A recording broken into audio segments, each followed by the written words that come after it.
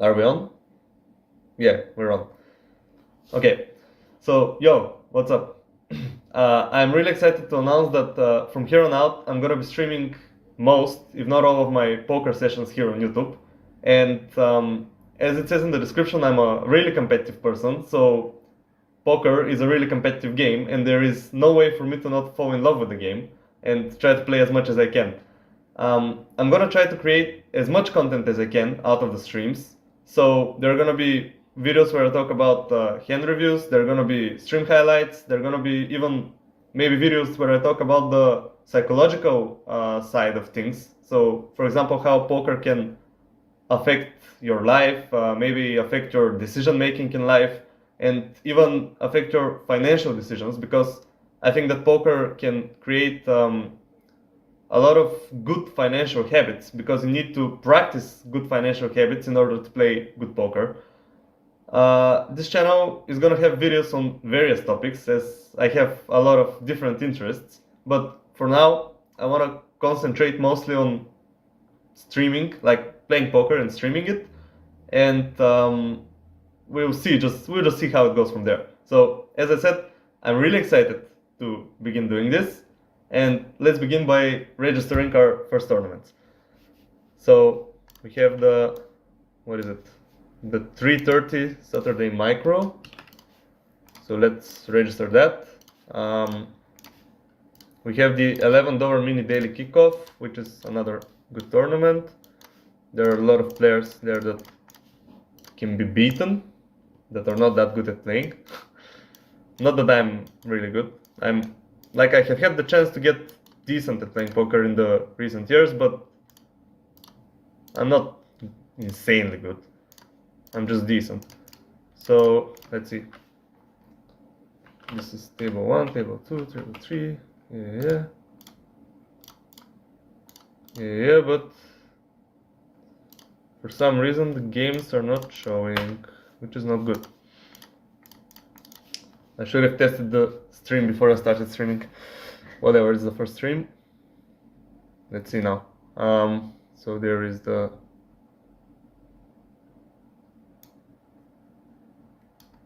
device not connected. What? Okay. I fixed it. So yeah, I need to do that for every single one, I think. Yeah. Okay, so this is the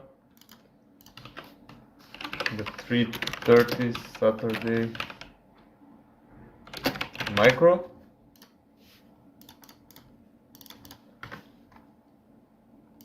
And this is the $11 mini daily kickoff. Okay. So on these streams, I'm gonna try to explain the way I think about poker. So maybe people who are new to poker and have no idea how to start thinking about the game, I'm gonna try to explain things and the way I think about the game in as simple as possible. So for example, here I think that's common sense, but this hand is like not a good hand. So in poker, you don't want to, when you're not in one of those two positions, the small blind and the big blind, you don't want to play any hands that are not good, because nobody forces you to put money into the pot. So when you have a bad hand, you don't want to play it, because there is no reason to. Like, this hand is, I mean, 4-10 offsuit is not a good hand. So if you try to play it, the chances that you're gonna lose money are bigger than the chances that you're gonna win money. And in poker, you want to play hands that are most likely to win you money, not lose you money. So for example, here on the second table, we have king queen offsuit. It's a pretty decent hand. We're in the big blind, so we already have one big blind invested. So if this guy folds or just calls, we're gonna have to play, we're gonna have to pay now 1.1 big blinds in order to win like 1 plus 8 plus 0.9, at least 10 big blinds. So we pay 1, and we have a chance to hit our cards and win 10 big blinds. So there's literally no reason to fold. And of course, when there are so many people in the pot, we want to check when we're out of position. Like, we check our whole range. Even if we had like ace jack here, top 2 pair, we were still gonna check, because there are a lot of people in the hand, and from the big blind, our range of hands, like the vast majority of hands that we're going to have from the big blind are going to be misses. We're not going to have anything. So in order to protect our range and make sure that when we have something, we are still protected and we have no way of being exploited, we need to check even when we have a strong hand. So for example, here we have king queen, we can hit a 10, I'm gonna call once, we can also hit a club, and now we have the king of spades, a spade, we have the king of spades and the ace of spades is on board. So from the big blind, we're gonna call with all of our suited hands. Like if we had deuce 6 suited, we were still gonna call. So we have a range advantage around the flushes. And given the fact that this person raised from early position, most of his flushes are gonna be ace high flushes or king high flushes. But in this particular case, we have the ace of spades on board and the king of spades in our hand. So there's almost zero chance that this guy has a flush. And he's raising us, but I'm gonna re-raise him back because I don't think he has a flush. And I think if we raise him, if we back raise him here and then we go, okay, he jumps, we're gonna fall. But the idea is that he probably doesn't have a flush. He probably has ace queen with the queen of spades or raise jack or something that he wants to protect. So he jumps, but most of the time he's not gonna have a flush, and we have a range advantage, and we try to use that. Of course, playing micro stakes, people are crazy. They don't think about ranges the way we do. So there are gonna be some plays that are questionable. Jack 9 offsuit, we don't want to play that from the small blind. How can I enable my chat? Like if people come. Okay, I see. Live chat. Let's test it if I say something like.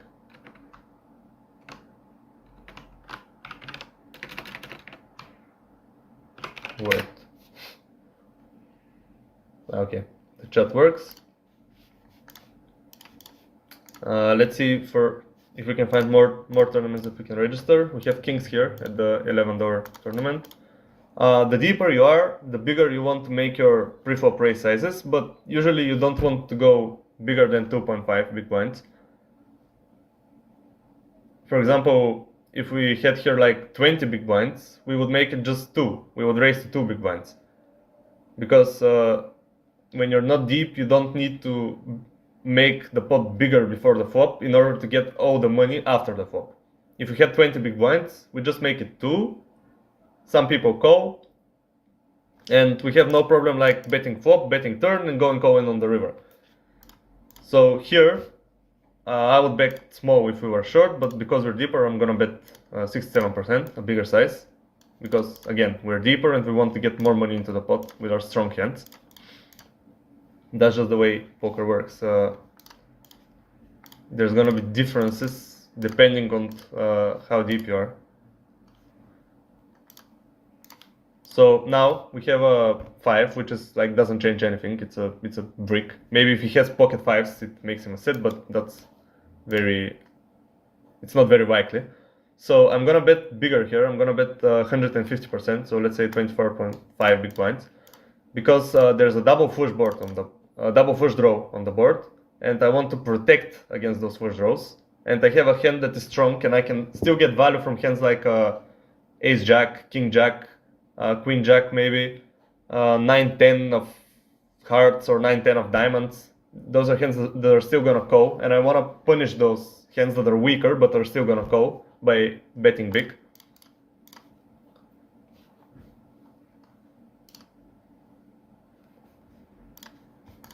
So let's see. Well, this guy thinks if we can register more tournaments. Yeah, there's a hot 440. I'm gonna place it here. Okay, this guy folded, so we won the pot. That's great. We have a 7 offsuit. So yeah, for example, this hand, if those two guys fold, we're gonna play it. We're gonna open it. Like you want from the button, you want to open every single ace. If you get an ace, you just open it. But if somebody opened before us, this hand has really poor qualities to play against a pre-flop raiser, because the best it can make is top pair with an ace, and a 7 kicker. So if our opponent has ace 10, ace jack, ace 8, ace 9, it's gonna be really difficult to not lose a lot of money. Here we're playing against the big blind, we have top pair, top kicker, so I'm gonna start by betting big again, because we're deep and this hand needs protection. Like, for example, if we bet small and our opponent has, let's say, queen jack of clubs, he's gonna call. And maybe the turn is gonna be the jack of hearts and our hand is gonna lose. But by betting big, we exclude those hands. He's gonna fold those hands. So yeah, we bet for value. Like, we can get here, we can. What is going on? I haven't fixed my stream. Where is it?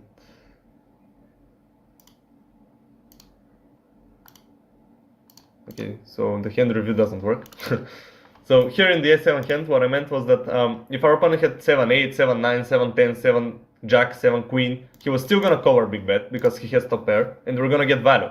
And at the same time, we're protecting against overcards. If he has overcards, he can fold them, and we can win the pot just there.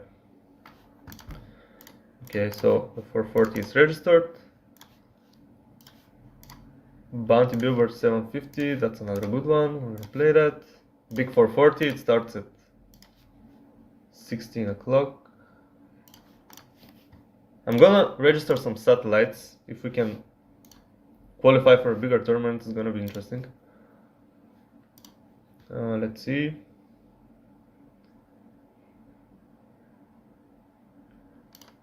So 550 marathon. That starts in an hour. Yeah, there are a lot of good tournaments to register.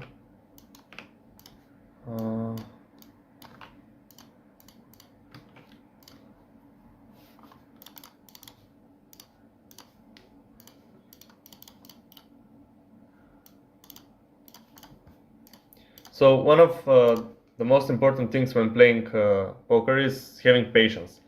A lot of people just don't have the patience, and for example here, where I haven't fixed my stream. Wait. Okay, so here King 5 offsuit is a hand that's pretty bad, and a lot of people are gonna be like, I haven't played a hand in 20 minutes, and they're gonna just call or raise with this hand and try to make some spewy play. It's important not to do that. It's important to have patience and wait for good hands. Like, you don't need to wait for the best hands. You don't need to be tight and wait for aces and kings and ace king only. But there are certain spots where certain types of hands are just not gonna be that good. It's the same as a7 offset. King 5 is, yeah, you can hit a king, okay. But when you hit a king and your kicker is a 5 and your opponent has, for example, let's say ace king or king queen because he opened and you haven't re-raised him, so he has a range advantage around the strongest hands, you're just gonna lose a lot of big blinds. You're not gonna fold a king on the flop when he bets if you have hit top pair. You're not gonna hit a king on the turn. You're not gonna fold a king on the turn. So he's gonna get at least 3 streets of value. And maybe when he bets the river, you're still not gonna be able to get away from the top pair. So it's better just to stay away from those hands and wait for better ones. Here I'm opening a6 offsuit from the cutoff. I think the bottom of our range from the cutoff is the position before the button. I think the bottom of our range for opening first here is ace5 offsuit. So we fold ace deuce, ace 3, ace 4 offsuit. And when we get 3-bet, we just fold. This hand has no properties. It is not good enough to call a 3-bet. Here I raised ace queen offsuit from under the gun. I got 2 calls. The big blind also called. The flop is, I mean, there are a lot of things that hit this flop against your opponent, so I'm gonna check. Like, for example, no one's gonna fold 9-10, 9-8 on the flop. No one's gonna fold ace-9. No one's gonna fold 10-jack or queen-10. There's no way somebody folds a king, like he has trips. So my hand is good enough to just check and try to take the showdown. There's no need to bluff with this hand because there are people who are gonna have like ace-4 suited. They're gonna be people who have like ace-10 offsuit, and this hand has like beats all those hands. It's the best ace high I can have. So I just check and try to take the showdown. Now this bet is really small. The pot is 11 big blinds, and I have to call 1. So I'm gonna call and see a river. Maybe we can hit a queen, maybe we can hit an ace. Okay, we don't. That's no problem. Our hand is probably not good. Like at this point when so many people call, at least one of them has a 9 or pocket 4s. So there's no way we win with ace high. I don't think, at least. But we only called 1 big blind. Yeah, pocket 4s, exactly what I said. 10-5, yeah. Some random hands that just beat us. But we still had a lot of equity. Like for example, pocket 4s and 10-5. We could have hit an ace or a queen, and we could have beaten those hands. And we only had to call 1 big blind for a pot of like 13. So we definitely had the odds to call there. Here, this guy limped, which means he didn't raise before the flop, he just called the big blind. So I was in the big blind and I just checked Jack 8 offsuit. Wait a second, I need to do something. Okay. He bet 1 big blind on the flop, so I called. I have a pair of jacks. We're gonna check again, see what he does. He goes all in, which is like 122 big blinds in a pot of 5. There's no way I'm calling that. It's just dumb. So this play from him is not good, because like the only things that I call with there are things that beat him, and everything else I just fold. So when you make bets in poker, you want those bets to have a purpose. You want to either get value from a worse hand, or you want to fold out a better hand. And when you make those gigantic bets, like for example, he bet, what was it? 122 big blinds in a pot of 5 big blinds. The only thing you're achieving is that you're actually achieving the opposite of what a bet should achieve. So as I said, the purpose of a bet is to get called by a worse hand or to fold out a better hand. And the only thing that his bet achieved is getting called by a better hand and folding out worse hands. So his bet does the opposite of what a bet is supposed to do. So 6-7 of hearts here is a great hand, especially when you're deep, because 6-7 of hearts can make straights, it can make flushes, it can make even straight flushes sometimes. So I'm gonna use this hand as a way to isolate. So when somebody calls the big blind, he doesn't raise, he's showing some kind of weakness. Of course, there are gonna be people who trap here, who are gonna limp with aces or ace king or something like that. But most of the time when people limp, they have a hand like 8-5 of hearts, or maybe 9-6 of hearts. Some kind of hand that is just not strong enough to raise, but it is suited and they want to play it, so they just limp.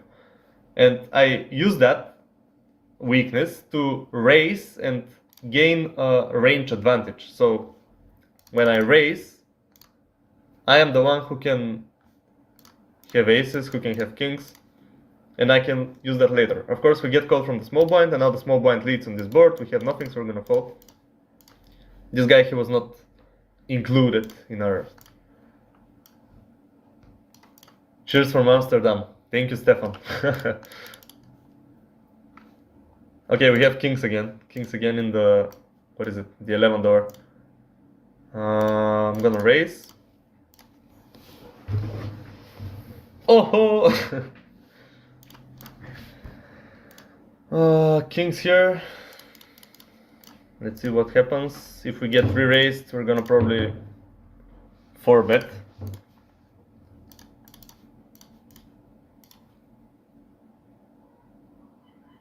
Okay, we get a lot of calls. Let's hope somebody re-raises so we can isolate the bot. Okay, we didn't get a re-raise. So now we're up against 4 people. And there's somebody that leads. So it's very likely that this guy who leads, he has a hand like, let's say he has pocket 8s or pocket 7s. So we want to raise and get maximum value from this guy before any overcards come on the board. Like, we raise him now, we get some people to fold out behind us. And if this guy has pocket 7s, pocket 8s, pocket 9s, he's gonna call us. Okay, this guy re-raises, which is a little bit scary, because it's not unlikely for people with these stakes to play hands like 4-6 suited or let's say king 4 suited. So I'm gonna call, I'm not gonna re-raise, and I'm gonna check the turn and see what he does. Maybe he has pocket 9s and he decided to protect, like he's gonna check back now, maybe. But I'm not excluding the chance that he has pocket deuces or ace 4. We're gonna call again, we can't fold yet. And we're gonna decide what to do on the river. The way that he bets is kind of scary. Okay, there's another deuce, so that makes the chance of him having pocket deuces really much less likely, because when there's only one deuce on the board, there are 3 deuces left in the deck. So 1 deuce combined with 2 deuces is 2 combinations, and the second deuce combined with the third is 3 combinations of pocket deuces. And now, when there's another deuce, there's only 1 combination of pocket 2s in the deck. But he even went all in on the river. So I think he's gonna have a hand like ace 4 or 4-5 very often here. So maybe I'll just fold. I just don't see how he bluffs here. There's no way people bluff like that, or at least at those stakes, I don't think. So I'm gonna fold kings. I'm gonna believe him this time.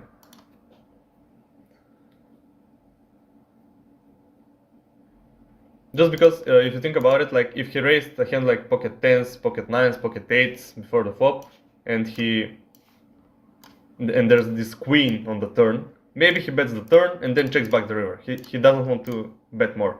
But when he bets the turn and then goes all in on the river, it's a completely different story. Like for example, if he had pocket 9s or 8s or 10s or 7s there, he would probably check the river back. There's no need for him to bet.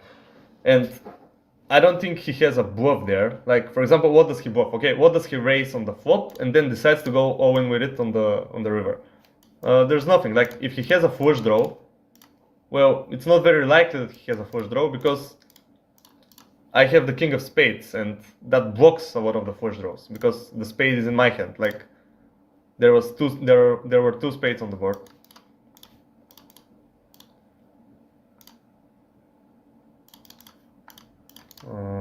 Okay, ace suited is a good hand to try and play, but we'll see how it goes. If we have a raise and a re-raise, we're not gonna play it. If we have a single raise, then we're gonna think about it. Like think about calling or 3-betting. This is a pretty big raise, like 3 big blinds before the flop is a big raise size. I don't know if it's good. I'm just gonna call, see a flop. Okay, we don't hit a flush draw. We have a backdoor flush draw. Maybe if we check and he checks back, we can hit a diamond, but he's most likely gonna bet and we're gonna have to fold. Okay, he bets. If we had ace 5 here or ace 3, maybe. No, not maybe. For sure I will continue, but with ace 6 of diamonds, I'm just gonna fold.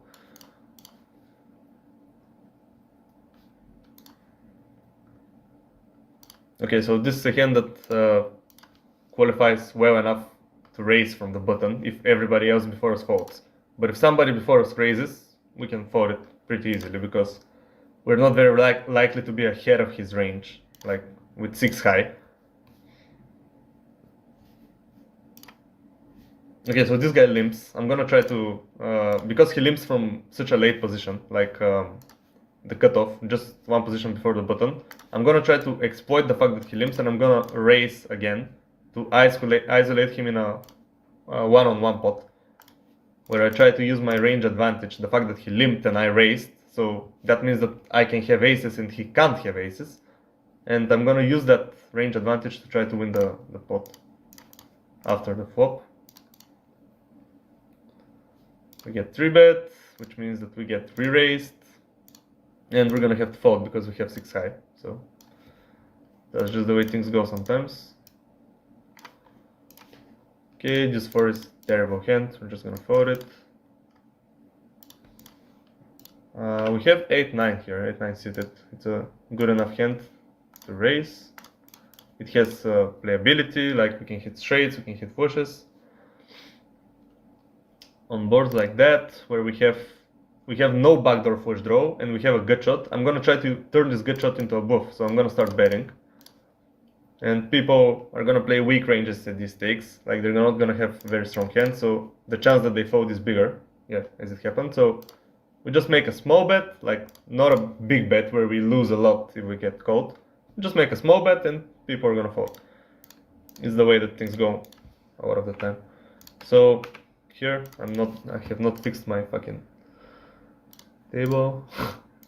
Okay, let's go. We did it. This is the, what is it? This is the 750 bounty builder. 750 means $7.50, not $750. Just so we're clear. So I checked the flush draw. This guy bets and this guy makes a huge raise. So I'm gonna fold the flush draw. Like it's not the nut flush draw. I can go all in with it. Maybe this guy has a better flush draw, and I don't wanna go against that. 6s is good enough to raise. And also we have kings here at the $11 tournament. We have a raise and a call, and we're gonna squeeze. The squeeze means that when you have a raise and a call, you're just gonna re-raise. So I'm gonna make it 8 big blinds here. Usually when you're in position, you want to make it 3 times the raise, the original raise. And when you're out of position, you want to make it 4 times the original raise when you re-raise. But because of the fact that this guy is not just a raiser that I'm re-raising, there's a raise and there's a call, the pot is now bigger. So when the pot is bigger, I want to make my raise size bigger. And I'm not making it 3 times his 2 big blinds, I'm making it 4 times because there's another guy. Now the flop comes, there you go, ace deuce. Of course there's like, there's this joke that there's around 90% chance that an ace comes when you have pocket kings. We're gonna, I really want to fold actually. Yeah, I'm gonna fold. Like what does this guy lead? He just probably has an ace, he hit it, he has trips and he wants to get money. I'm not gonna give him the money. It's unfortunate because when you have kings you want to win, but you can't win all of the hands. Here I'm betting my pair of 7s at the river. I couldn't show the whole hand because I was talking about the kings. 9-7 offsuit. This is just a fold pre-flop in the small blind. The small blind is a very interesting position. Like it is the worst position on the entire table because you're always out of position after the flop. Like you're always first to act, whatever happens, and this is a big disadvantage because all the people are gonna see what you're gonna do, and that's the reason you want to play the least amount of hands from this position. Like it's the tightest position on the table. Here we have pocket 10s that I'm gonna raise against a limper. As you probably noticed, when I isolated a limp in position, I was making it 3.5 big blinds, but when I'm doing it out of position, like I was from the small blind, so I'm gonna be out of position on the flop, I made it 4.5 big blinds. That's just because you want to neglect the out of position disadvantage by making your bet sizes bigger. Ace 3 I'm gonna mix here, I'm gonna call, so this hand is good enough to use as a call, and it's also good enough to use as a 3-bet bluff because you have a good blocker, the ace, and you have a wall card that maybe, for example, if this guy raised ace 10 or ace jack offsuit from under the gun, and I 3-bet him with ace 3 suited, he's gonna fold ace 10 and ace jack offsuit. So that makes it really worthwhile for me to raise, and at the same time I block, having an ace blocks aces, it blocks pocket aces, it blocks ace king, it blocks ace queen. So it's a really good hand to use as a 3-bet bluff. Let's see here.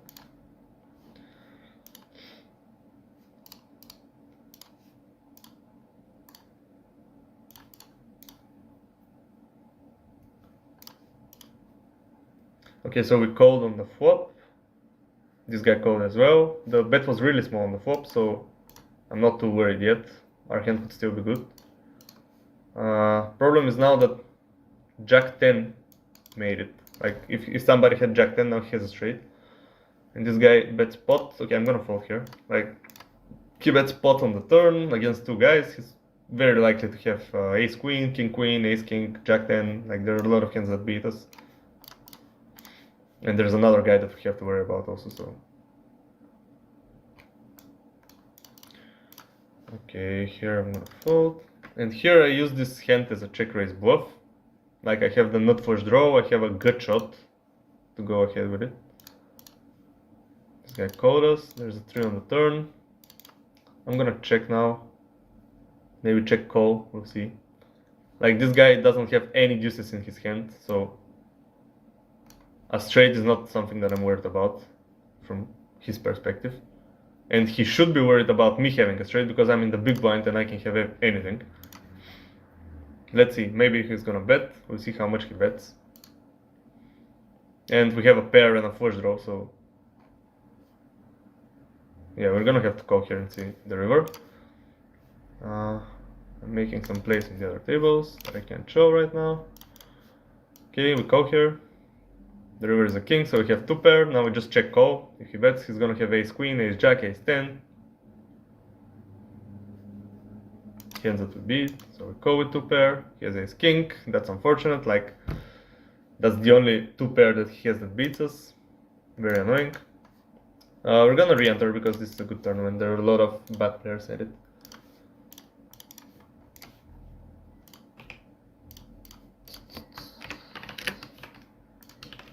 Okay, so we enter again.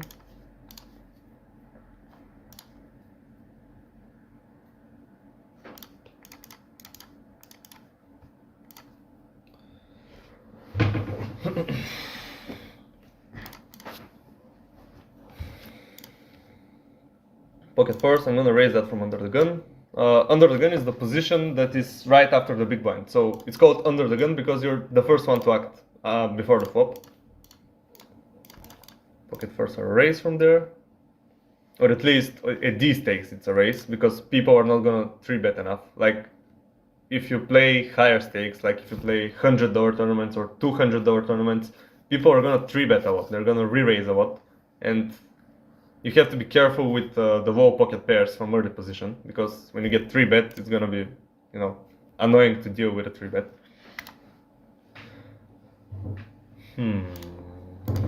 This guy leads again. That's a really bad play because this board doesn't have any range advantages for him. I'm gonna call one. See the next card, but people usually lead when they have something, so I'm not really excited to call. I'm gonna have to fold the turn if he bets again. If he bets again, I'm gonna fold. He probably just has a king. That's just the way people play these stakes. They see they have something and they just bet. They don't think about ranges, they don't think about anything. And it's really easy to deal with that because it makes it like it's annoying sometimes because you're like, oh, this guy shouldn't bet, like he shouldn't do that. But at the same time, it's really easy to play against that because he's basically playing his hand face up. He's saying, I have something and I bet. And you're like, okay, you have something, I fold. And the times when they check, like when they don't have anything, you just bet and you take it down because if they're gonna bet every time that they hit something, this means that the times when they check, they have nothing. So it's really easy to play against that. You just fold when they bet and you bet against them when they check because they have nothing. They're not balanced. They're not checking when they don't have anything and also checking when they have something. Here I'm checking pocket fives. So my opponent raised before the flop, I defended, he checked the flop, he checked the turn. I don't think my hand is good enough to value bet, so I'm gonna check again and hopefully win against ace queen with the ace of hearts and the queen of spades, let's say. Okay, we won. Let's see what he had. He had I almost guessed it right. Ace queen, but with the ace of spades and the queen of diamonds. Like I didn't guess the suits. But yeah, as you see, it's really easy to play against those people because I basically can read their cards just by the way they're playing. Okay, I close that.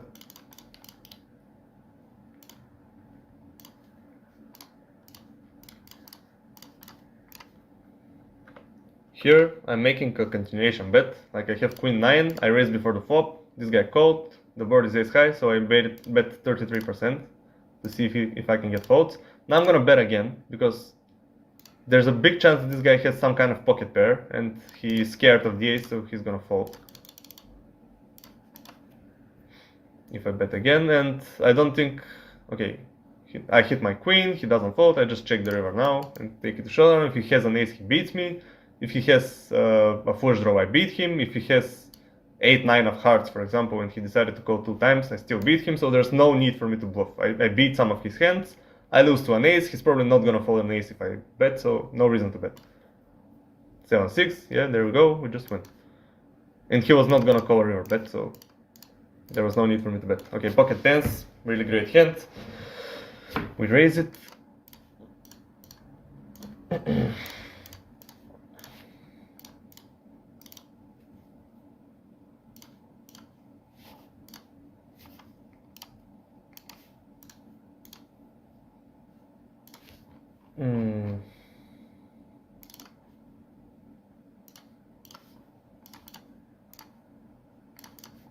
What happened here? Some guy, this guy, we just saw him calling 2 streets with 6-7, so he probably doesn't know what he's doing.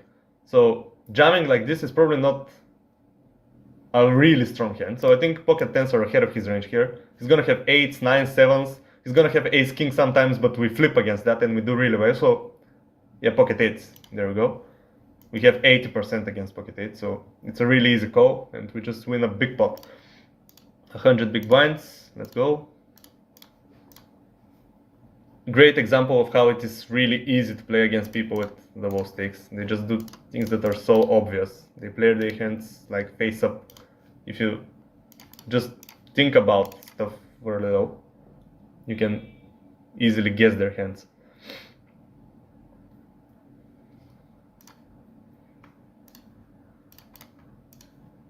So we have a raise, we have a call, we have a call. This guy's gonna go all in probably again because he's mad that he lost now.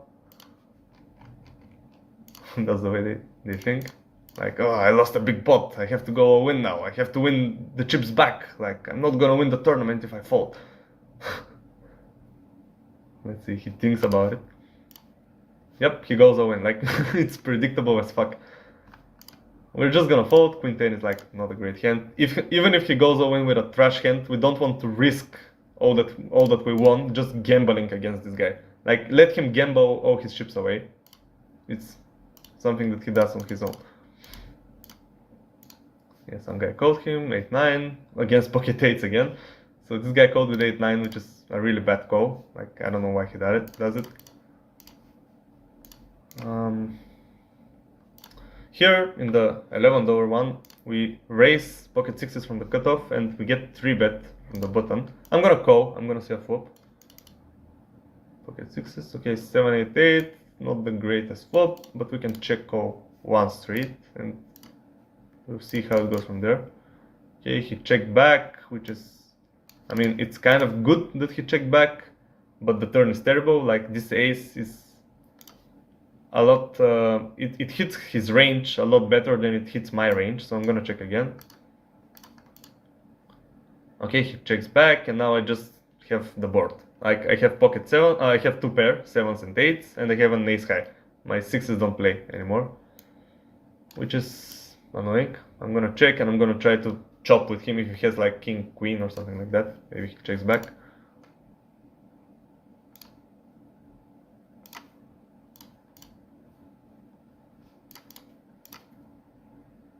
Let's see. If he bets, I'm probably gonna fold because yeah, I'm playing the board. Here in the bounty builder, we have a guy that raises. We have ace king, so we re-raise him. We're gonna try to go a win before the flop. He doesn't let us. So this board 10-9. It's kind of annoying because I have the backdoor flush draw, like with the ace of clubs, and I really want to see all 5 cards. If I bet, there's a big chance that he just check raises all in and I'm gonna have to fold, so I'm gonna check and see the next card. It's a 9. Not the card that I was hoping for.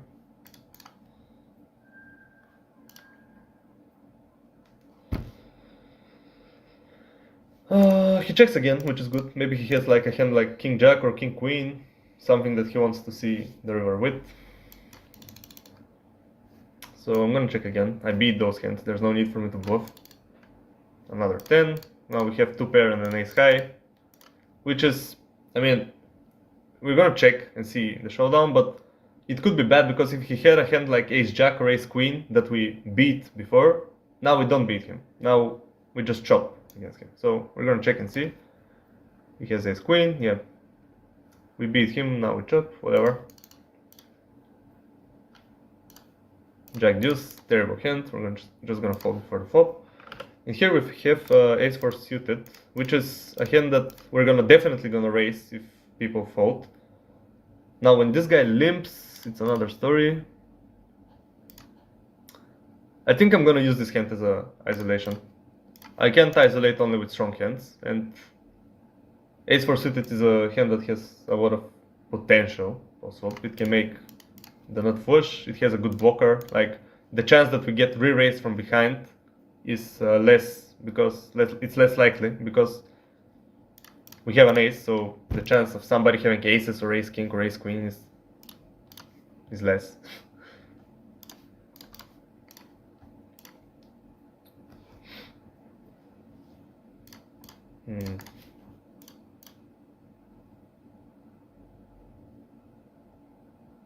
Can I? I want to see something. Wait, I want to open my stream for a second.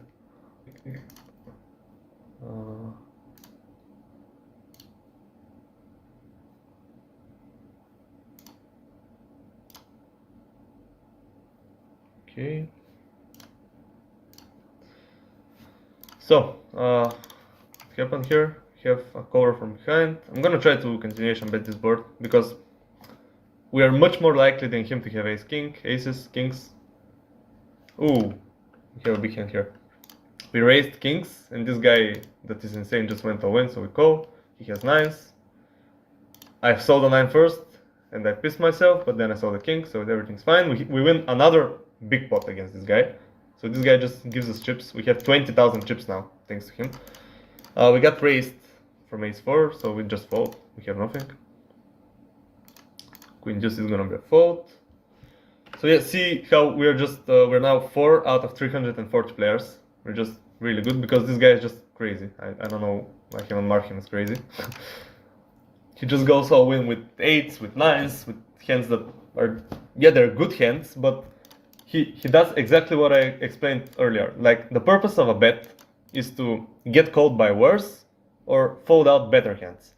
So when he goes all in for 150 big blinds, what is he getting called by? He's getting called by aces, kings, ace king, queens, jacks, and he's folding out like the hands that he beats.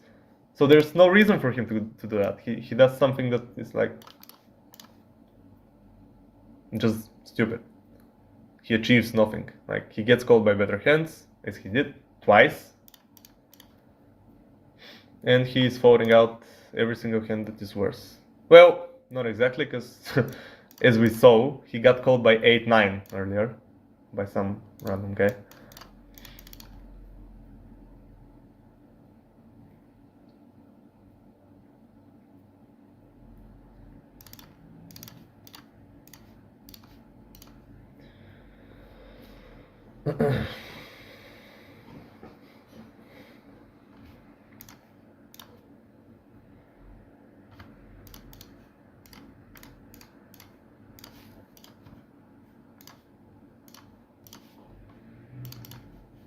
Okay, 9 deuce is usually when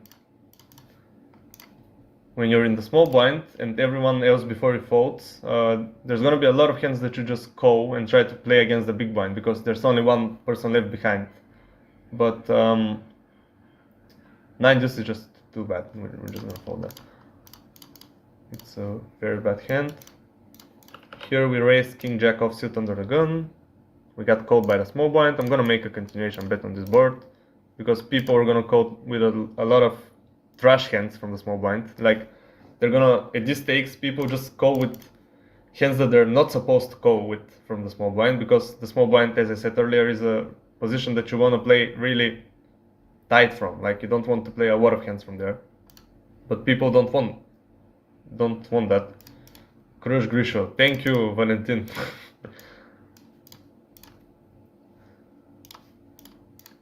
6-7 offsuit, we hit nothing, we just check. easy. So let's see here.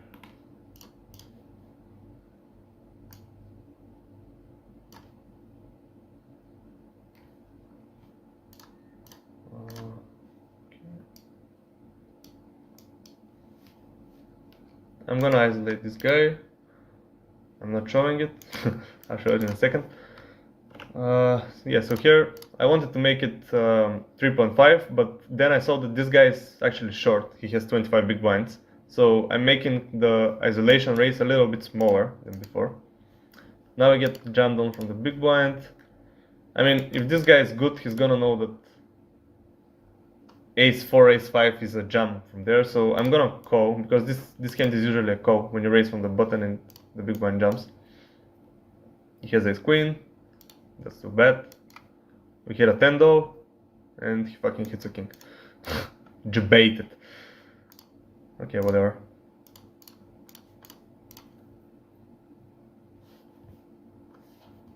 Okay, this guy limps again. We have another hand that we can isolate with, but this guy does it before us. Maybe we can 3-bet. I'm gonna try to 3-bet both. Like, this hand has good blocking properties. What that means is that we have a king and we have a queen. So the chance that our opponent has kings, queens, ace king or ace queen is less. So we use that as a 3-bet bluff. And now we're gonna see if this works. Of course, this guy jumps because everybody does whatever they want. He limps and then jumps. Let's hope this guy folds. If this guy goes all in, we're just gonna fold. But if this guy folds, we're gonna have to call. We just have invested too much in this pot, so we have to call. If this guy has a trap, like if he has pocket aces, then so be it. We can't do anything. He has tens. Okay, we're flipping. We just need a king or a queen. Nice. Nice. Let's go. Okay, so another pot 1.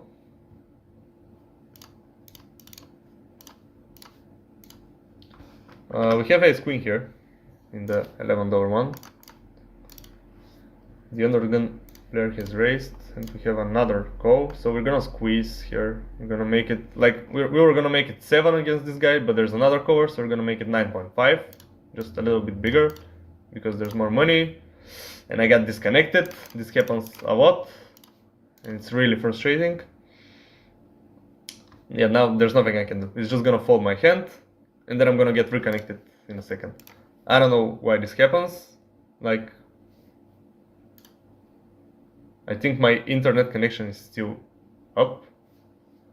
Yeah, it just folded my hand. Very annoying. Whatever. We didn't hit the flop at least. We got some kind of... We hit the river though. Had ace 4, had queen 10. Yeah, we had the best hand. We dominated them both. So this guy... How do I show it? This guy had queen 10, this guy had ace 4. So we had them both dominated by our hand. And if we raised, like we were about to squeeze, we would have... Probably this guy would have folded and this guy would have folded and we would have won the pot. But we didn't. Whatever. Let me just place that where it belongs. I think it's here. And I'm gonna have to fix the hand review. Let's see, hand review.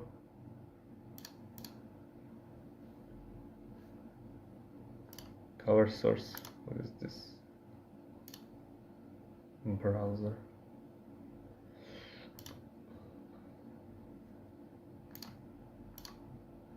Okay, so to that. Ah, okay, I think I fixed it. Wait. So if I put here, just gonna have to move it a bit. Yeah, okay, I fixed the hand review. Okay, there's a break now, and I'm gonna be back after the break. How do I mute myself though?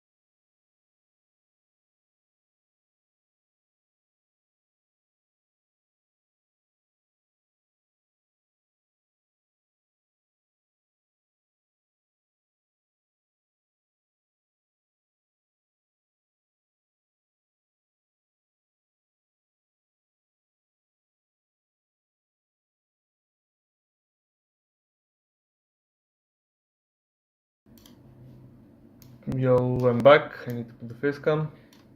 Here we go. I'm back and there's already something happening. So here, I need to fix this again. How do I fix it? Do that, then I do that. Okay, we have pocket nines here at the it's not right, it's the pick 440.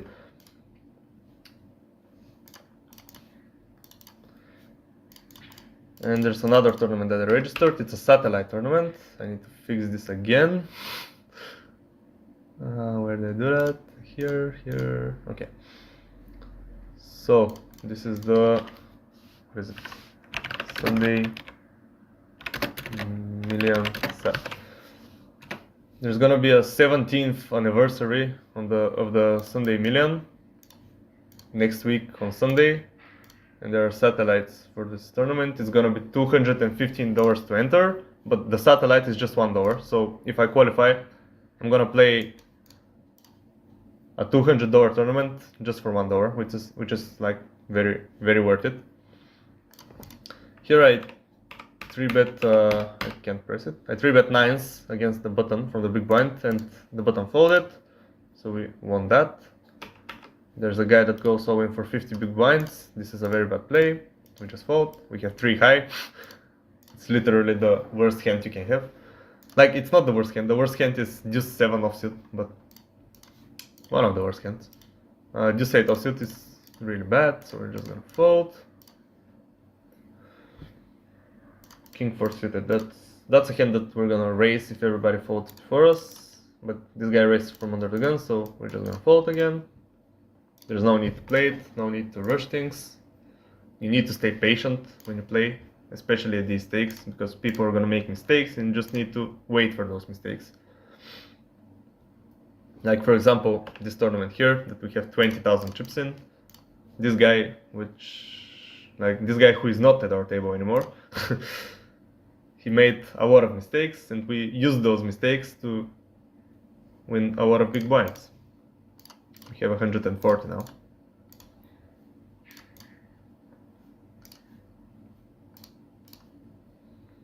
Ace queen in the satellite, that's good. If somebody goes all in now for 50 big blinds, I'm probably gonna call him because he's gonna have a lot of trash hands. If everybody folds, we're just gonna make a normal raise. Everybody folds, okay, take it. Ace 6, not good enough. Because it's offsuit. Now here at the big 440 we have a6, but it's suited. It's another story. Oftentimes we're gonna use this hand as a 3-bet bluff. So okay, when 2 people call, it's another story. I'm gonna mix it. Okay, it's a call. I could have still like 3-bet bluff. It's not out of the question, but usually in these spots I just mix and I use a randomizer that says like if I roll from 1 to 50 I call, if I roll from 51 to 100 I 3-bet. So that's a 50-50 mix. Now when we get squeezed, we're just gonna fold. Because people don't bluff enough when they squeeze in these stakes. There's no need to fight so much.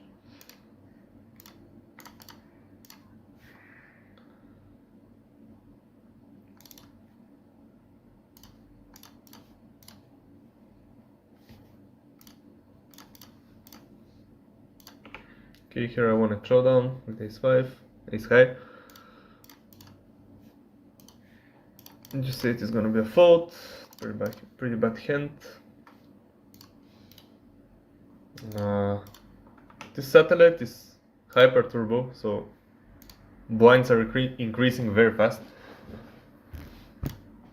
We have jack queen here, offsuit. My fucking keys aren't working. I'm gonna have to change my keyboard.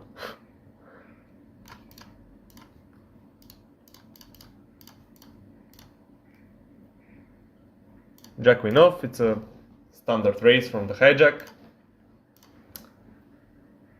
Usually when we flopped a good shot, I'm gonna start betting this time because we have good blockers. Like we block the backdoor flush draws, we block the flush draws with the jack of diamonds. So I'm gonna start with a bet. And there are gonna be a lot of faults from these guys because usually people don't play the correct ranges with these stakes. Now we get raised. If this guy folds, we're gonna call. If this guy calls, we're gonna call again, because actually our odds now are better. If we hit a 10, we have the best hand possible, if it's not the 10 of diamonds. And we have to call 6 big blinds for a pot of like 30, so it's really easy call. Okay, there's an ace on the turn. I mean, that's not a great card for our hand, but maybe now when we check, this guy gets scared and he checks back and we have a chance to hit our 10 again. So we're gonna check.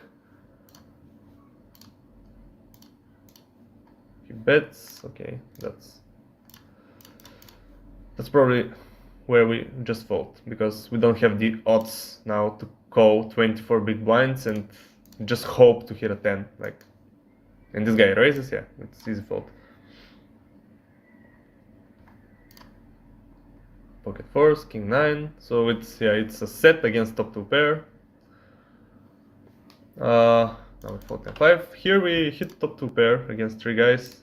I'm gonna start betting. Like, there's a big chance that at least one of these guys has an ace and he's gonna call us all the way, so there's no point for playing. People just call some random aces all the time in these stakes. Like, if he has like ace 4 offsuit, he's just gonna call. Like, he doesn't care. So we're gonna use that against him. We're gonna bet again, like 67%. Not that big of a bet because the board is dry. And he's probably gonna call us if he has an ace, and he's gonna fold if he doesn't, so yeah, he doesn't.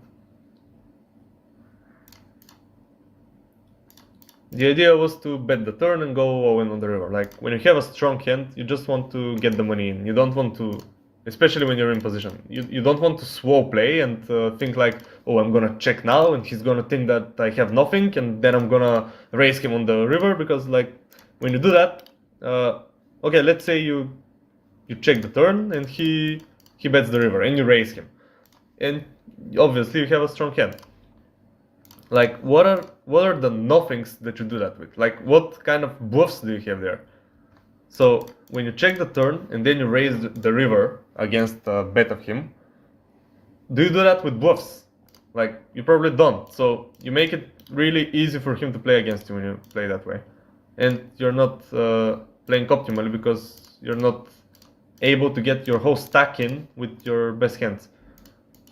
And that's the idea of poker. You want to get maximum value from the hands that you have made, and you want to lose the minimum from the hands that you're not so sure about. We call with 6s on the button. This guy squeezes. If this guy folds, or if this guy calls, like, both outcomes, we're gonna call. Like, we have to call 7 big blinds for a big pot. We can hit a 6 and hit a set in position, which in these stakes is gonna be, usually we're gonna win a lot of money if we hit a set, and if we don't, we can just fold. Like 3-9 queen, if some guy bets, we can just fold. Yeah, it's a huge bet, it's against 2 people, we can just fold here. We haven't lost that much, and we had the potential to win a lot more. Like, we called 210 there, which is like 7 big blinds, and then we fold, so we'll lose 7 big blinds. But if we hit a 6, we could have hit a 6, and if we did that, we could have won like 150 big blinds. So the that is called, I think, implied odds. So when you have the chance to win a lot more than you have, than you risk losing, it's always worth to call. Because we're gonna hit a set, let's say 1 out of every 10 times. So we have a 10% chance to hit a set. And we're gonna win 20 times the amount of chips that we invest if we hit that set. So it makes it like we need 5% to make it a profitable play. We need to hit a set 1 out of every 20 times, and we're gonna hit a set 1 out of every 10 times. So automatically it's a profitable play.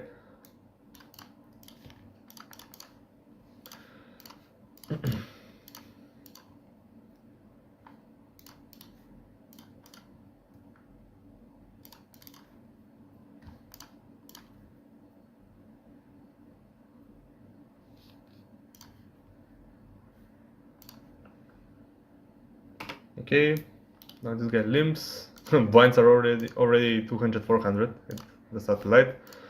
It's a really fast structure. I think I'm gonna fold here. Like offsuit, weak offsuit aces. It's a limp. I'm gonna call. Okay, I'm gonna call. I changed my mind. I'm gonna call and see a flop. Okay, there's nothing for us on this flop. Maybe we have, because we have the ace of diamonds, if everybody checks, we can hit a backdoor flush draw.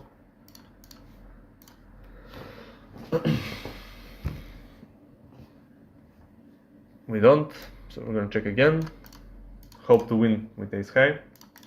Like the hand has good enough showdown value. Against a bet, we're just gonna have to fold. There's nothing we can do. So this guy wins. Queen 9, that's a good enough hand to raise from the button. Offsuit. If this guy raises though, we're gonna fold. Okay, he didn't. So we raise. Now, as you notice, I made it 2.05 big blinds. That's because I have 20 big blinds stacked. Like, the shorter I get, the smaller my raise sizes get. And we get jammed on, so we just fold. We can't call that with Queen 9. Like, there are gonna be a lot of hands that we raise from the button. And having a lot of hands that we raise means that our range is, overall, our range is weak. So we're gonna have to defend it with a bigger percent of hands.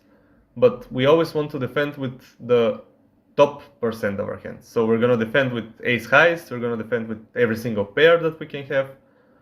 We're not gonna defend with Queen 9 offsuit. That's the bottom of our range. That's the weakest part of it. And a range is a group of hands that you can have. A range of hands means all the hands that you can have in a given situation. We have aces, so we just raise. I'm not min raising because I have aces. I am min raising because I have a 20 big blind stack. It's important to not change your raise size based on the hand that you have. It's important to change your raise size based on the stack that you have, not the hand. So we hit top set. We're just gonna bet one big blind because this is a board that we're gonna continuation bet with our whole range, every single hand that we can have. And if I just check, it shows that I probably have something and I'm trapping. Ace king, another great hand. We just raise.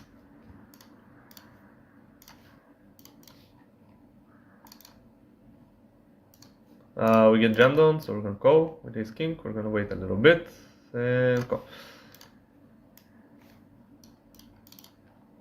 King 4. This is a terrible hand, but he hits a 4 and we're out. Okay. That's just how things go sometimes.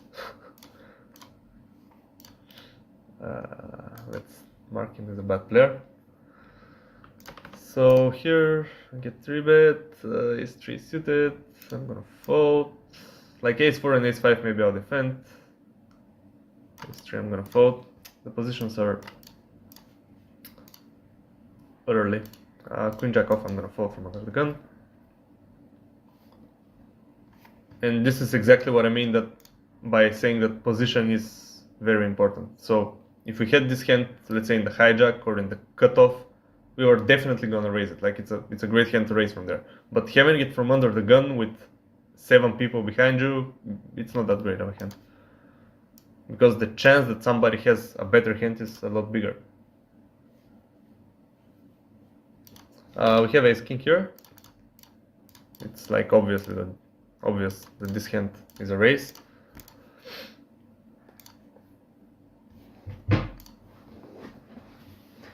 If we get re-raised, we're just gonna go all in. Okay, we hit top pair, top kicker. We're against the big blind, who has like a very wide range of hands. Like he calls even deuce 7 of hearts, deuce 8 of clubs. He calls all the suited hands from there. He calls a lot of offsuit bad hands as well. So this board is usually 100% continuation bet against the big blind.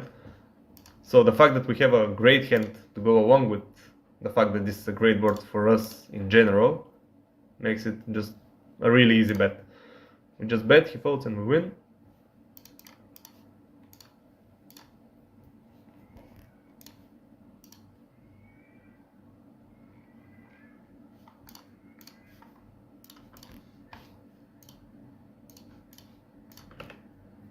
Ace 10 here.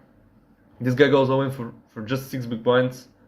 I was gonna call that, like 6 big blinds is really not, he doesn't need to have a really strong hand to do that, but when this guy jumps, I'm just gonna fold, because he could have stronger hands, and I don't think my hand is good enough to just go to battle with him. Okay, Queen Jack, I think is a terrible hand to do that with, but oh, that's just something he did. And we would have lost if that. That's not the way you should think, by the way.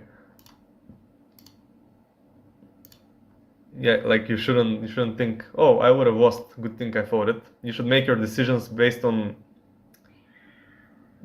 like, is this a good decision or is it not a good decision, not based on the outcome. You shouldn't think backwards in poker. You shouldn't think like, oh, this happened, so that means it's a good decision or not. No, it's a good decision the moment you make it, or it's a bad decision the moment you make it. The outcome doesn't matter.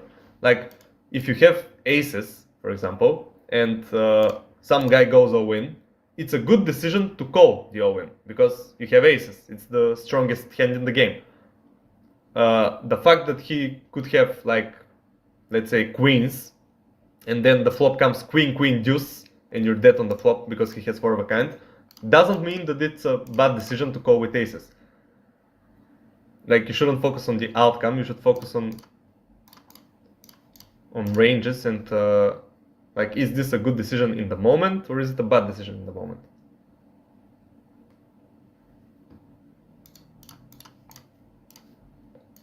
I had a situation. I was playing with some friends at one of our friends' houses. We just at one of our friends' house, we got together. We started playing some poker, and I got dealt aces. So some guy limped, then I raised him, then another one of my friends re-raised me. This guy that limped called the re-raise, and I had aces, and I was like, okay, we have a lot of strong hands here, at least one guy's gonna call, I'm going to call in. So I went all in with aces, and both of them called. And both of them had ace-king. So I have aces, that's 2 of the aces in the deck. One of them has ace-king, and the other one has ace-king. So all 4 aces are out. And just the flop comes king, king, 10, for example. And I'm dead on the flop. I'm not exactly dead, but, you know, there are no more aces in the deck, so I don't have any immediate outs. But that doesn't mean that the decision to call with aces was bad before the flop. The outcome is not important. Okay, so here in the hot 440 we have 103 places paid, so we're already on the bubble and we're going towards the money. This guy raises, so I'm gonna fold a6 offsuit. If this guy didn't raise, I was gonna consider raising this hand because it has a good blocker and people are more likely to fold before the flop. But now that this guy raises, I'm just gonna fold. Here we have queen 9 suited. It's a good enough hand to raise. I raise it. On this board, I'm just gonna check back against 2 opponents.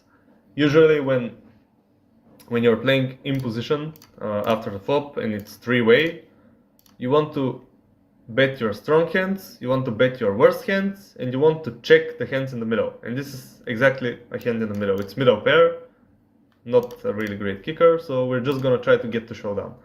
I was gonna bet here with king jack, ace queen, aces, queens, tens, ace 10, ace king, and I'm gonna bet with, like, let's say 9 jack, king 9, hands that are like my worst hands. So we check again. The river is a 5, okay, pretty safe run out. If nobody has an ace, we're probably gonna win. Okay, nobody bets, so we check. This guy has 7-9, this guy has king 4, we just win, that's great.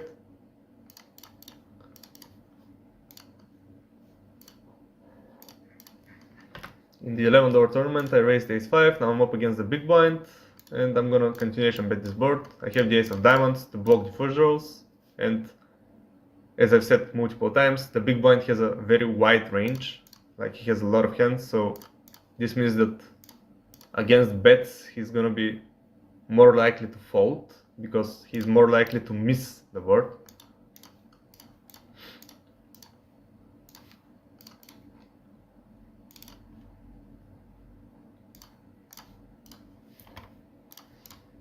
Queen 9 here, I'm gonna call from the small blind.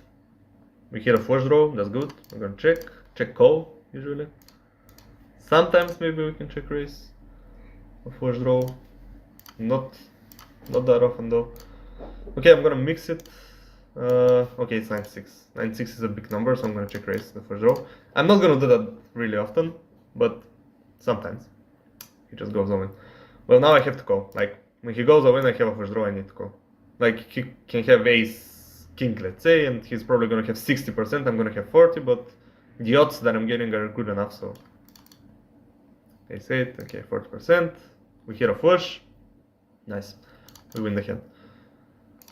It's annoying when people do that because he isn't supposed to do that. If I check raise, let's say ace jack or ace 10 for value, he's just getting all in like with ace 8. And I'm not gonna fold flush draws. Like I understand his way of thinking is like, okay, I'm gonna jump because there's a flush draw and I'm scared he's gonna hit, but I'm not folding a flush draw, so I don't think what he did was right. Even though he got in, you know, with a better equity. So better equity means a better percent chance to win. Ace queen off, good enough hand, raise it. 30 big blind stack, still very playable.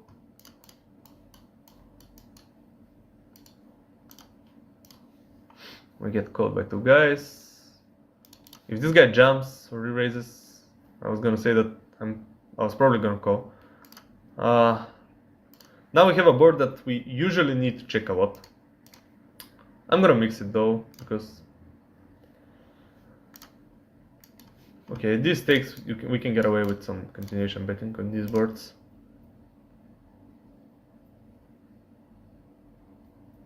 Okay, we got check raise. That's usually good because he's probably check raising a weaker ace, like ace 10 or ace 4 or ace 8, I don't know. He usually doesn't have a 5. It doesn't mean that it's impossible, but it's not very likely, so we just call, and if he goes... I was gonna say that if he goes a win, we're just gonna have an easy call. If he does that, I'm gonna bet like 25%, trying to get value from worse aces, and then I'm gonna go all in on the river. Okay, he calls, and yeah, as I said, I'm gonna go all in on the river. There are worse aces that call, so we need to get value from those. Like, if he has ace 10 or ace 8, he's probably gonna have a difficult time folding, and I'm beating those, so I need to go all in.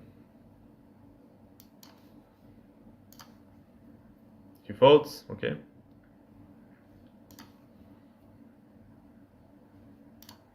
We still got some good value from that hand.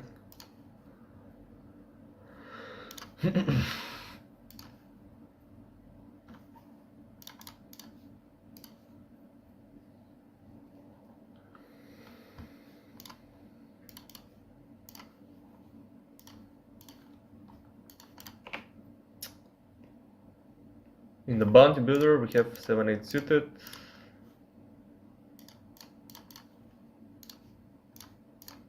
It's a hand I'm gonna call. I'm gonna see a flop. 7-8. Okay, ace king 5. We miss completely.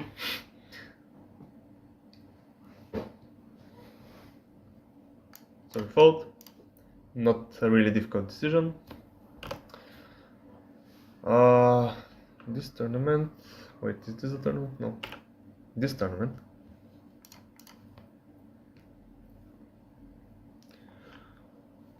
We haven't had a hand in a while, but you know, as I said earlier, you need to have patience when playing poker. You can't just start playing hands because you haven't played hands in a while.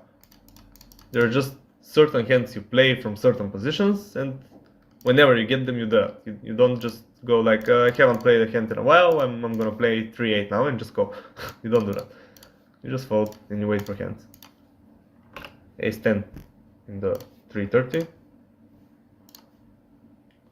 Okay, now we get 3-bet, so we're gonna fold. This is the the worst offsuit ace that I'm raising from this position. Like if I hit ace-9 offsuit, I would have folded before the flop.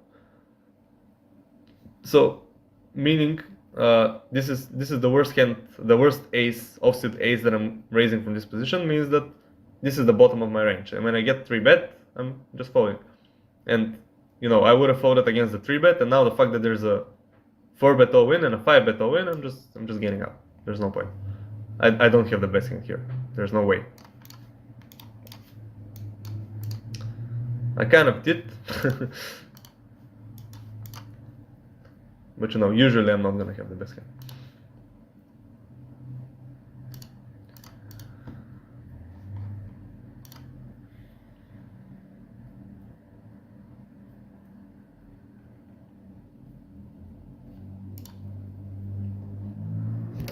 Pocket sixes. This guy makes it 3 times the big blind, which is again a pretty big raise. Like it's not really good, but we're still gonna call, try to hit a set. If we hit a set, we can stack him probably. No set. There's a saying in poker, no set, no bet. So we check, probably gonna bet, and we fold. Okay, he doesn't bet. Still, I think I have better hands to bet with here. I'm gonna have 9-10 suited, I'm gonna have king-jack suited, I'm gonna have king-queen. I'm gonna have pocket deuces and pocket threes that I can bluff with, or queen-10 suited that I can bluff with. So I'm not gonna bluff with sixes, he bets, and we're just gonna fold. Ace-queen in the bounty builder.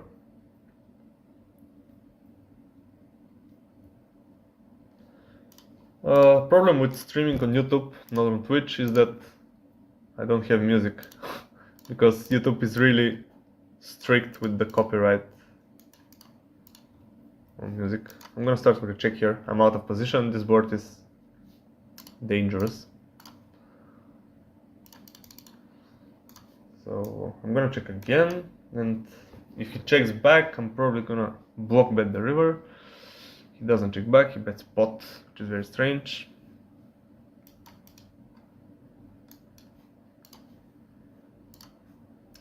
I'm gonna call, see a river, check again.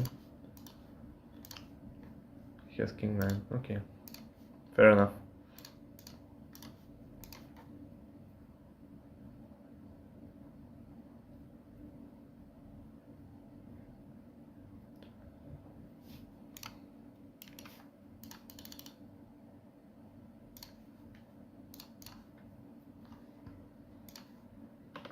Okay, we finally got a hand in this tournament.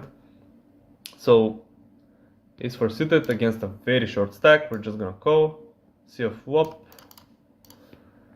He's raising from under the gun, so we need to be careful about that as well. I could have used this hand as a bluff. Like, I could have probably made it like 5 big blinds and just,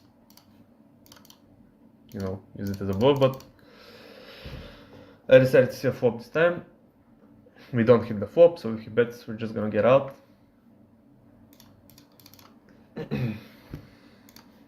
He doesn't. I'm gonna check. I'm gonna see the next card. Like, I think I have worse hands that I can turn into bluffs here. Ace highs are not my worst hands. There's a diamond, so now the big blind probably has an advantage around the flushes. I'm gonna check again. There's an 8, so we have nothing. And we probably don't have the best hand. It's very likely that this guy here has ace queen or ace jack or something like that, and we're gonna check and he's gonna win, but let's see. Queen 10, okay, we win, we have the best hand. So yeah, that's why you don't want to bluff with ace highs, usually. Like, there are some situations where you do, but usually you don't bluff with ace highs because there's a chance that your hand is good. You just don't need to turn this hand into a bluff. There are worse hands that you can turn into bluffs. King 9 is gonna be a fold.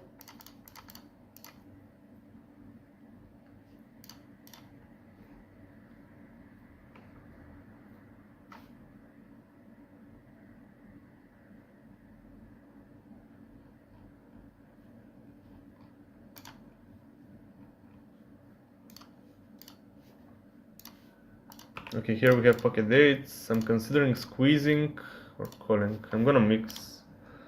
Okay, squeezing this time. So I'm gonna make it 10.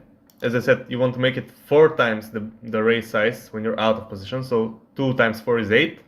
But because there's another cover, it's not just a single guy who raised. I make it a little bit bigger. I make it 5 times because there's more money in the pot and you need to make the raise bigger so they don't get perfect odds to just call and see a flop. This guy's thinking and he folds. Okay, we got it with pocket eights, which is great. I raised ace 5 suited here in the $3.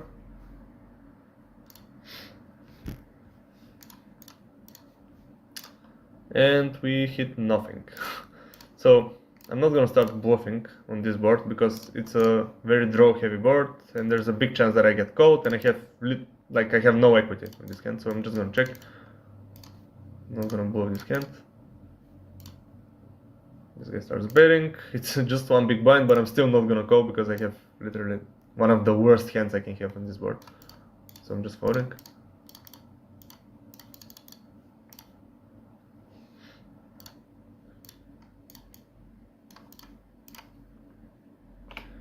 Here I bet the turn. I check the flop and I bet the turn when I hit the king. My opponent folded. He was in the big blind. Okay, pocket tens. This guy raised from under the gun. It's 2.5. I'm gonna mix between calling and 3-betting. It's call this time. Usually you need to be careful from these early positions because you know, the earlier the position that the raise comes from, the bigger the chance that it's a strong hand. And when there's a raise from early position and a call and there's an all-in and there's another all-in, I think that, I mean, that's the thing. If this was a normal game, tens are probably a fold here. But because it's low stakes, people are gonna have some trash hands. So it's kind of questionable. But still, I'm gonna fold because there's like a raise from early position, then there's a call, then there's an all-in, there's another all-in, and this guy all-ins, and tens are probably not good. At least one of those guys needs to have, like, he probably has jacks or queens or, you know, something that is better than tens. So nines, ace king, ace queen, no jacks, but still a lot of strong hands. I don't think this guy's call is good though, like with ace queen. This guy's all-in with nines is fine. This guy's all-in with ace king is fine, but here ace queen is probably a fault. He made a mistake.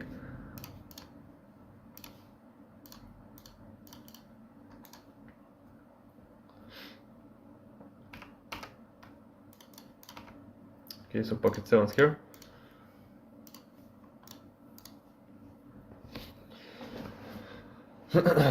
Easy raise. There's nothing to think about. We just have a pair. We raise it. We're gonna see how it goes.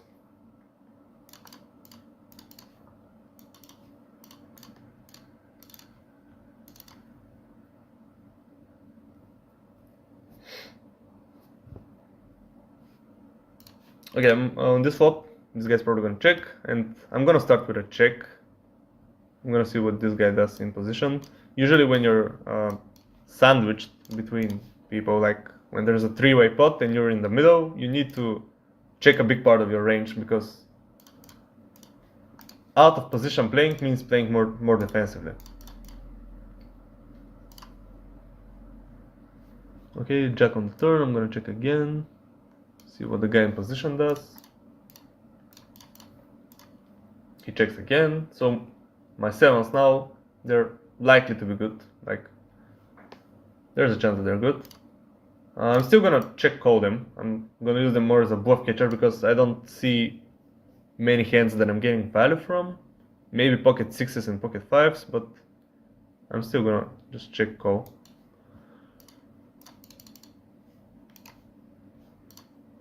Queen 9, okay. So yeah, here, like, if I bet those two guys with queen high and ace high, they're probably gonna fold. So I'm not getting extra value by betting, but I'm giving them a chance to bluff and call. So that's why I'm checking. Here I have nothing, so I'm gonna fold.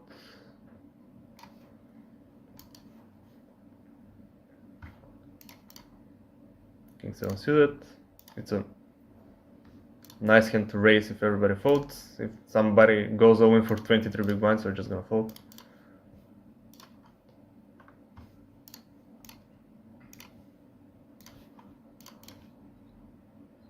I need to turn on my lights soon.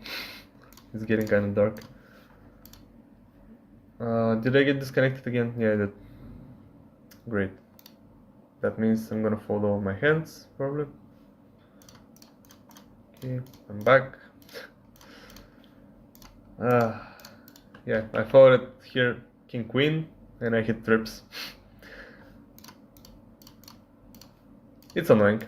I don't know why this happens, like, it's really annoying.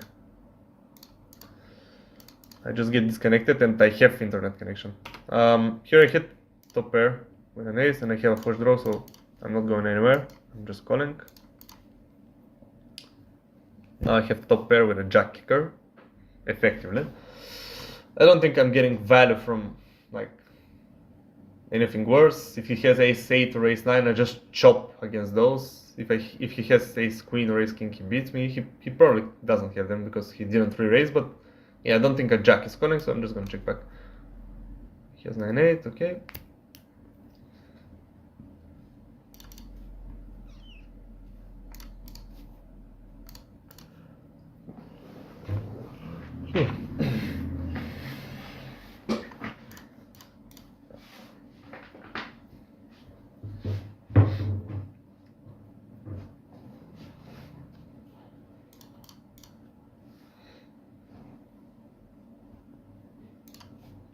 Okay, so we got a hand again in the 440. I'm gonna min raise King 9 suited. It's a good enough hand to raise, but there are a lot of short stacks behind us. So you know, when there are a lot of short stacks and you also have a short stack, you need to decrease your raising size before the flop. So we get called by the big blind. This is usually a board that I'm gonna 100% c-bet against the big blind, so I'm just gonna bet one big blind. And I'm gonna win it. One big blind and we win. Easy.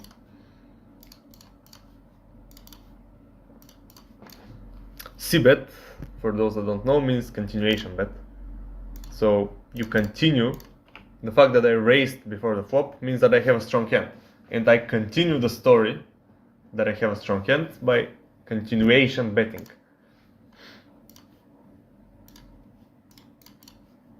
King Queen of spades, I'm gonna check. Again, I'm sandwiched between two players, so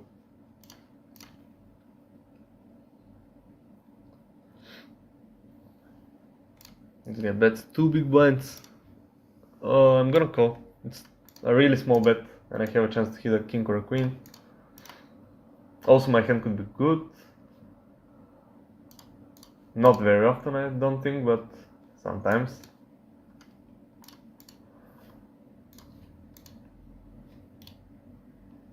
And if he bets again, we just fold. Like, I'm gonna have some ace highs that I try to bluff catch with. I'm gonna have some pocket pairs that I try to bluff catch with. Like, for example, I could have pocket eights that I check on the flop and call on the turn. So I don't think this hand needs to call on the river. And if he checks, I'm probably gonna check back.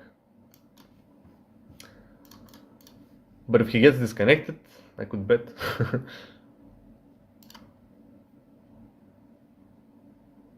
Okay, he checks. I mean, if he has ace 4 or ace 5 suited, I'm gonna check and lose, but that's life. Jack just wow. Okay. The ranges that people play from the small blind is just insane. Like, this is definitely not a hand that you want to play from the small blind.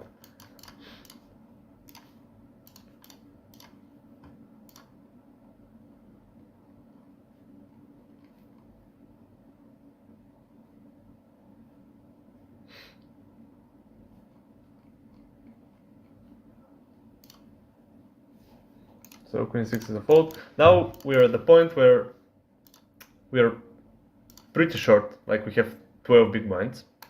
And we're gonna start looking for opportunities to just go all in before the flop and take our hand and our equity and just see what happens. Like the shorter you get in poker, the more all wins before the flop you start introducing to your strategy. Because there's like no room to play. If you have 10 big blinds and you raise 7, 8 suited, like what are you hoping to hit? Like a straight on the flop or a flush on the flop? It's not very likely. So you need to have, the shorter you get, the more you play high card hands, so ace highs, king highs, pocket pairs, and you just try to go all in before the flop and take your equity and see what happens. You have no room to play around and chase draws, like playing for straights and flushes. You can't do that. Here at the 550, we're really deep. I'm gonna start with a check. I have a flush draw, a straight flush draw. Exactly what I said like 2 minutes ago. We had 5-6 suited here, but we have 11 big blind, so we just fold. Like, this is not a hand that we play when we are short. We get a bet and a raise. It's kind of annoying. Like, I'm not gonna go anywhere. I'm not gonna re-raise for sure, but I'm not gonna fold just yet because I have a pretty strong draw.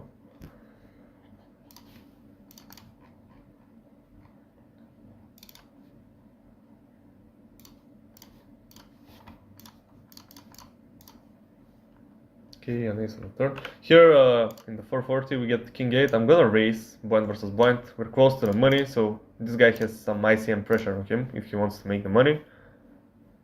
This hand is a good raise, I think.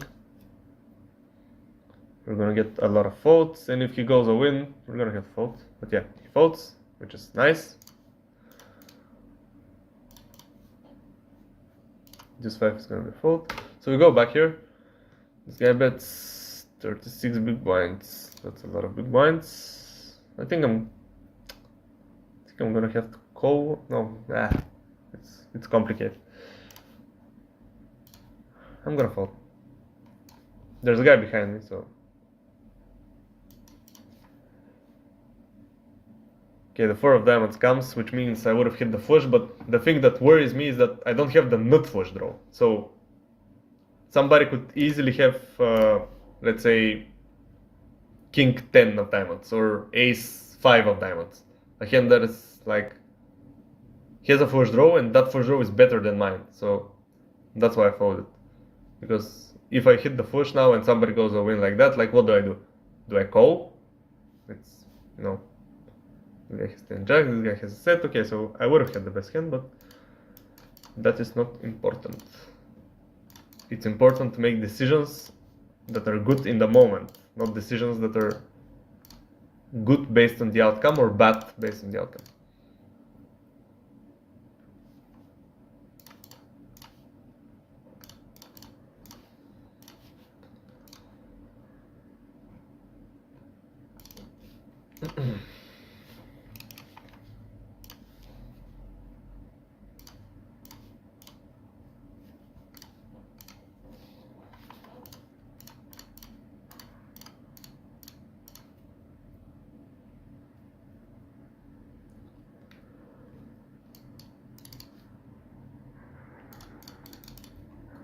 I'm gonna have to turn on my lights.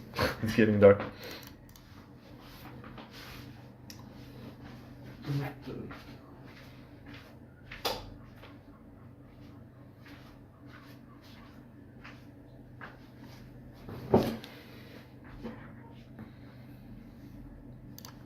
Okay, so here we're really short. I'm gonna fold. And in the 440 we have queen 10 off. I'm gonna min-raise if this guy folds. Try to steal the blinds and the ante. I'm risking 2000 to win 2500, so. And this hand is definitely good enough because it has high cards. As I said, the shorter you get, the more high card hands you want to play.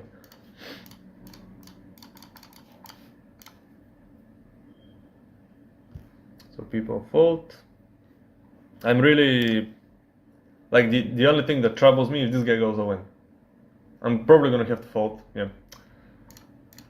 I was thinking about this. Like, if this guy folded and this guy went all in, I would have had a harder decision. But now that this guy calls, I'm just gonna fold.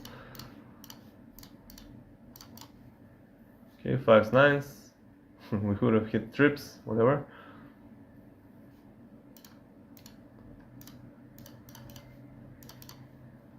Ace 10 suited, definitely good enough to raise again.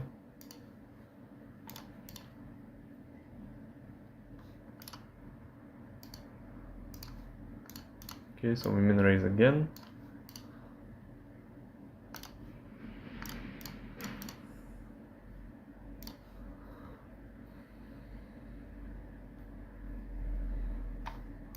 We go all in the 11 door tournament with jacks in this board, ace 9. Okay, nice, we hold.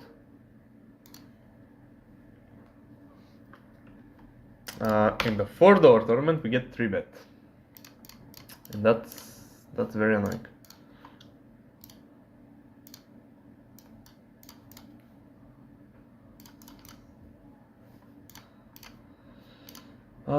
We're on the bubble, so just gonna call.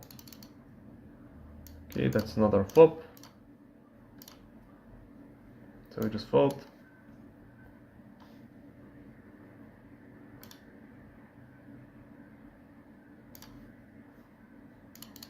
Ace 7, folding.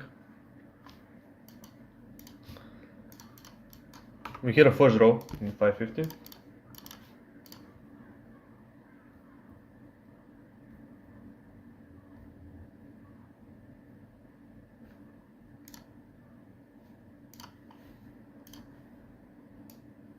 Okay, I'm gonna call once, see the next card.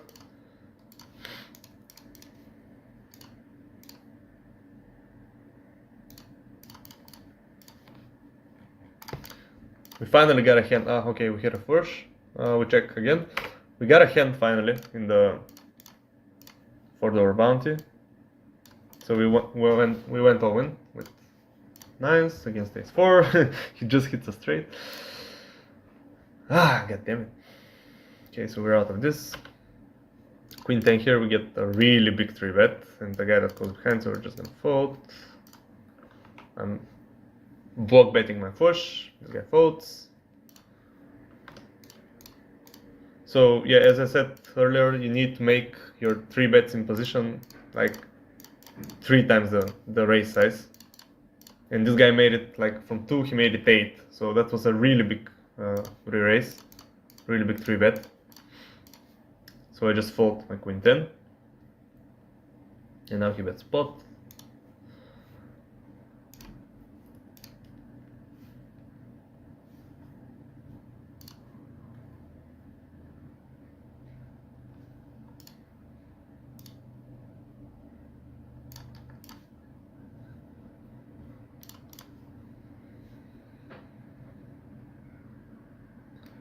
I'm gonna need to look for more tournaments to register.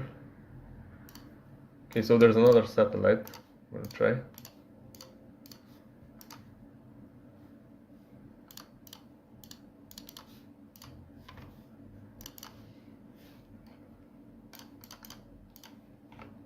Here I 3-bet both against the Dundergan Razor with jacking off. Jacking off. It's not what it sounds like, I promise. It's just a hand. We get 4-bet though, so easy fold.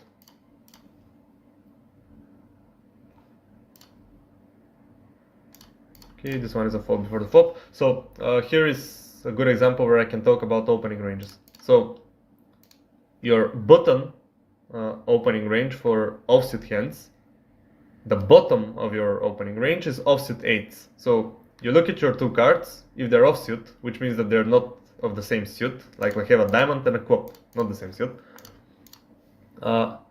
You look at your weakest card. So my weakest card is an 8. And if I was on the button, that means that I was at the bottom of my range, because the bottom of the opening range on the button is offsuit 8s. But the bottom of the opening range for the cutoff, which is the position before the button, is offsuit 9s. So I look at my weakest card, and if that weakest card is a 9, and I have an offsuit hand, I play that hand. But in this particular example, my weakest card is an 8, so that means I don't play the hand. And that, that applies only when you're the first one to raise. Like, this guy raised before me, so I definitely don't play. But if I was the first one to raise, I won against aces here. Like, this guy had half a big blind, but I sucked out on him. Like, he has half a big blind. He gets dealt aces. Like, imagine in his shoes. You're just like, you have a half a big blind, you're worried, oh my god, I'm gonna go out of the tournament. And then you get aces. And you're like, yes, I have aces.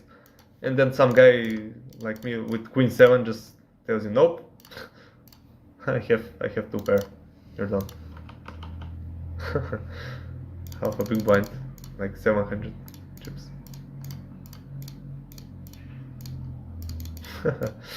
Bye bye. So queen 8 fold against the raise. Again, if this guy had folded, we are on the bottom. We have our weakest card is an 8, so we would have played. We would have raised, but some guy raised before us, so we fold. Okay, again, this tournament gives me a lot of hands. We are 13 spots off the money, but we have ace jack and we have 10 big blinds. So if this guy folds, I'm definitely gonna go in. And even if he raises, I'm still gonna go in. Like, yes, sometimes somebody is gonna call me with something and I'm gonna go out, but this is just too good of a hand to pass. And I need to go win so I can win some chips. And the point of playing poker tournaments is not to just make the money and have a bunch of min cashes. The point is to win tournaments, because the big money is made on the final tables, and in order to reach the final tables you need to have a lot of chips. So everybody folds. This is good, we just win without risking. 10-9 is gonna be fold. We get kings here in the big 440. We 3-bet. Because I'm in position, my 3-bet size is 3 times the raise size. But the reason it is called a 3-bet is because it is the 3rd bet in the pot, not because my size is 3 times his. So, for example, the first bet is the big blind. The small blind puts some money, and the first bet is the small blind. So everybody that raises, for example, if this guy raises, now he makes a 2-bet. And it's not a 2-bet because he makes it 2 big blinds. It's a 2-bet because it's the 2nd bet after the big blind. And when I re-raise, for example, if this guy here makes it 8, it's gonna be a 3-bet. Not because he makes it 4 times his raise, but it's not gonna be a 4-bet. It's still gonna be a 3-bet because it's the 3rd bet after the big blind has been posted.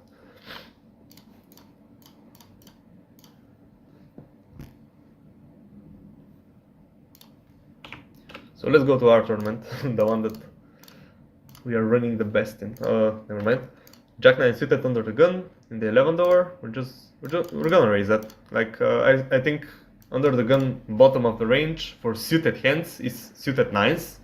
So that means, again, you look at your weakest hand, which is a 9, and everything that has a 9 as the weakest hand in this suited, like 9-10, 9 jack, 9 queen, 9 king, you just play it. You don't think about it. You raise. We get called from the cutoff. If we get squeezed now, like if somebody re-raises, we're gonna have to fold, because this is the bottom of our range. Yeah, see, this guy makes it 7, and we know that the weakest hands that we play from under the gun are suited 9s, which means 9 jack suited is at the bottom of our range, so we just fold. It's not that difficult. We just fold. And especially considering that people at low stakes do not 3-bet bluff enough. Like, when they 3-bet, it's much more likely that they have something. It doesn't mean that they don't bluff, that they never bluff, but they just do it not often enough. So you can get away with folding some marginal hands and not being exploited. Like, you can still win at those stakes by folding a little bit more to aggression. And you don't need to play passive in order to win. Like, you just fold a little bit more to aggression, and you play more aggressive yourself when you have the chance. You need to recognize the spots where you can take advantage by being aggressive, because people fold a lot to aggression at the lower stakes. So okay, we have a break. I'm gonna be back after the break. How do I mute? Okay.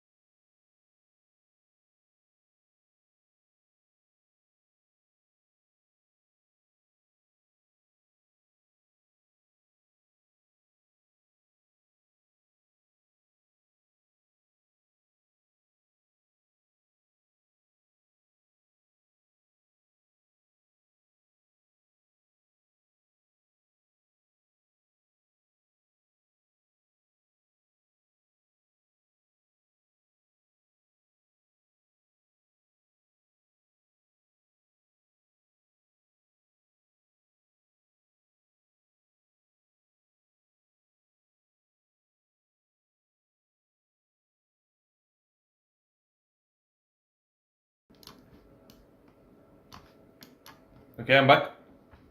I got myself. Oh, okay, nice. Wait a second. Nice race. This is the. Wait, I think I have my tables mixed up. So this is this is not the Sunday Million set. I don't know why it says it. It's the 550, not 55, 550 mini marathon. Shit. Okay, and this here is now the Sunday Million set. I got myself some moussaka to eat. Everybody loves a good moussaka.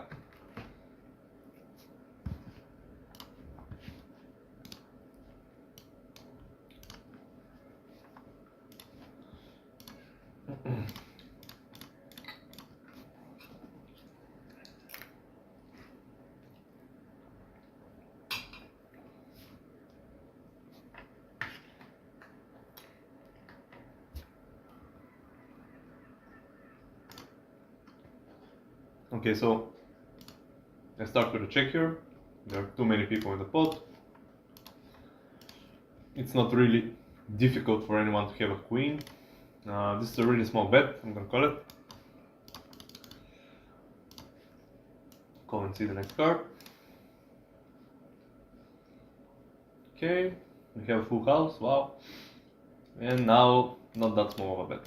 So, yeah, I think it's pretty likely that this guy has a queen, but I'm gonna have to call because otherwise, if I don't call with this hand, I'm just calling with queen. Like, okay, he doesn't have a queen. It's just yeah, I need to remember. This is a $1 satellite, so people are gonna do random shit.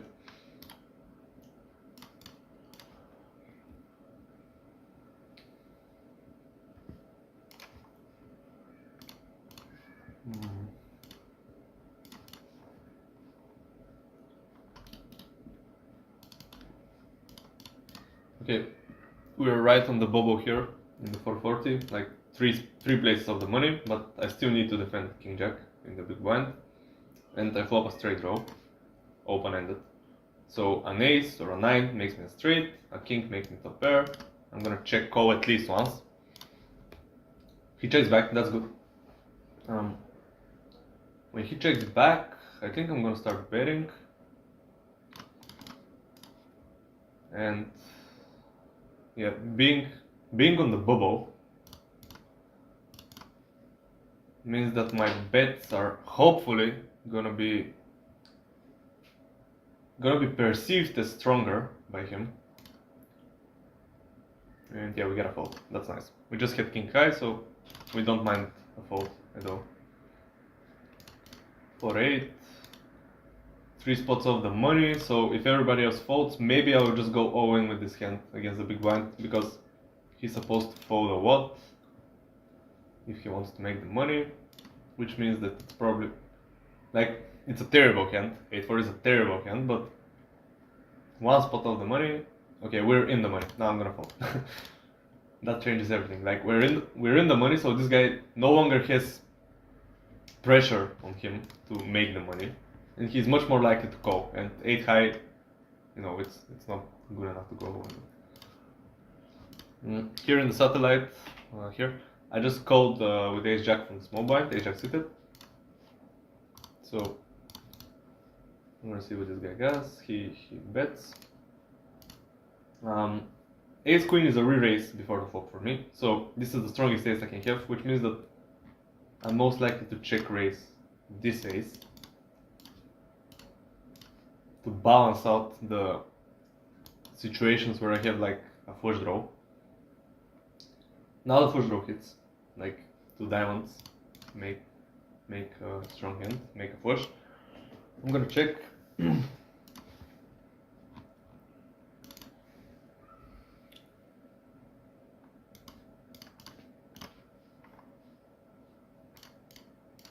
Bet. I'm gonna call. It's a small bet.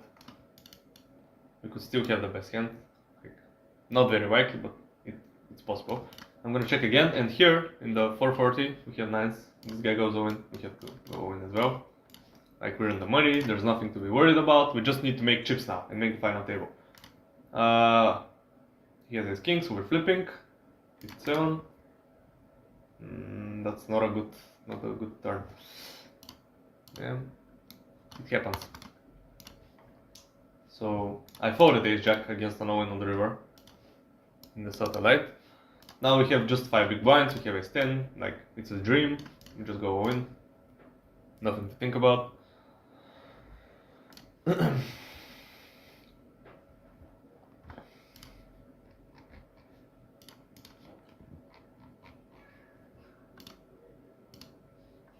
This guy folded something, I didn't see what he showed it, but I was looking at another table. I was looking here where I'm supposed to go a 3-bet with ace queen. Maybe I can 4-bet both. I'm gonna mix. Okay, we just go. Ace queen offsuit is not really my favorite hand to play a 3-bet pot 3-way, 160 big blinds deep, but you know, not everything in poker is easy.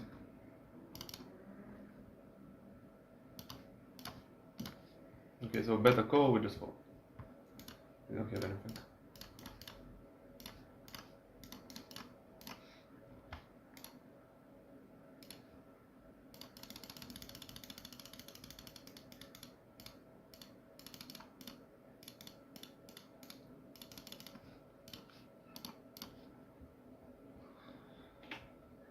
So here, blinds are increasing. We have what, 6 big blinds? Yeah, 6 big blinds. King 8 offsuit for 6 big blinds. It's close. I think king 9. I definitely would have gone all in, but king 8 I'm gonna fold, and I'm gonna wait for a better spot, because being under the gun means that we have like 7 people to go through, and king 8 is probably not the best hand when you have 7 people left. And yeah, this guy had king queen, he had us dominated, so, and he probably would have called. And this guy had 6s, so yeah. 8-7. This guy limps 1 big blind stack. That's a strange play.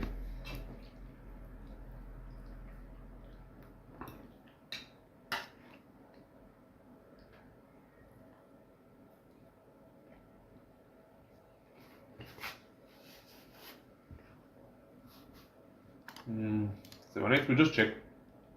We see a flop. Not my favorite flop. Like, yeah, okay. If we hit a 10, we make a straight, but if somebody has a king, he has a better straight. Not really my favorite flop. I'm gonna check again. This guy is effectively all in already. Like, he has 0.4 big blind behind. But I'm just gonna fold. He has 9-8, so he wins against pocket 3s. Okay, it's an ace, we have 5 big blinds. We're probably just gonna go all in. We're not gonna get a much better spot.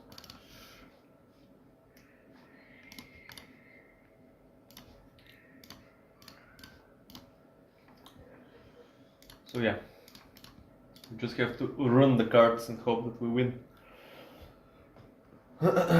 People folding, which is really nice. If this guy folds, we just go all in. If this guy raises, we go all in again. So whatever happens, we're all in. Okay, he's all in. We get called by queen 10.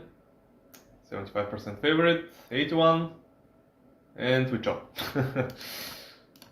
Ah! So annoying. For this.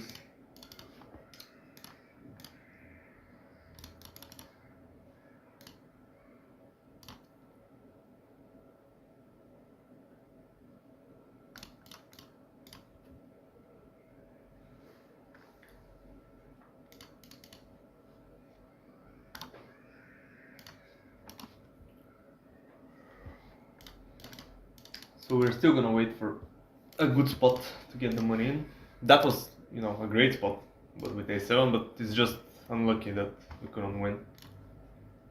5-7, and it's not good enough. We need high cards. I mean, it's suited, it's 5 big blinds. but you know it's close, but I'm gonna fold.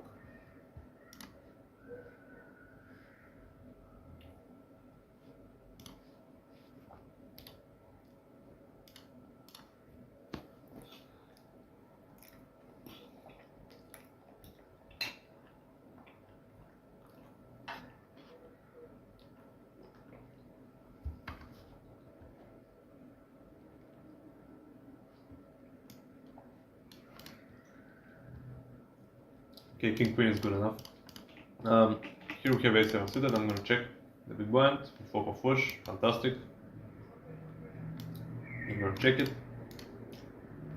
This guy insta checks behind. Okay, I'm gonna start betting, very small.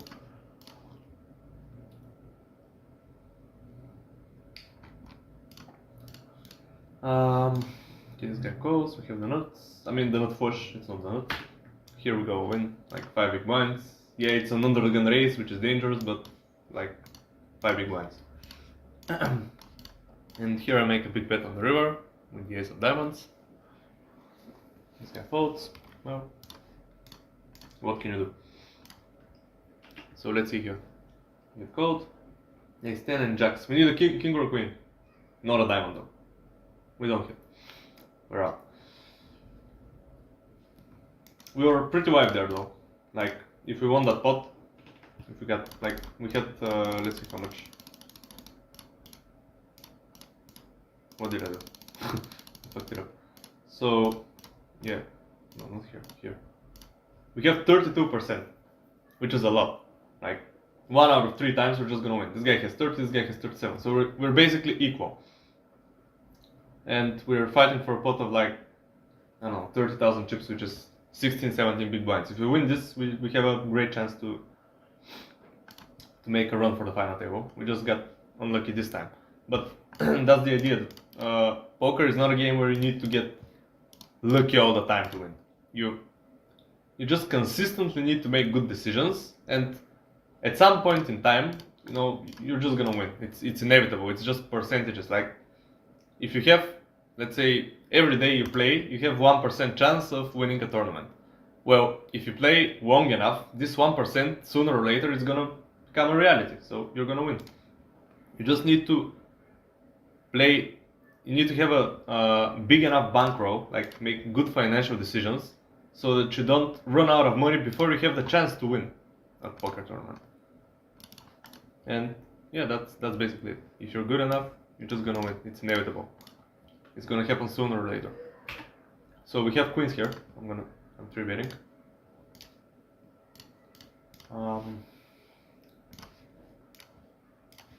And you know, we didn't actually lose money from that tournament because we actually min cashed, and the tournament was 440 to enter, and we cashed for 730. So, you know, we didn't make like a lot of money, but we didn't lose any money.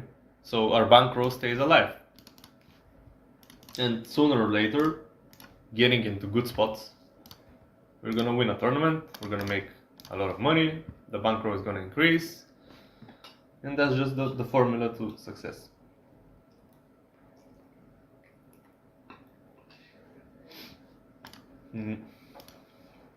Let's see here. I'm gonna start with a check.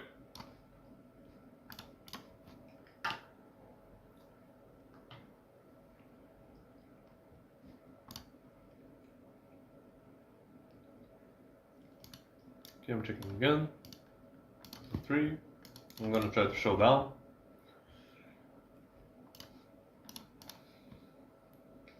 This guy bets. We're just folding. Ace high, not good enough.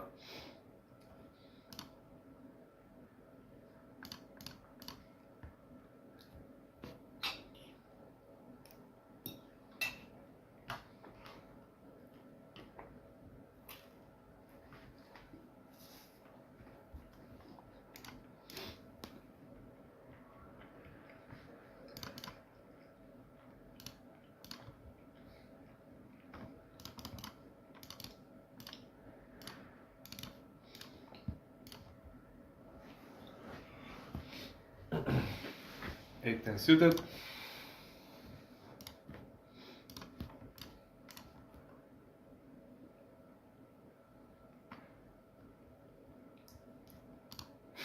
So many people calling. Okay, so we're out of position, and we're just gonna check, see what they do. If they bet, we fold, we have nothing.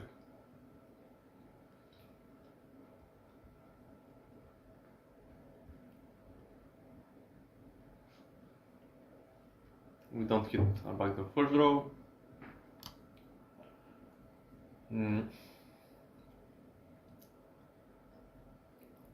I'm wondering about whether I should bluff, but no, I'm not gonna bluff with this hand. Like, I'm gonna have some bluffs in these spots, but at least the bluffs that I'm gonna have, I think, need to have some amount of equity. Like, I could bluff 5-6 suited, I could bluff Jack 10, I could bluff Queen 10, but 8-10 is just, it's too bad, I think, to bluff.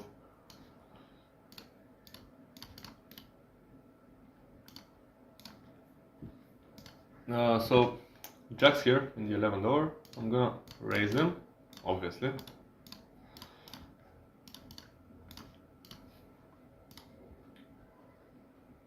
This guy calls on the bottom with 10 big blinds. That's a really bad play, I think. Like, he's probably he probably should be looking to get the money in if he has a good enough hand. He's not looking to see flops with 10 big blinds. We get re-raised from the big blind, so we're just gonna go win. It's an easy win. Jack's a really strong hand, so we can't fold him. And just hope we have the best hand. Hope this guy has like 10s or 9s. So he has Jacks as well, and this guy has King 5. He just makes the worst play of his life, and he beats us both. Whatever.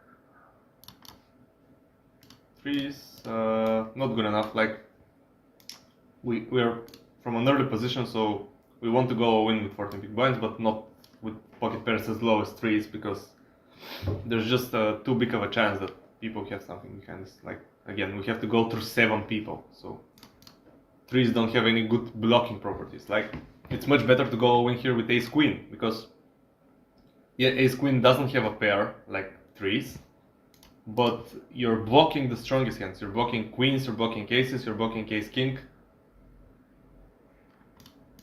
and you have a lot of hands that you're gonna get called by dominated. Like, if you get called by ace jack or ace 10, you dominate those.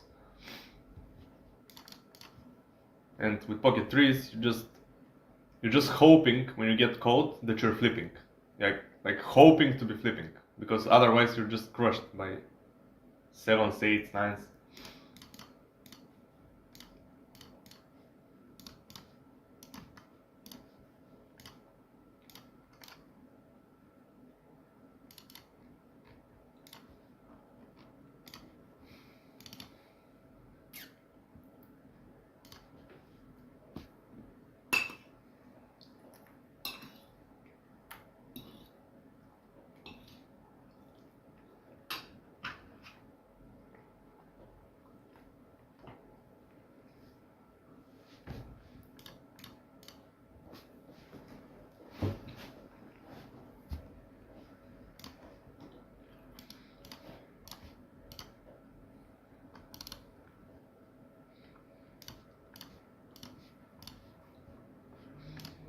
Okay, so the shorter I get, the more I can defend my big blind with offsuit hands that have a high card. So if this guy min raises, like he did from under the gun, I could defend here with every queen, every king, and every ace. But when there's another player calling, I can't defend, because the chances that I'm dominated become higher. And especially when this guy goes all in, it's just an easy fold. But even if this guy folded, I still would have folded against a raise and a call. Otherwise, if this guy didn't call, if everybody else folded, and it was just this raise, I can play my hand one-on-one. Because I'm short, and if I hit top pair, I'm basically just, like, if I had a queen, I'm just going call in. And it's not, if he has king queen or ace queen, something that crushes me, it's not like a huge mistake that I'm making, because I just have 14 big blinds. Like, the maximum I can lose is 14 big blinds. It's not a huge mistake. It's a completely different story when I have like 50 big blinds behind. Then I can't defend queen 4 offsuit, because if I get dominated like that, I'm gonna lose a lot more. So really, poker is really dependent on the stack that you have. Like the hands that you play really depend on how much big blinds you have behind you. Here I'm considering bluffing. Like this guy raised before the flop, I called on the button. He bet the flop, I called, and there's a heart. But I'm gonna check. I'm gonna bluff more with hands that have a heart in my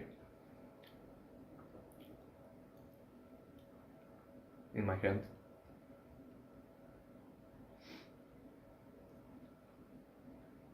This guy bets. Okay, he overbets even, so it's an easy fault with 9 high. Maybe if he checked, I would have bluffed in the river.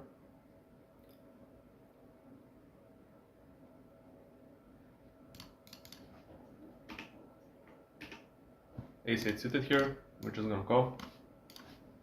See a flop, it's a suited ace, we can make nut flushes.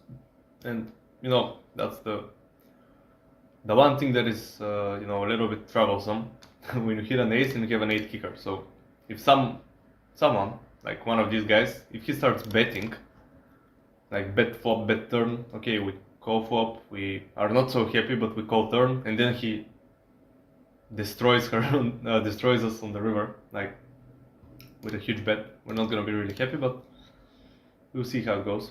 Let's hope they. Okay, he starts betting. It's a small bet. We're gonna have to call it. We have top pair. We have a backdoor flush draw. Like the decision on the flop is easy. It's about the decisions later. They're not gonna be so easy. So we call. We reduce. Okay. We check. Meanwhile, ace king in the satellite. We have 10 big blinds, so easy all win. Against ace 5. I can't win any all wins today. Okay, so back to ace 8. Everybody checked, which is good. We're still gonna check because, you know, it's not a board that we're gonna have a lot of bets on. And we have the best hand. Great.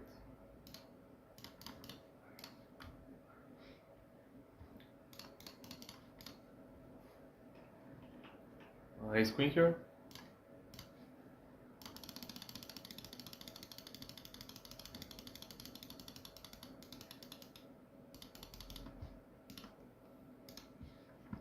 Okay, we raised, we got called by small blind and big blind.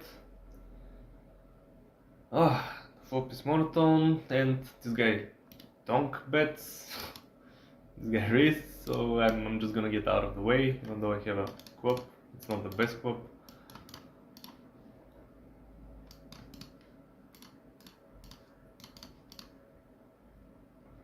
Yeah, we hit a flush, but somebody could have a better flush. It's not impossible, so. And yeah, this guy had the nut flush with ace 8, so good fold there. Ace 5, just hold pre-flop.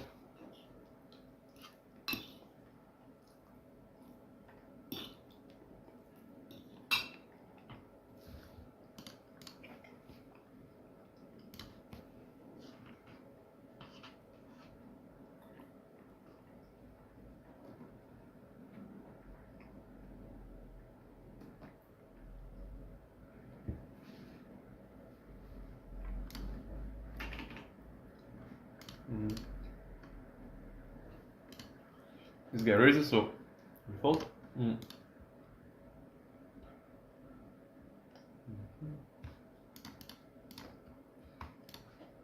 Okay, we hit a flush draw. And this guy overbets. Oh, why did they do that? I mean, I have to fold now. I have a guy behind me who can raise. It's annoying. I don't have the nut flush draw, so.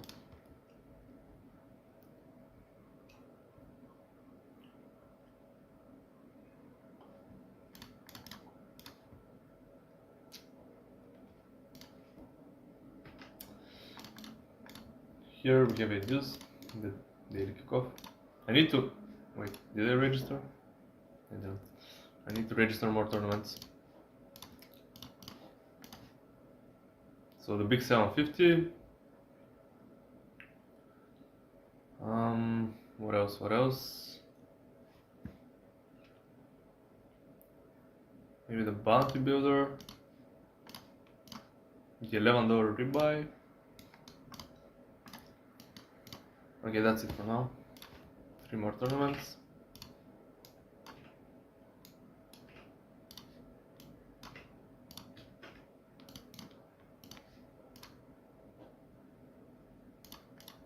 Here I'm isolating, like somebody limped, which means he just called the big blind. If king jack suited, I isolate, I flop a straight flush, like 80% of a straight flush. This guy donk bets. Why do people donk bet all the time? Okay, it's an easy call. I mean, I can hit a queen for a straight, the queen of diamonds for a straight flush, a diamond for a flush, a jack or a king for top pair.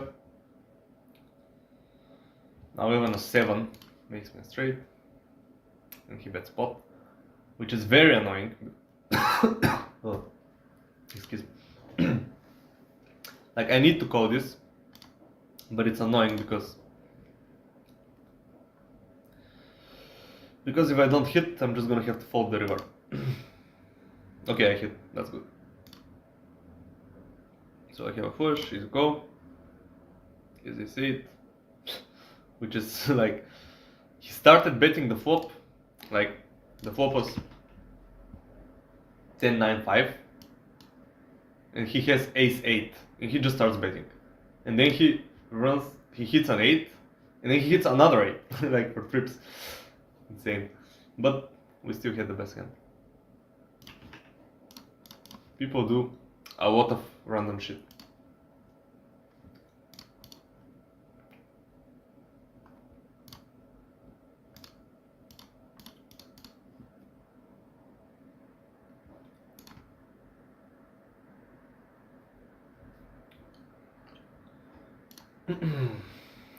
Okay, so now we have like 50 big blind stack. Pretty decent. And we just had the patience. Like, this tournament was basically just us folding. We didn't have almost any hands. And now, just by waiting, finding a good spot where we hit our cards, we have a 50 big blind stack now. It's completely playable. Queen 8 off. Yeah, we're pretty short here, so, you know, I'm just gonna check in, and if I hit top pair, that's it, I'm committing. I don't hit top pair though, so I check.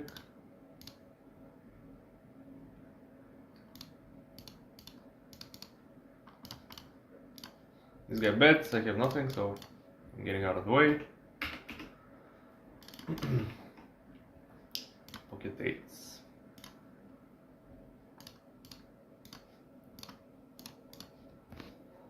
I need to eat.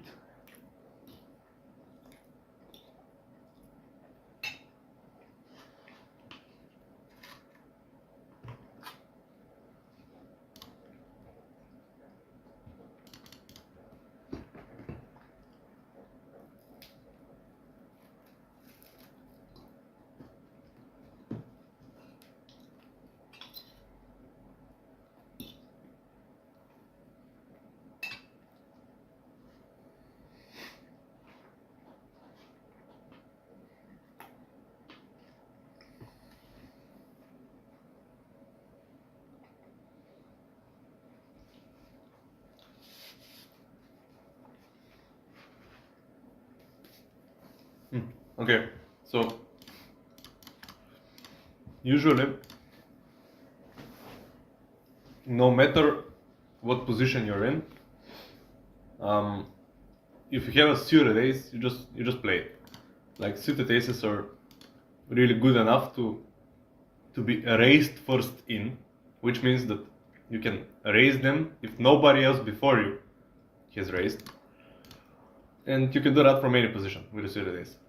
The only exclusion is that from under the gun, like the position that I am in now, is under the gun because I'm right after the big blind, you can't raise ace deuce suited. Ace deuce suited is a fold. That's the only exclusion. Like everything else, you just play every suited ace. I'm gonna start betting here. I have a flush draw.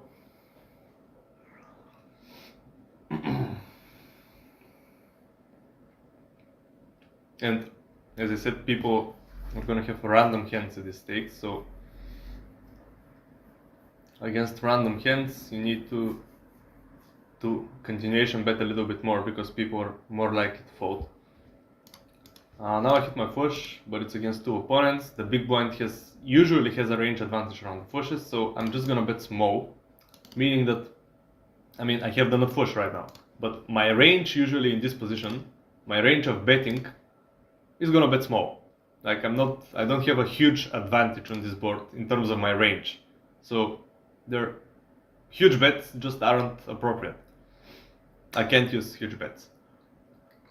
And yeah, we got exactly what we were hoping for.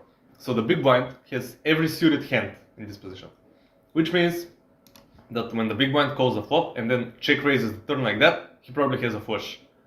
And now we have the best flush possible. So we just call.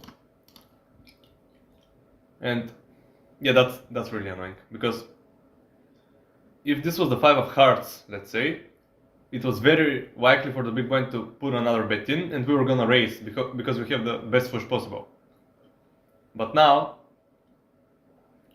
it's when he bets, we're just gonna call, because it's pretty obvious if we raise that we have the nut flush, and the big blind is more likely than us to have a full house. So if we raise, we only get called by better, so there's no point in raising. We're just gonna call. And yeah, he doesn't have a full house, he has quads. So maybe that card saved us actually. Here we have jacks. Somebody all in for 15 blind, somebody called, but still jacks is an amazing hand, so we're gonna re-isolate by going all in. And this guy's probably gonna call. Yeah. Here's ace king, okay. We just need to win a flip. 8-1. 100, nice, let's go. Finally winning some moments. So yeah, we have an amazing stack now. 11th out of 533, just 7 is his fault. We defend ace 6 suited here in the big blind. Check.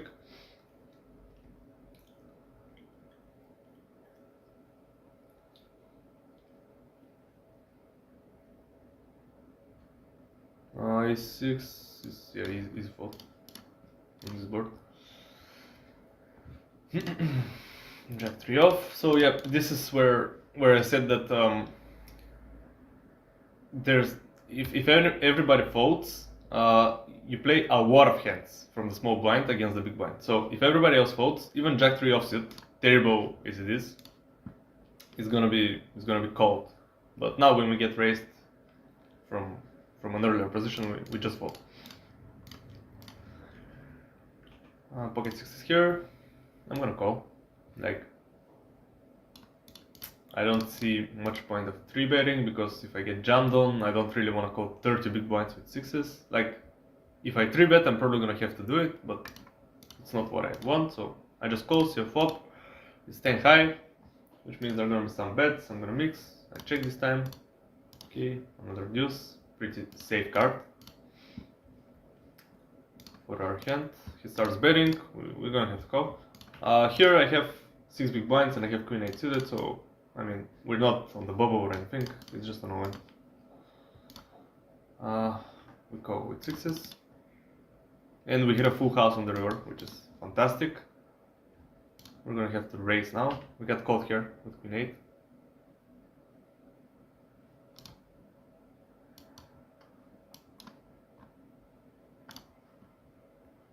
Okay, we have a flush draw. Nice, we get a flush. Okay. So here it's an easy raise. I'm gonna raise to 16 big blinds.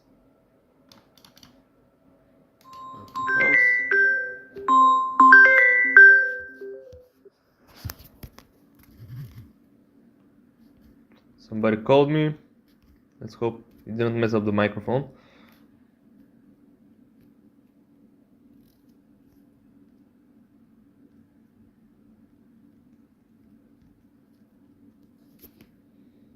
Okay, we got a fold.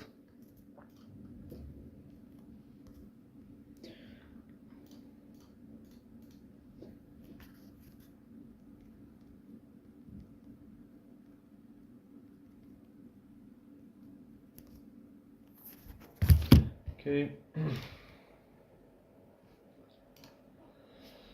Let's eat.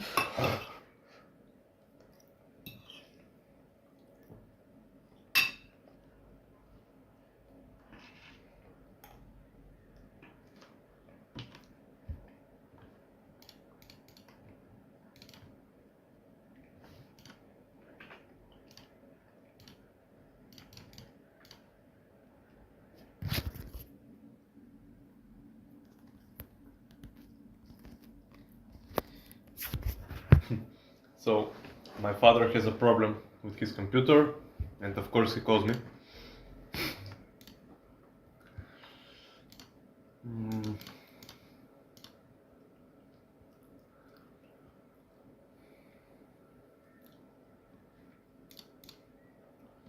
Okay, so we have a straight draw here.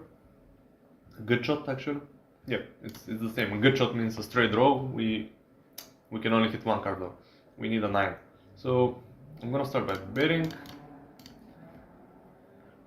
If I get check raised, it's annoying. Maybe I should check back. Yeah, because if I get check raised, it's kind of annoying.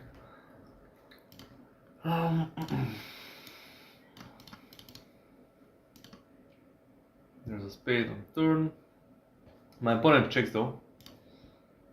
Thing is, do I check back?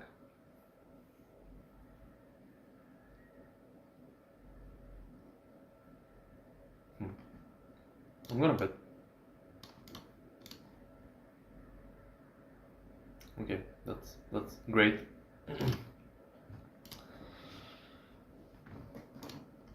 The main reason for betting there is that when the flush hits, when a spade comes, there are 3 spades already on board, and if I only bet hands that have 2 spades, like flushes, and hands that have a spade in them, like 1 spade, when the river comes and it's a spade, and it's the 4th spade, I'm not gonna have any bluffs in my range. So I need to include some hands that don't have a spade in them into my bluffing range, so that when the board runs out, like the river is, let's say, the 4 of spades, and there are 4 spades on board, I need to have bluffs still in my range. And I think that this hand qualifies well for a bluff. So that's why I included it. That's why I bet it on the turn. I'm not gonna do it all the time, but this time I decided to do it. We call here with 7s, 1 bet. He checks. Okay, we're gonna check back. We don't have like an amazing hand to start value betting, but we have good enough hand to try to get to showdown with. There's an 8 on the river, which is fine. He can have like ace queen, king queen, ace jack. We beat those. He could have ace 5, for example. We still beat that. So we check. He has ace queen. We win. That's great.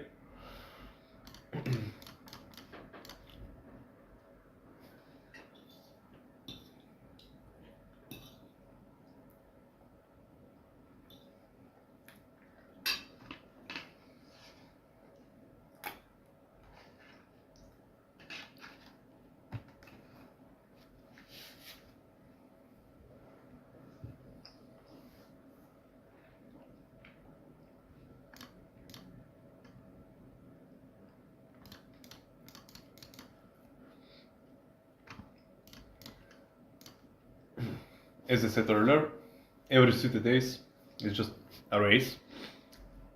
It even has a rhyme. Every suited ace is a race.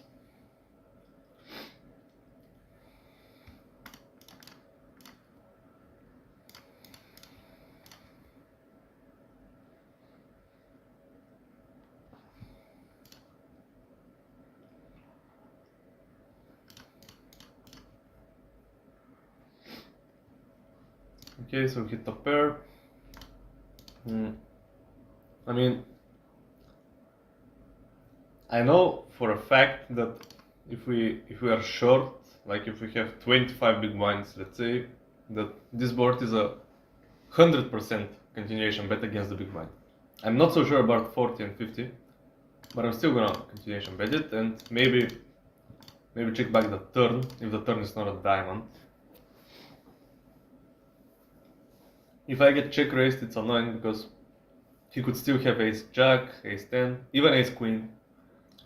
So yeah, it's annoying when I get check raise, but still I think that this is a board that I'm gonna have to c-bet a lot against the big blind, just because of my range advantage on this board.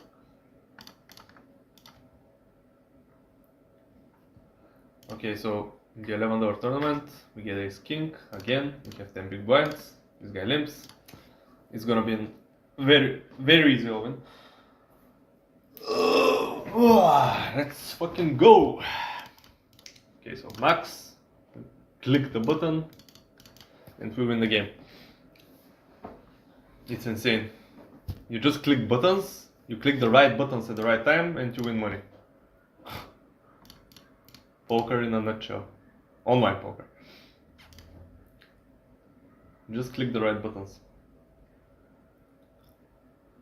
Come on, dude, call me, call me. Well, that's okay too. We still win for big blinds. Just 7, definitely folding. King 8 is a good hand. Kind of.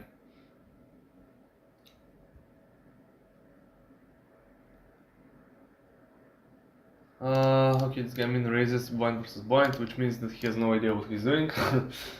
Usually when you play blind versus blind, you want your raises to be really big on the small blind, or you want to call. You just don't want to min raise, because yeah, you're not achieving anything. Like I have already put one big blind in. Like what stops me from putting one more with a lot of my hands?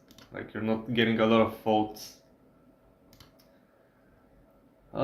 This board kind of annoying. I mean, it's close. I'm gonna fold, but it's close.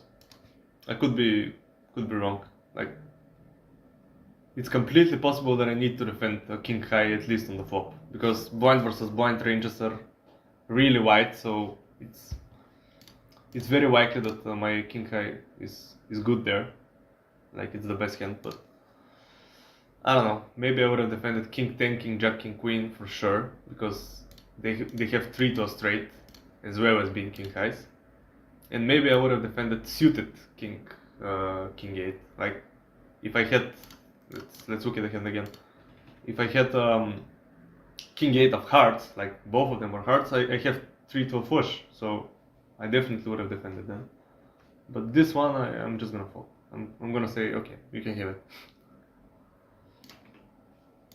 If I'm suited, definitely a raise if those two guys fold, and definitely a fold if somebody raises. Okay, so we raise, and we're either gonna win here, or we're gonna play a pot against the big blind, where we have a range advantage, especially on an ace high board. So we just c-bet 33%, and he's most likely gonna fold. If he doesn't, I was gonna say that we can double barrel, so we can bet again, but hitting a 5 means that I'm probably gonna shut down. Like I have some showdown value, even though it's not a great showdown value. I'm gonna check, and let's hope that we have the best hand, which is not very likely, but I mean it's possible. We beat pocket 3s and pocket 4s, so there's some hands we beat. It's 4, we don't beat that, and he wouldn't have folded that, so no point betting.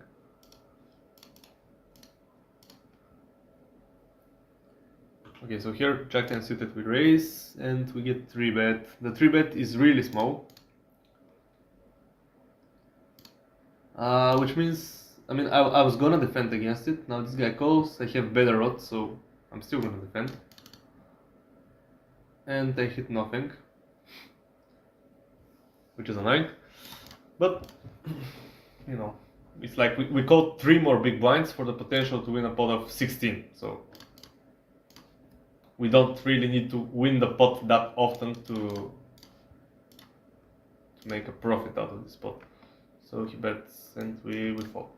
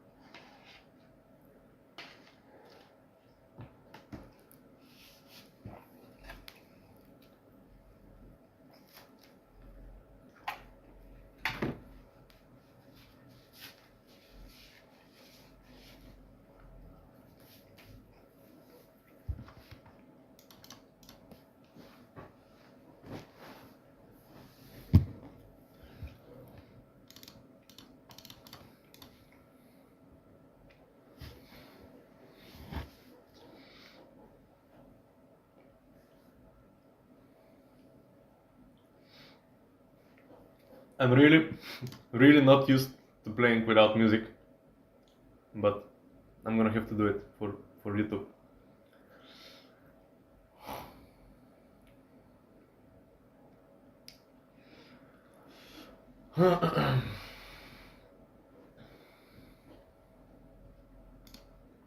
Okay, so let's see. Another tournament starts in 13 minutes. Just 7. Yeah, another tournament starts in 13 minutes. Then we have the bounty builder, which starts in 43 minutes. And the $11 Saturday rebuy, which is gonna be a pretty important tournament for us. There's a big 3:30 in an hour and 13 minutes. Okay, I'm gonna register that as well. I mean, it's a good tournament.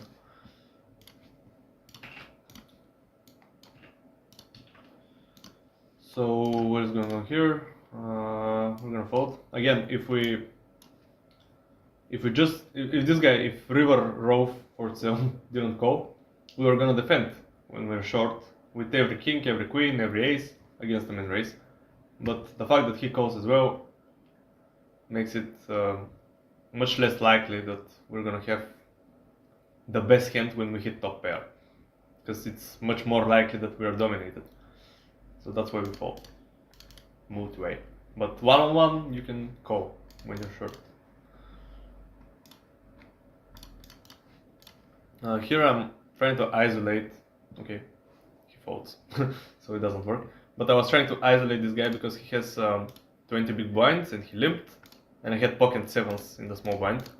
And when you're that short, when you have 20 big blinds, 25 big blinds, and you have pocket 7s, pocket 8s, pocket 9s, you're just trying to, especially against late position V-pips, you want to get the money in before the flop. Just realize your equity with a pocket pair. So we're going towards the money. There's 183 places paid. We have an amazing stack. We have 78 big blinds. So we're on the bubble with a great stack. We can use it to win more chips, and after we get in the money, we're gonna have to win the tournament. It's easy. It's simple. You just win chips, then you win the tournament, then you win the money, and then you go to sleep. That's about it.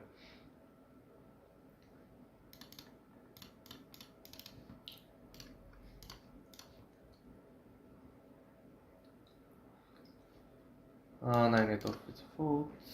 It's another tournament. Okay, so here we're on the bubble as well. Like in the $11 kickoff, 143 places are paid. We do have a really short stack though, so if we're gonna get in the money, we're probably gonna have to go all in and double up somewhere. That doesn't mean that I'm gonna get impatient. I'm still gonna wait for the right spots, but we're probably not gonna get in the money just by folding. We're gonna need to get an all in. What happened here? Is there one? Jack 10? Ace 3. Okay, that's for 11 big blinds, that's good enough to just jump. Like when you get down to 10 to 11 big blinds and you're in the button or cutoff and nobody has raised before you, just any ace just does it. Any ace is an all. So ace 3 offsuit, it's not the greatest hand. If we get called here, we can pretty often be dominated, but even when we get called, we have like 30% equity usually. So yeah, we got called, we're probably gonna have 30% at least. And all the when we don't get called, why did we get called by King 6? Okay, pocket 4s I understand.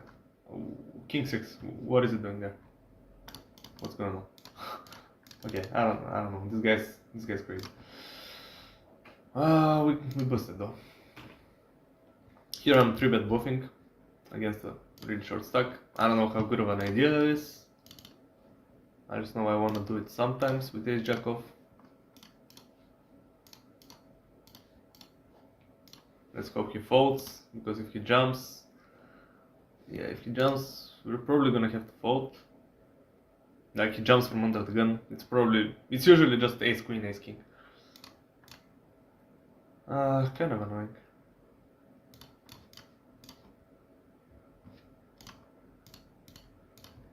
And maybe queens, kings, aces, you know. Not stuff that we do really great against. Here we just go. Try to see a flop.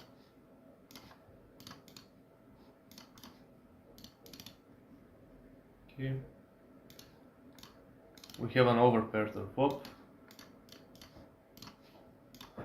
Which doesn't mean that we have the best hand, especially when this guy bets like that. Like he raised from under the gun, now he bets like that. He could have a6 something, but he could very easily also have 9s plus, so 9s, 10s, jacks. We call once and we'll see what happens. Even though he bets like pretty big against 3 players. Now this guy jumps. Which is really annoying. And he's in the big blind, he has ace3, he has 3-6, he has 4-5, he has 5 deuce. I mean, I'm just gonna fold. He has really strong hands from there, from the big blind.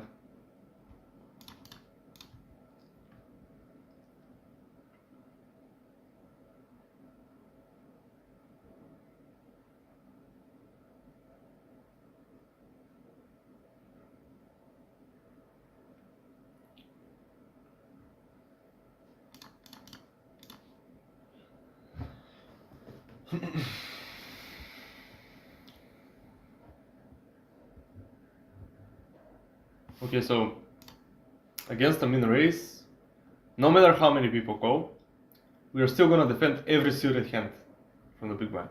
When somebody re-raises, we're gonna fold.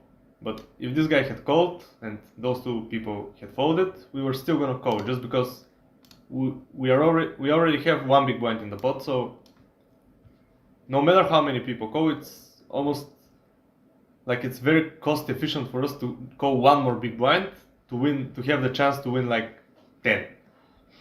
And when we have a suited hand, the chance to win increases greatly because we can hit a flush. So that's why in the big blind you have to call a lot of suited hands. I'm calling here an all-in. Like it's a 10 big blind, 9 big blind all-in, and I have ace 10. There are definitely hands that are worse. He can be going all-in with from there. Sometimes he's gonna have ace jack, ace queen, ace king, and queens. But we can also hit an ace, so that's great. We win.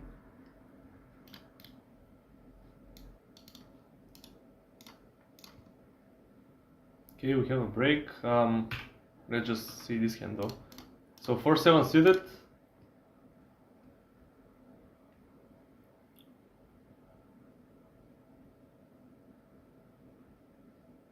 Okay, we get disconnected. Never mind about. I was gonna say that those 2 guys get limped, so it's kind of the same situation as the big blind, where we can call with any suited hand because we have to call half a big blind for the chance to win like I don't know 6.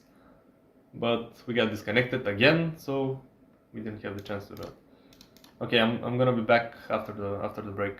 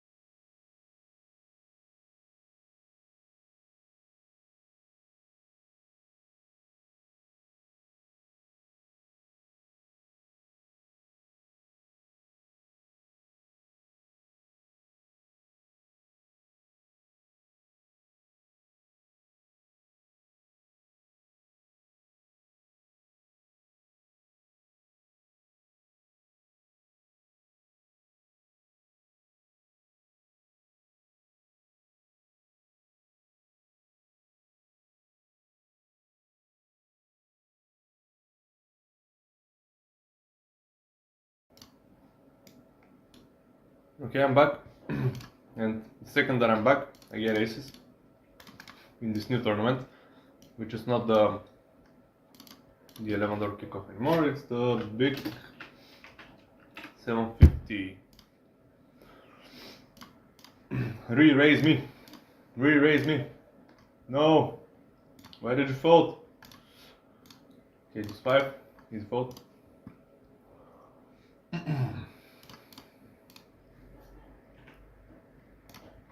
What happened here? Oh yeah, I got disconnected. I remember.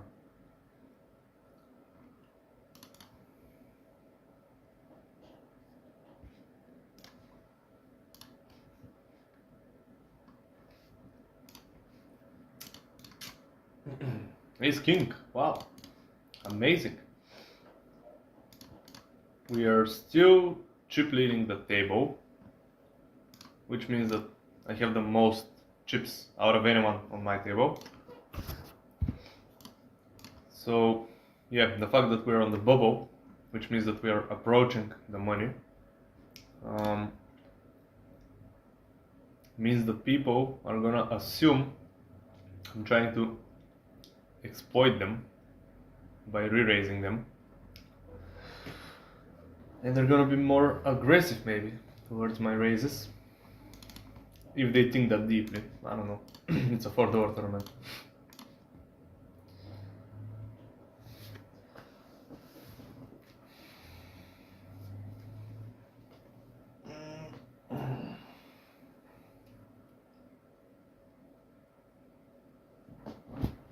Okay, I just got an idea. I need to write it down before I forget. This is something that I'm doing very often in my life for the last, I don't know, 9 months. So look at this.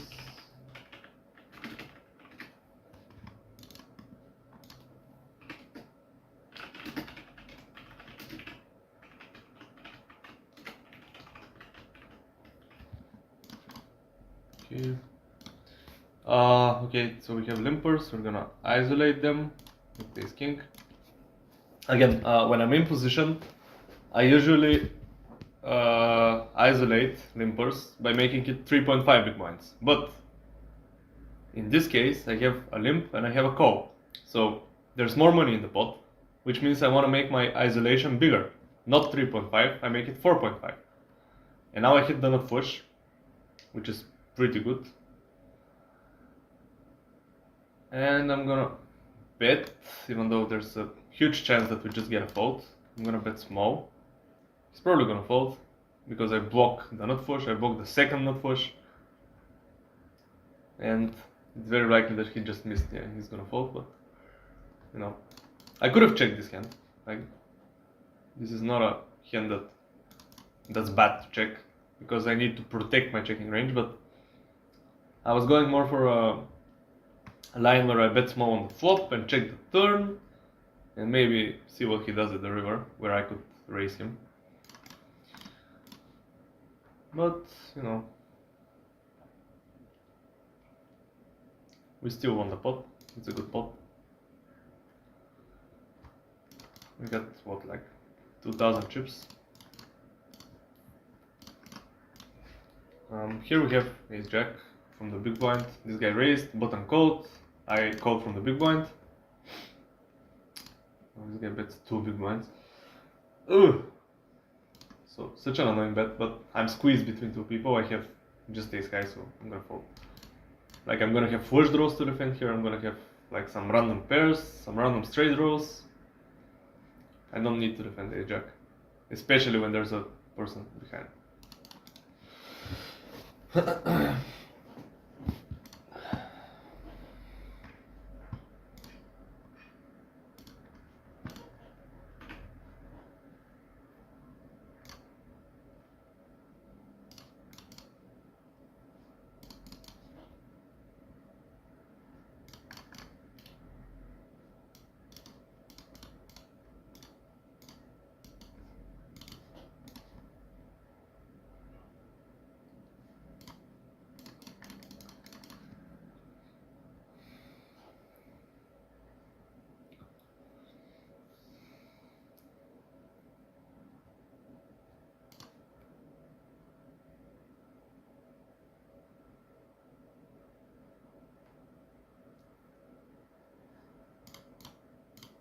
Ace 10, ace 10 offsuit.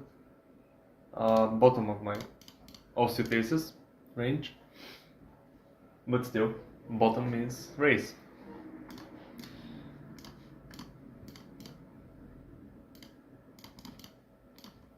And we have ace 5 suited in the big 440. We raise it. And we hope to get folds. Yeah, this guy goes with 15 big blinds. Everybody goes, we hit nothing, so we're just gonna check and give up. This is not a board that I wanna bluff on. Like, it's really connected, it's really easy for somebody to have something. And I don't have any blockers, so no point in bluffing. The chance of a bluff getting through here are like, yeah, it's a really low chance. And this guy just bets pot on the flop, so he's probably committed to his queen 10 or jack 10 or whatever he has.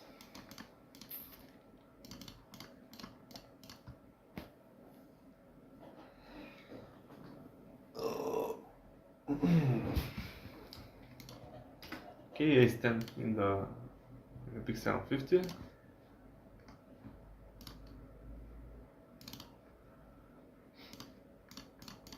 Now we have an under the gun raise, which is, you know, the strongest position you can raise from. It's the earliest position. So ace 10 is offsuit, especially, is really bad as a call here. So I'm gonna 3-bet if I play it, but I'm gonna mix between folding and 3-betting. So we got 93, which is really high, so I'm gonna 3-bet bluff it.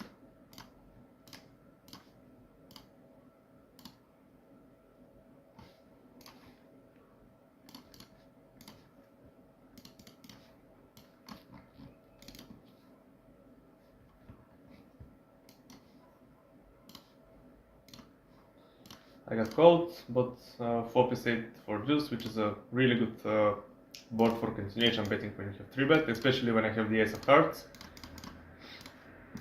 So I'm gonna bet, I get raised, which is annoying.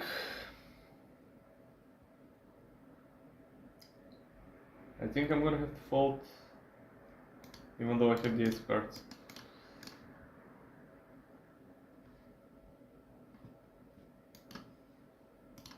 So I need to just fold. Here I completed the small blind because this guy had limped before the flop.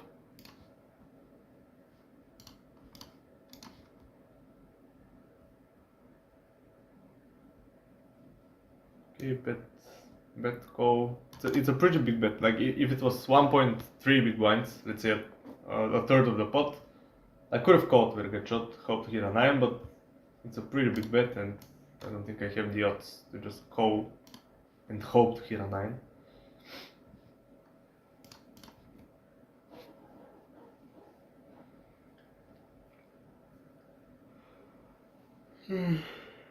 It's late, but this guy obviously doesn't have a very big stack, so I'm gonna make it 2.6. Like, I'm still gonna raise to isolate him, just the raise is a lot smaller because his stack is shorter. There's no need to make it big. Like, if he wants to go all in, I'll call him, but yeah. And this flop is really dry, so I'm gonna make a 1 big blind bet, and he's probably gonna fold a lot of his misses. And if he jumps, I don't know. I think I was gonna call a jump. Now it's interesting. It's a 10. He didn't check raise me all in. Like, if he had a jack, I think he would have check raised me all in. So I'm gonna go all in to protect against some of his weaker hands, and also to use this hand as a bluff because I'm gonna have things that I go all in with here for value. I don't think he has a jack, so yeah, even if he calls me with like 5-6, I still have the best hand, so.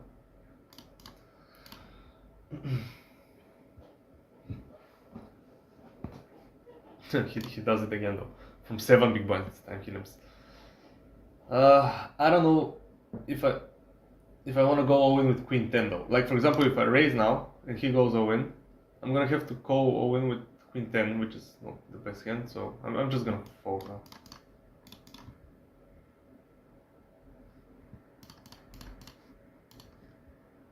Like, ace queen is completely different from queen 10.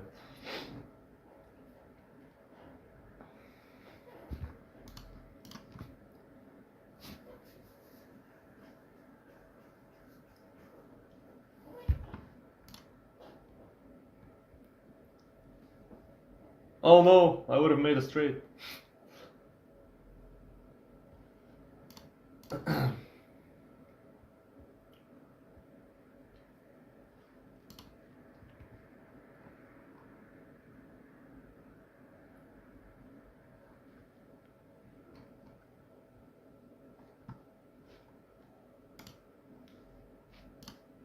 Okay, king 7 is definitely good enough to raise.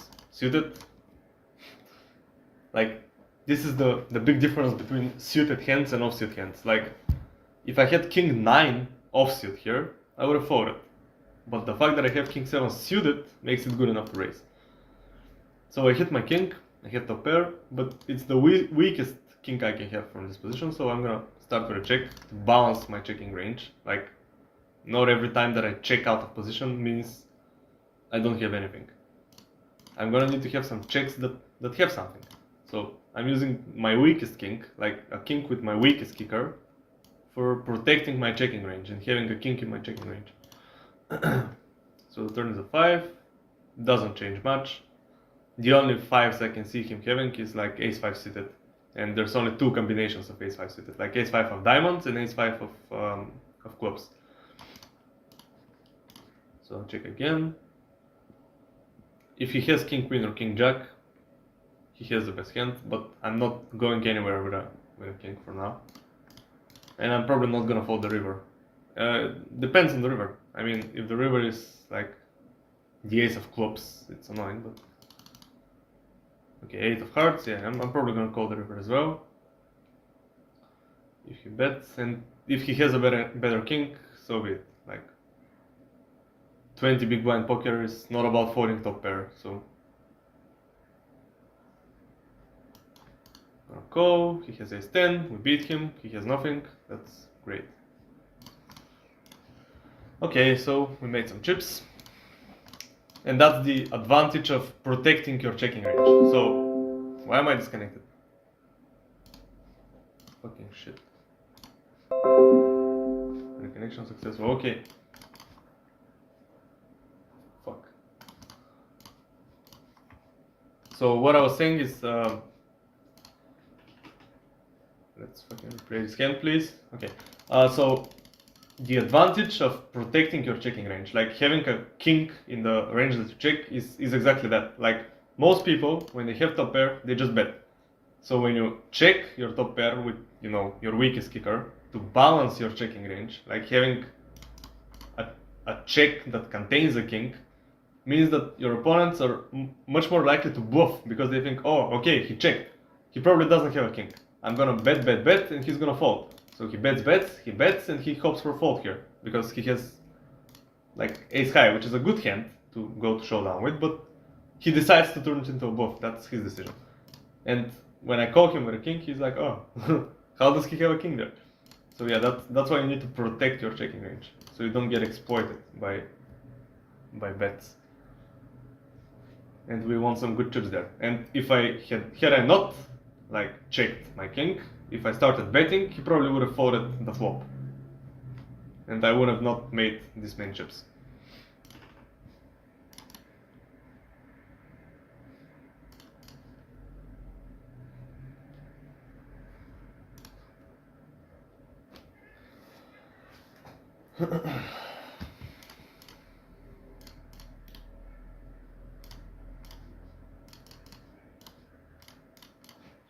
So king 8 suited, a really great hand to raise.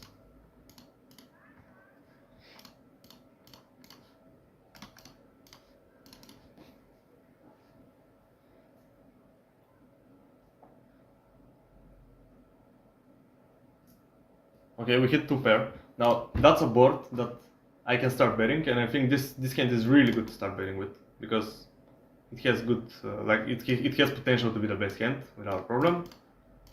And you know, it's a board where I will have some bluffs, like Jack 10, like 9 10, 2 diamonds. I'm gonna need to have value bets. Okay, that's great. I have a full house now. Obviously, I mean, it's not obvious.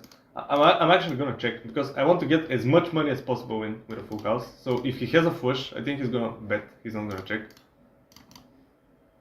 Yeah, exactly. He bets. So he bets a really huge amount. So I'm gonna call, hoping that he bets the river again, and I can check raise him on the river. Oh, win.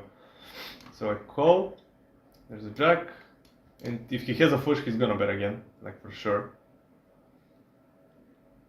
Let's just hope that he doesn't have king queen or king jack, because then he has a better full house. But yeah, I'm gonna go all in, and let's hope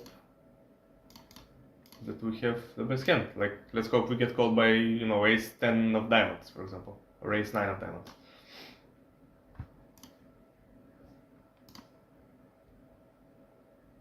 Queen 10 with a 10 of diamonds. Okay, that's a terrible call. It's a terrible bet on the turn. It's a terrible bet on the river, but it's his mistake, not mine. So I just win the chips. I don't care. He can do whatever he wants.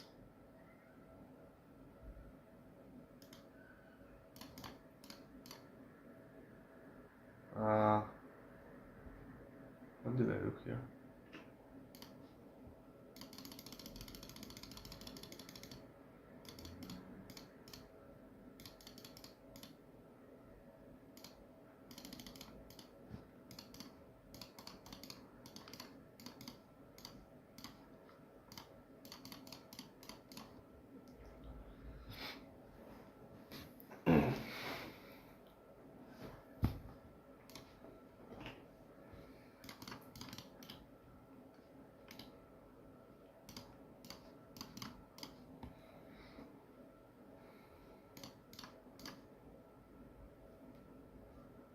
Okay, so queen 4 of diamonds, I think, is the bottom of my seated queens that I raise from the cutoff.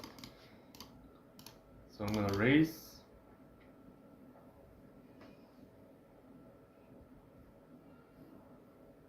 And I also raised 10-8 seated in the big 440 from the cutoff again. Okay, here I completely missed the flop, so I'm gonna check. I'm out of position, you know.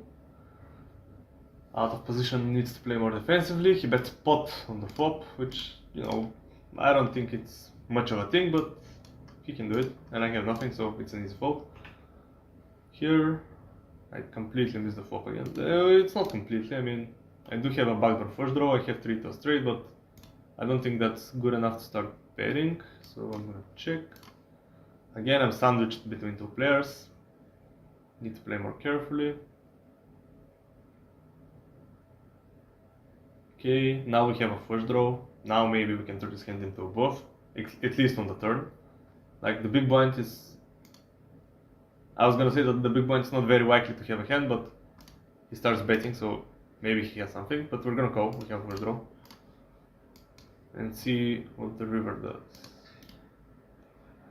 See what the river is first. Okay, the river is on 8, we have a pair of 8s. Like, if he checks, we are happy to check back and just show down the hand. If he goes a win, we're gonna have to think a lot. He does go a win, which is annoying. Okay, let's see. I'm gonna have some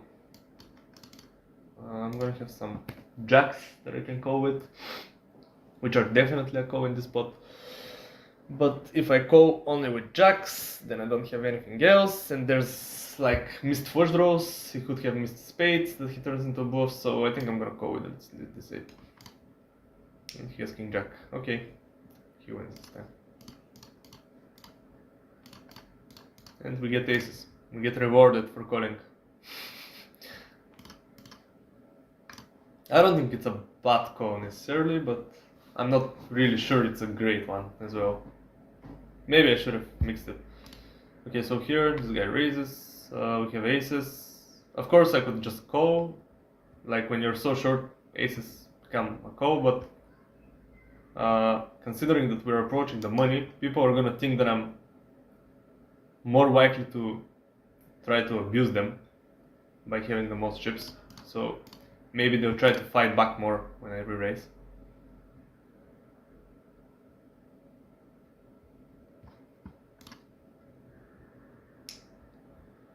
And as I'm gonna re-raise more with bluffs, I need to also do it with value hands.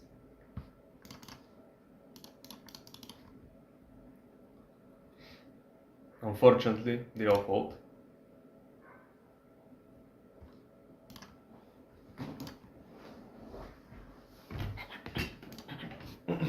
Pocket eights. Nice hand.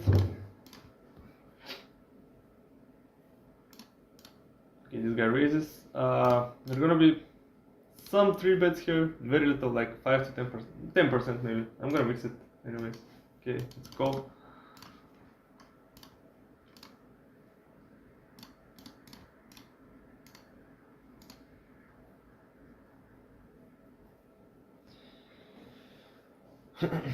King 6 deuce, he starts by betting really small. I'm gonna call once, even though I have 2 people behind me. It's just a really dry board, and if I just can't fold this on that dry board. If I fold pocket 8, it means that I'm calling with a king, nothing else. Or sets, like pocket 6s.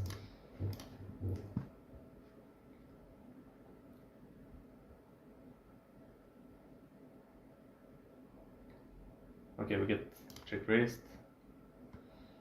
We're gonna have to fold here. This guy probably has a king or has a set. Like, it's not really easy to find bluffs on this board, so we probably don't have the best hand.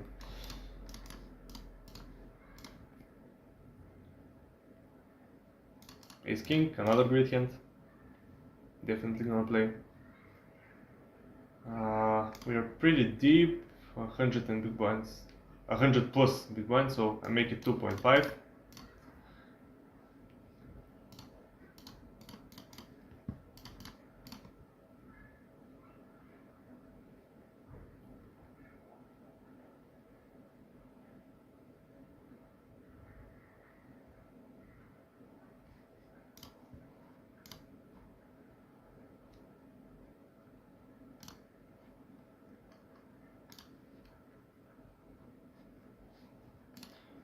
Okay, so we have top pair, we can start betting.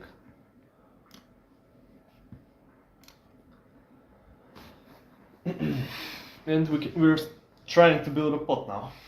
Top pair, top kicker.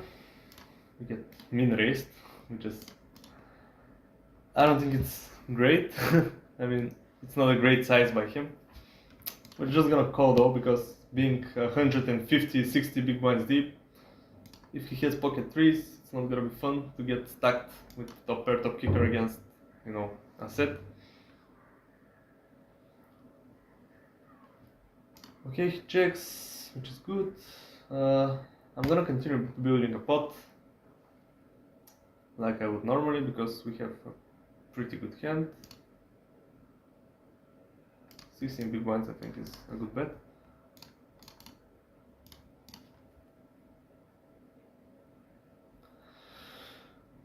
We really want to size up, because we want to get value from worse kings. Like if he has king queen or king jack, we definitely want to get value. And now he donk bets the river, which, I mean, I'm just gonna call, I'm not gonna raise, even though I'm pretty sure he has king queen or king jack and I want to raise, but I'm not sure he's gonna call a raise, so I'm just gonna call. Yeah, king 10, okay. So he had 2 pair. Good thing I didn't raise. Annoying that we get sucked out on. But still, I think we didn't lose as much as we could have lost. And that's why, like for example, if we were, in this hand, if we were 30 big blinds deep, it's just a no-brainer. Like when he raises like that, I call, he checks the turn, I bet the turn, he calls, and I go all in on the river, like whatever happens. 30 big blinds, it's easy. But when you have 160 big blinds, it's a lot different, because now if I make a mistake when he raises here and I re-raise, and he has a better hand, like 2 pair or set, I lose a lot more. I don't lose just 30 big blinds, I can lose 160 big blinds. So that's why you need to play a lot more carefully when you have just top pair, top kicker, or just 1 pair hand when you're deeper. So I just call, I still use, a big bet that he obviously calls, he has 2 pair.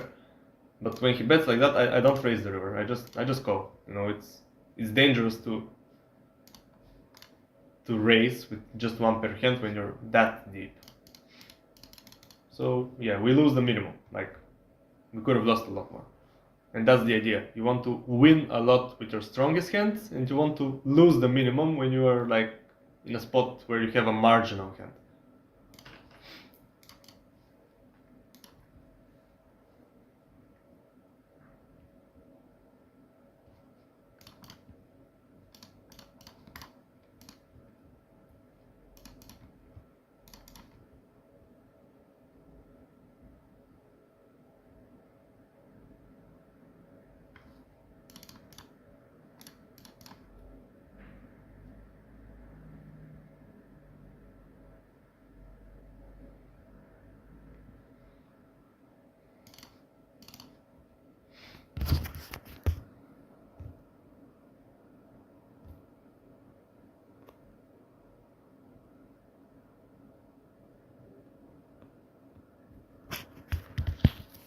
Okay, ace 10. I'm just gonna call. It's a 3x, like it's a big pre-flop raise, so no need to re-raise it. Like if I re-raise ace 10, I'm probably gonna fold out ace 9 and ace 8, and I'm probably gonna get called by ace jack and ace queen. So I'm getting called by better, and I'm folding out worse, which is there's no point in doing it. The purpose of a bet, as I have said, is to get called by worse and fold out better, not the opposite. Now he c-bets this board. I mean, I do have a heart, but okay, it's a small bet. I'm gonna call once. Okay, let's check again.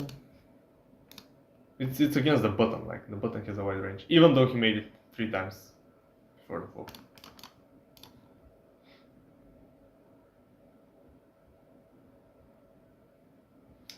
Okay, he checks back. Now, do I have any worse hands? I mean, I could have missed hearts that I'm gonna turn into bluffs. I think this hand wins often enough, so I'm just gonna check.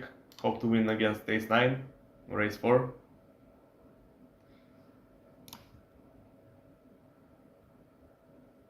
He bets. Okay, I'm just gonna fold. Maybe he has ace jack and now he has jack, so he wants to get some value.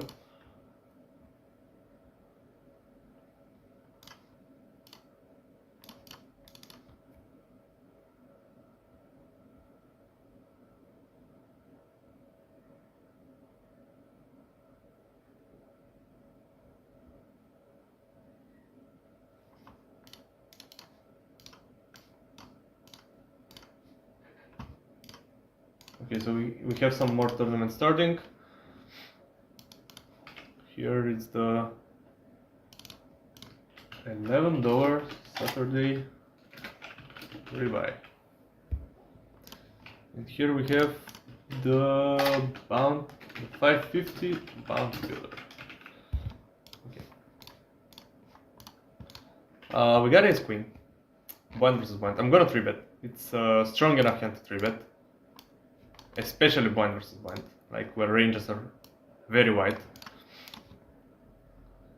If it was offsuit, I could have like immediately jammed it, like went all in, but this hand is strong enough to play post flop, so I don't mind getting called.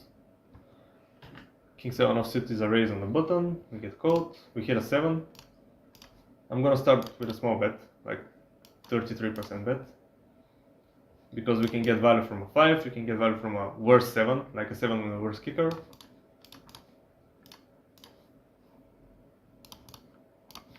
Of course we can get check raised, which is annoying. We're gonna have to call the check raise.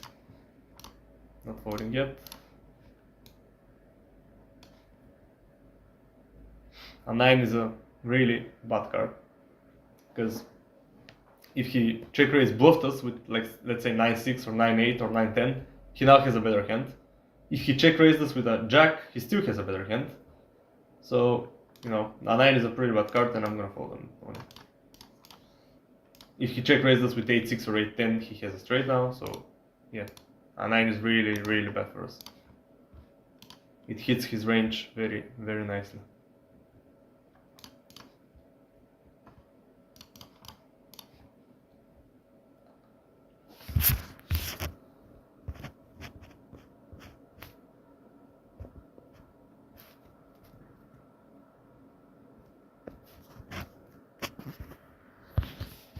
Okay, that's kind of annoying. So here, where I talked about that you have odds to call every suited hand from the big blind against a min raise.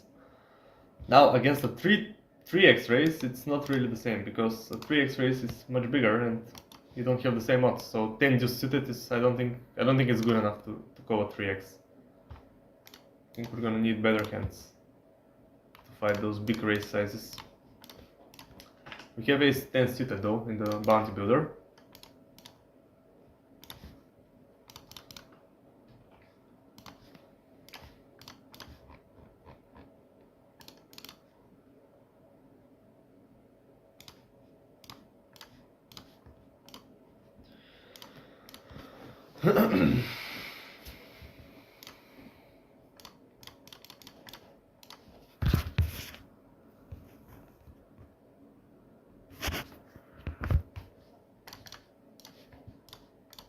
Okay, it's gonna take the fucking century for this guy to come back, so I'm switching to another table where I have ace king.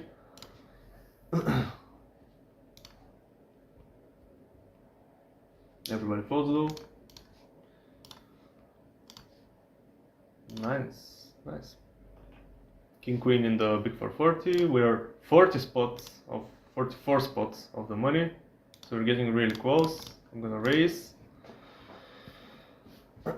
I'm no longer the chip leader at the table. This guy has more chips than me.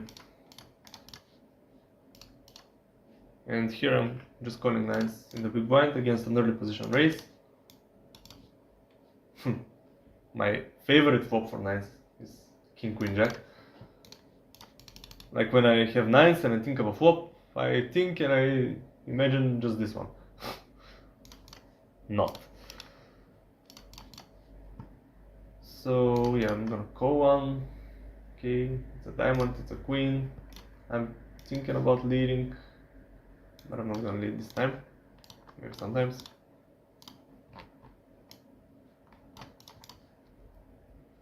He bets again, it's an easy fold for me. Here I check raise the turn with a flush. My opponent calls, and I have the nut flush, so I'm gonna bet big. I'm thinking about overbet jamming, but yeah, I can get the bounty if I do it. So yeah, I'm gonna overbet jam. Let's try to get the bounty. Okay, he doesn't come. Too bad. The greedy bastard size didn't work.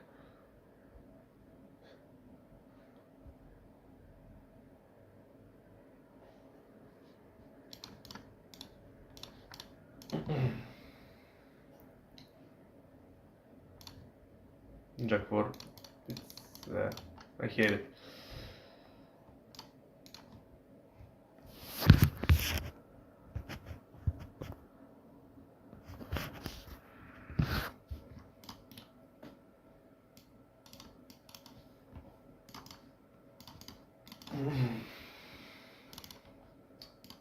Jack 4. Okay, so check on the flop. Now I have a straight draw. I mean, I'm gonna start by betting big on the turn. Let's see what happens. Okay, we win the pot there. I was gonna bet big on the turn, and I was probably gonna bluff the river. I mean, I was blocking ace jack and jack 9, so I need to find the post there.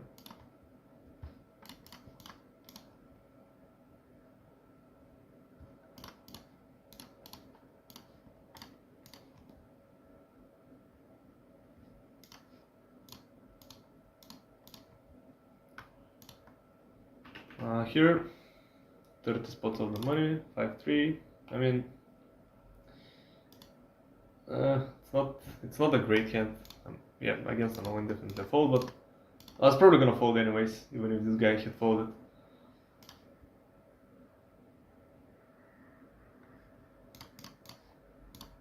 Ace king though, I'm not gonna fold. We have ace king here as well, so two tables with ace king. On this one, we're gonna have to squeeze. Like, I'm gonna make it 8 big blinds, even 8.5 even, because we're deep stacked. So let's re-raise, and here this guy makes it 3x, I'm gonna make it 8.5. gonna re-raise it as well. And if he goes all in, we're gonna have to call. He doesn't go all in, but we hit an ace, which is like amazing. I'm gonna start by betting really small because we have like a very close to 1-to-1 pot ratio. I'm gonna bet 10% on the flop. It's a very dry board. I get called. So now here I'm gonna balance the times that I have kings and queens, and I'm gonna check by checking ace king with the king of diamonds. If I had ace king without the king of diamonds, I was probably gonna bet, but this time I'm gonna check. And the reason for checking is exactly that. Like if I hit a diamond, I'm not worried about him having king queen of diamonds now and sucking out on me, because I have the king of diamonds and the ace of diamonds is already on the board, so there's almost no chance that he has a flush, and I'm just gonna jam the river. Hope that I get called by ace queen or ace jack, something like that.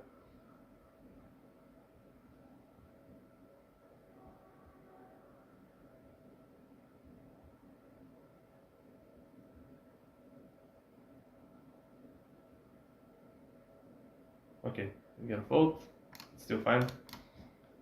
But I'm gonna need to do that sometimes, because when I 3-bet him before the flop and the flop comes a7 for rainbow, like I'm gonna have kings and queens here sometimes. And when I have kings and queens and I bet 10% on the flop, I'm probably gonna wanna check back the turn. And if I only do that with kings and queens, then every time I check, he can exploit me just by going all in on the river. So I need to protect my checking range by including some ace king or ace queen in my check back on the turn range, if that makes sense.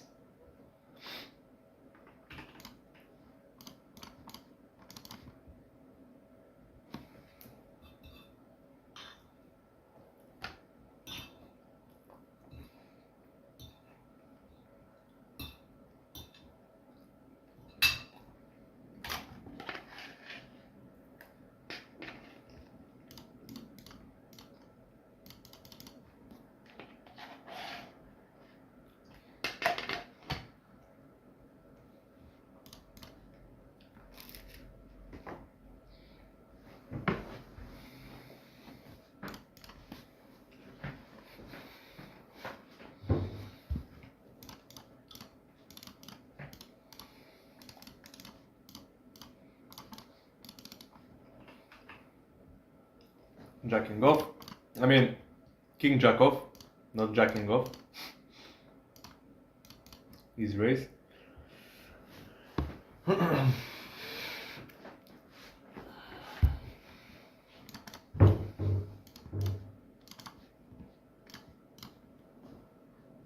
We get 3-bet here, it's gonna be fold. This hand is not strong enough to fight against this raise. It's definitely not gonna be the best hand if I go all in. So it's an easy fold.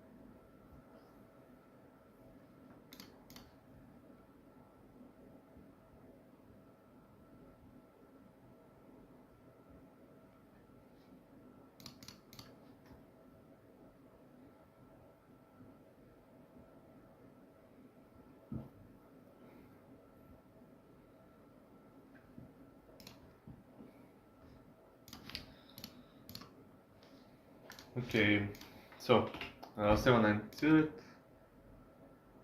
It's gonna be an easy call against two players. Like it's a normal raise size, nothing out of the ordinary. 7-9 suited is just a call. So we have a straight flush draw, a straight draw, a flush draw, everything.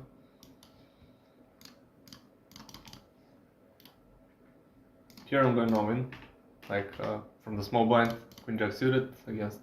I have only 15 big blinds, so you want to play mostly all in or fold strategy from the small blind when you're this short. This is a very bad call by him. Like we're gonna chop, but usually this hand should be folded by him pre-flop. Very bad call.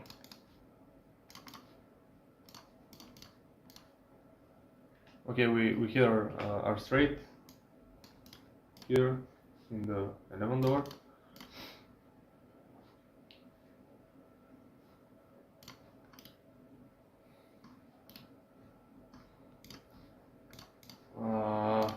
Get clicked. I'm definitely just gonna call. See a flop. Okay, so we have a straight draw. I'm gonna check to him. He's gonna bet and we're gonna call. Obviously, here this guy continues betting and we have straight, so I mean we're gonna call. Not going anywhere.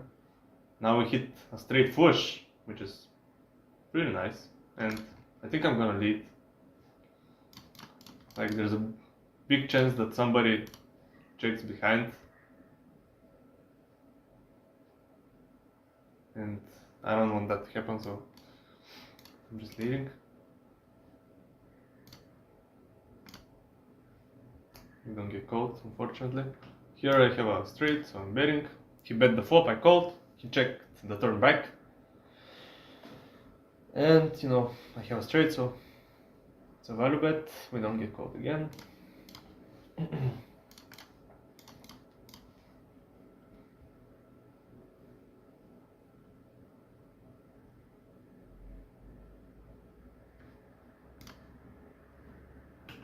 Okay, here ace-10 suited, 12 big blinds. This guy limps. Like, if he hadn't limped, I would have gone all in. Now that he limps, I have even a better reason to go all in because there's more money in the pot. So it's an easy all in.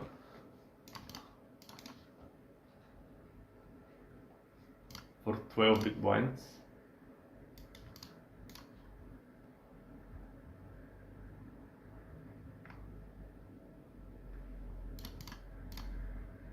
Okay, we won it without having to see cards. This is a fold. Now we're gonna defend ace-3 suited in the big blind.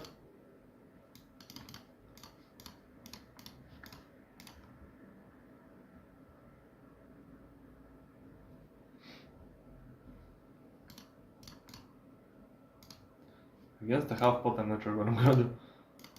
Like against the third, I could have called. Against half pot, I'm probably gonna fold without the backdoor first draw or the first draw. If I just call every ace, it means I'm defending too much, I think.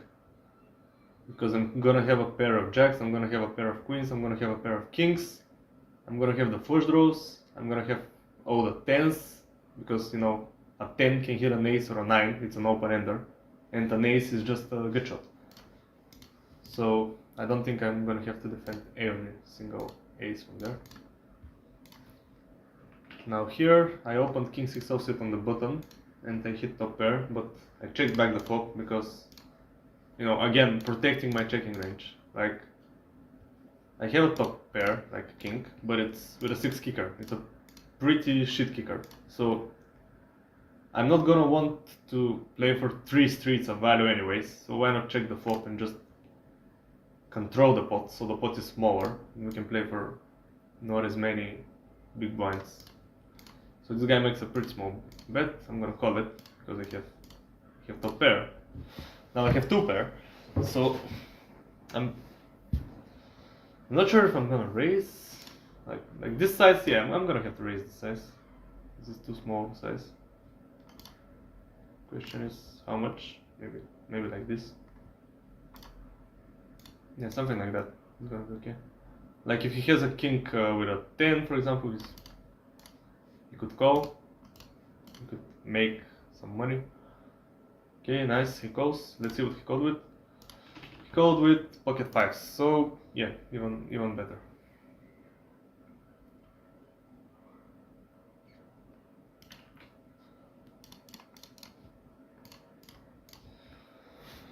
People don't believe me.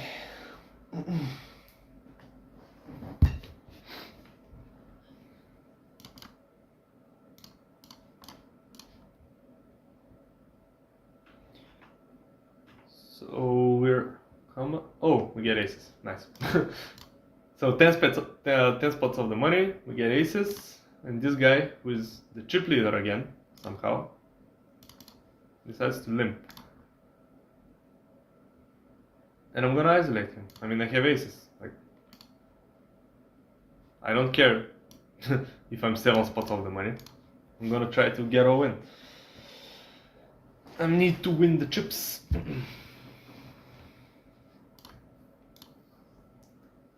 Give me the chips. If this guy is trapping with like ace king, it's gonna be perfect. Because he's gonna go all in now. Okay, he doesn't go all in. Now, this flop is terrible. I lose to king jack, I lose to jack 10, I lose to ace queen, I lose to king, to a warsaw. So, the fact that I don't even have the ace of diamonds is, the more annoying. So, I'm gonna check back. Not my favorite turn. Still, I'm gonna call a bet. So yeah, he bets. I just need to pot control, so I don't, play a huge pot with a hand that is not that great. Especially when I'm 5 spots of the money. So, this is a pretty safe river. I'm gonna call bets. Like, he bets, I call. He has king 9, great. And now I have aces here. So, again, we re-raise 3 times because we're in position.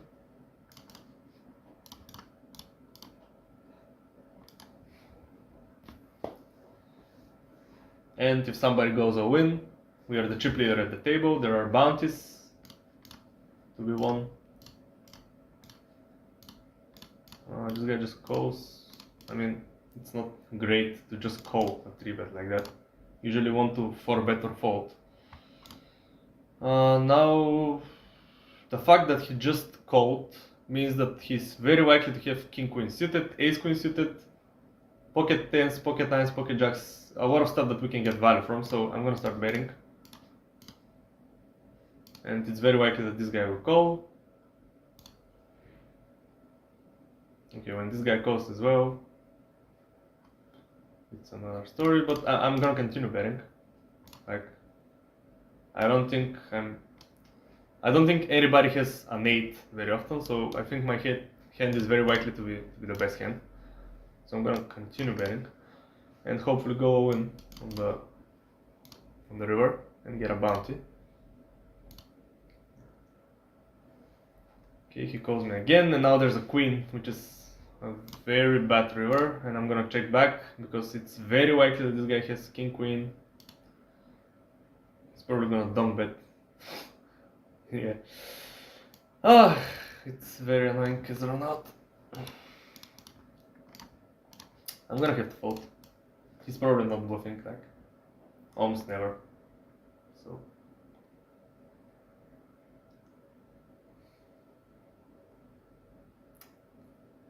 Yeah, very, very annoying.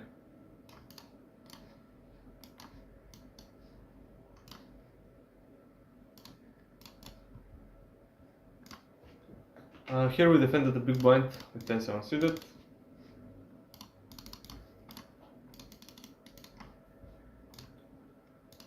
He continuation bets for a very small size, so it's an easy call. Reduce, check.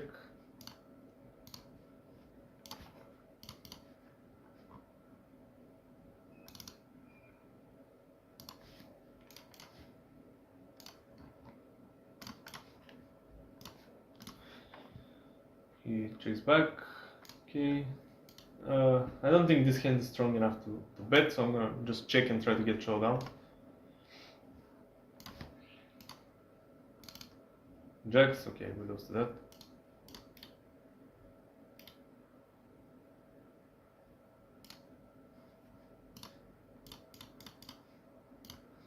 Pocket nines here, I think it's a fold, because we have an undergun raise, then we have a 3-bet, we don't have any blockers to the strongest hand, so pocket nines is just a fold. We made the money here in the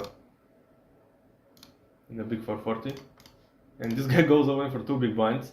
So I'm gonna jump against the big blind. I was gonna jump if this guy had folded, so I don't think this guy for 2 big blinds has a really strong hand.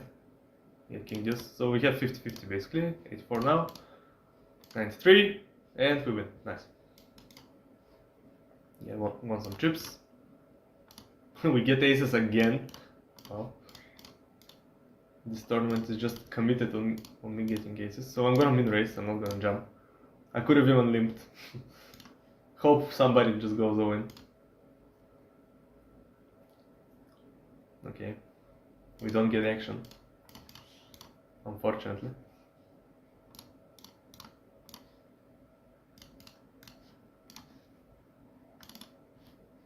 Okay, we raise again, we jack and suited.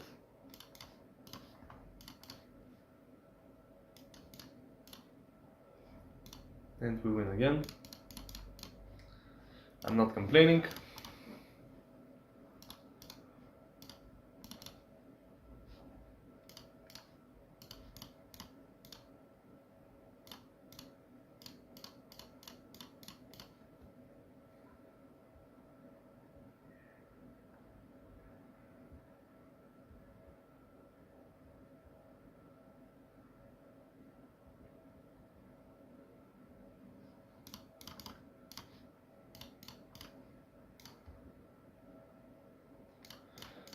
Okay, so the game got tired of giving me aces in this tournament, so it decided to give me aces in this tournament.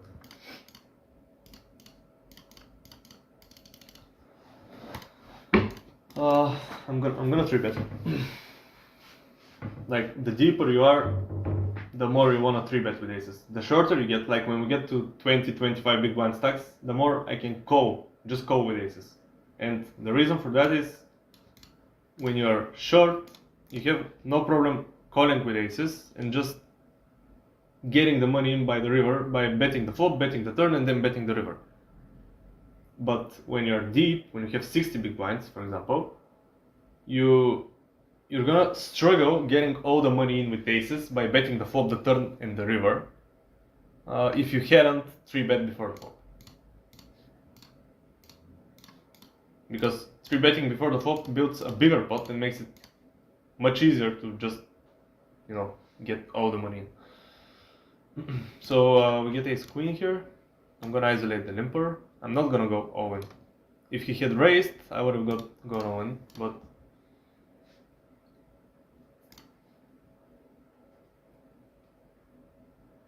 against the limp, I'm just raising. Okay, he calls. It's a 10 high. Not my favorite. Still, I'm gonna continuation bet here. I could have the best hand very often, so yeah, we can fold. And we have a break again. Okay, I need to register some more tournaments. Let's see, the bounty builder for 40. Maybe I'll play that, and later we'll see. Okay, so I'll be back after the break.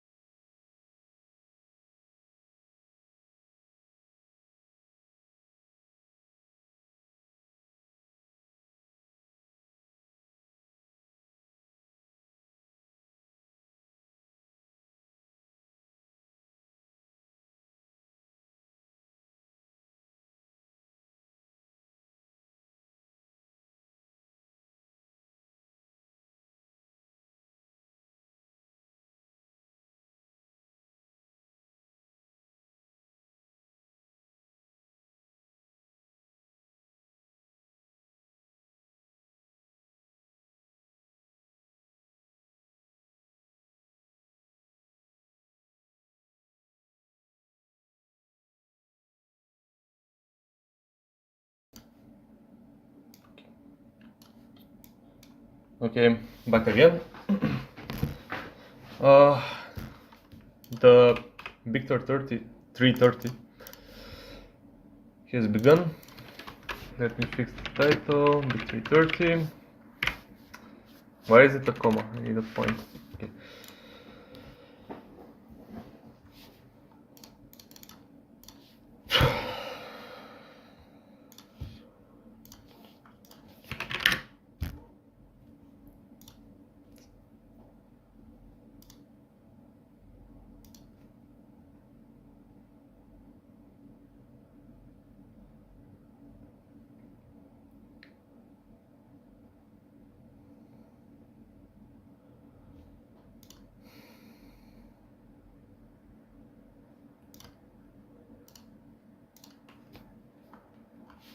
Okay, we have ace queen in the second though.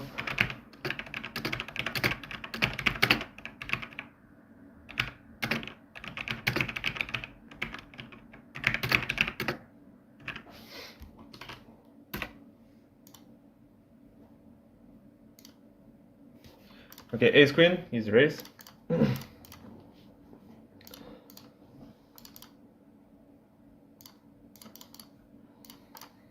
We get 3-bet though. We can use this hand as a 4-bet bluff sometimes. We can call sometimes. I'm gonna mix it. So let's see. We're gonna call this time. Okay, so we have a gut shot and 2 overcards.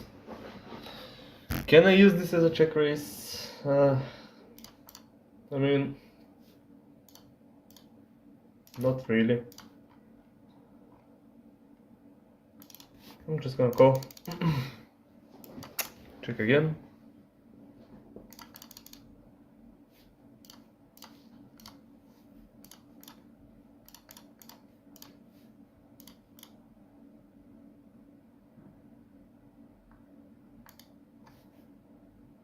Okay, he bets pretty big. I'm gonna fold it on. Here I defended the big blind against the small blind, and the flop is 3-4-6. I'm gonna start with a check on the flop. Okay, so now we have an open-ended straight draw. We can hit a 9 for a straight, we can hit a 5, we can hit a 10 for top pair. Our opponent bets, so we're gonna call. He bets pretty big, but still, we have a good enough hand. A deuce is not my favorite card. Maybe we can bluff if he checks.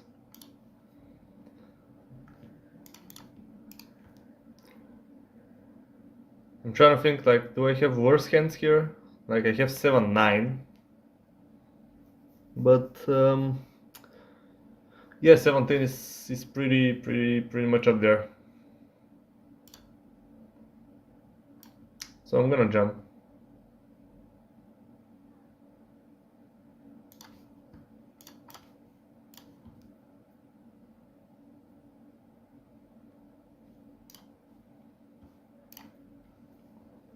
We don't have a diamond, which is good. Like, we want our opponent to have missed diamonds. So we unblock those, and we get caught by aces, which is, like, you know, pretty standard. I don't expect him to fold aces. It's just annoying that he has them. But it's what it is. I don't think I have any, like, besides 7-9, I don't think I have any worse hands than 7-10, so it's not a pretty, you know, it's not a bad decision to bluff there, I don't think.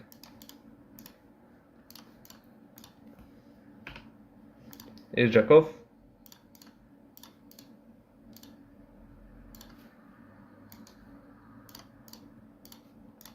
Ace jack off is gonna be mostly a 3-bet from these positions, so I mix it and it's a 3-bet. So we make it 6 big blinds. Here we can just jam, like, the effective stack is 6 big blinds, so queen 10 suited is perfectly fine to just go all in. He has king queen. That's annoying.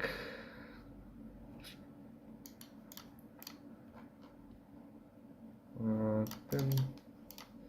So we 3-bet here with ace jack off against the cutoff.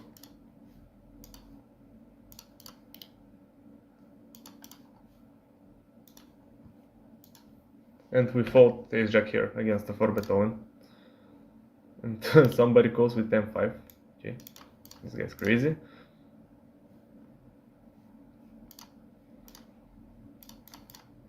I continuation bet this flop, 9-6-3 with ace jack.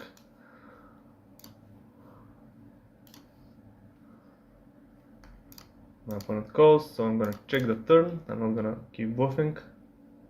Not with this hand. He bets, I'm gonna fold.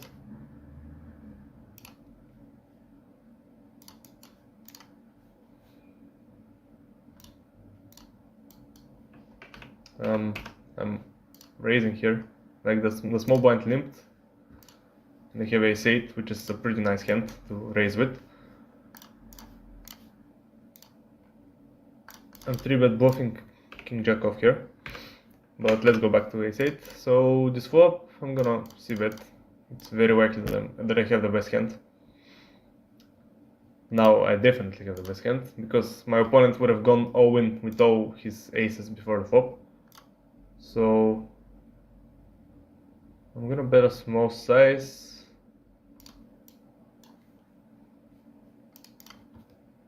And he folds, okay.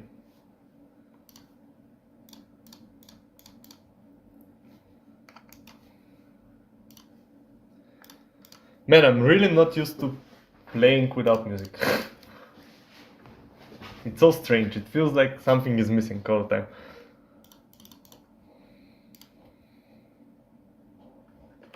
We get king jack suited here. King jack suited, great hand, we just raise.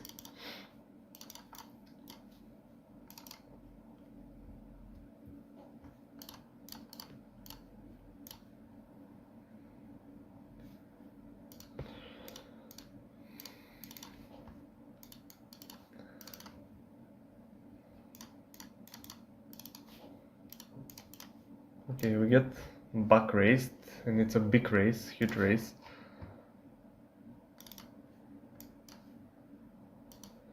I think I'm gonna jump. Like, I need to fight those raises, and he could have like stuff like, you know,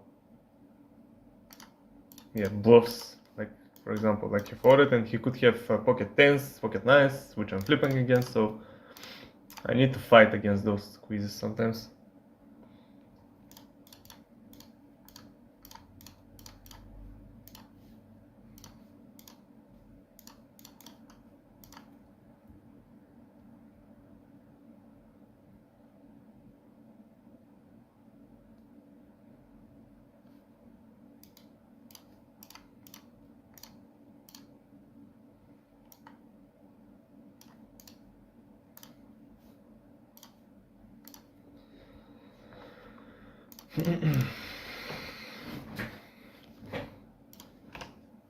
The crazy guy limped. Oh, let me put my leg on my desk.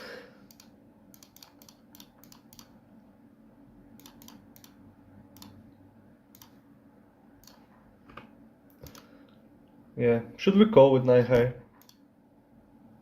Of course not.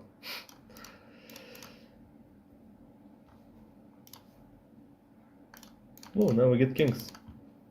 Wow. Okay, here, 12 big blind all in, we have a jack suited, we're gonna have to call it. Then I'm gonna jump.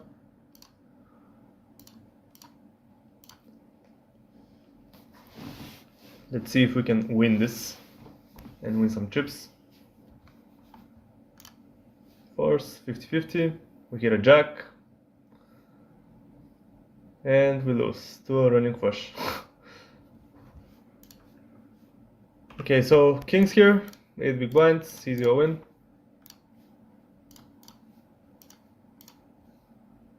Somebody calls, another one calls, ace 9, ace 10. We just need to avoid any nines and aces. We do, nice, triple up. So 27,000. Really nice. We're back in the game here.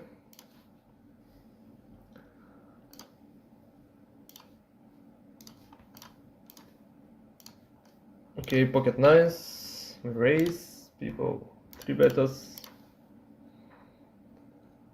They don't want us to be happy, they want us to be sad and miserable, but we're not gonna let them. So I call. I don't hit a 9.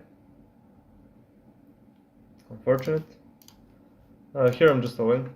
With king jack off for 10 big blinds, 11.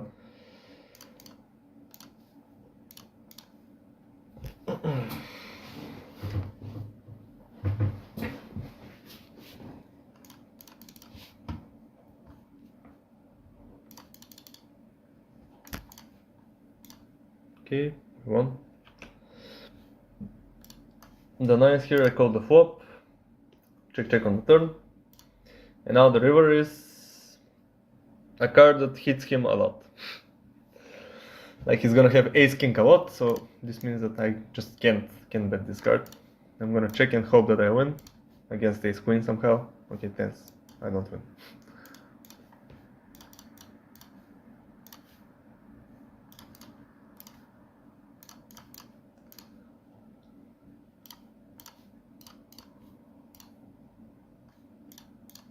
Wow. Here I'm gonna fold. Just the flop I was hoping for when I played 4-5 suited. What is this? Can I start betting actually? Can I bluff this? I'm gonna try. I'm gonna need some bluffs. Yeah, okay, great.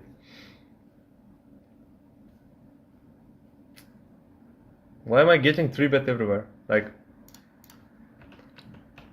I'm getting 3-bet here. I'm getting 3-bet here. I'm gonna fold here. But in the $11 one, like, I can't fold queen 10 suited, so I'm gonna see a flop. I mean, I can. It's under the gun against the middle position 3-bet. And it's a guy that I've marked in red, so he probably doesn't have enough bluffs. But I'm still gonna call, see a flop. Okay, we have top pair. We need to be careful with top pair though. It could be dominated, he could have kings, aces. Starts by betting, so we're just gonna call for now.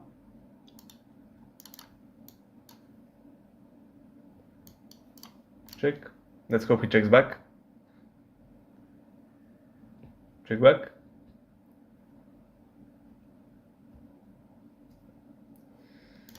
Oh, this is the point where it gets annoying.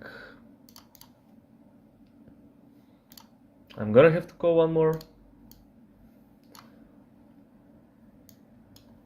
And let's hope he checks the river back with ace king. Check. Nice. Okay. We won. So I want to see what I was playing against, but the game won't let me. Okay. So he had ace 10 offset. So he has bluffs. Okay, that's good to know. He has bluffs. Here we have 20 big blinds against the button raise, so it's a no-win. Nothing to think about. Just a standard spot. Okay, we want some chips. Ace jack here is... I'm gonna mix it. Okay, this time it's a 3-bet.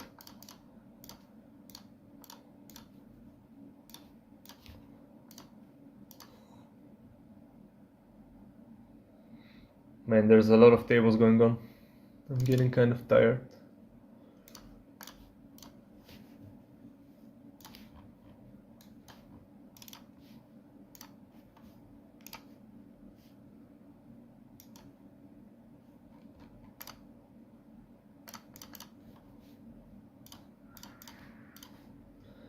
Yeah, it's a lot of tables. Okay, ace 10 suited here. I'm squeezing against a button and a call from the small blind. I could have made it bigger. Like, I'm looking at it now, I could have made it like 14. But still, I think it's okay. We flop a good shot with a backdoor first draw. I'm gonna start by betting because, you know, king high boards usually not bad for me as a 3-better. I can see bet a lot on them.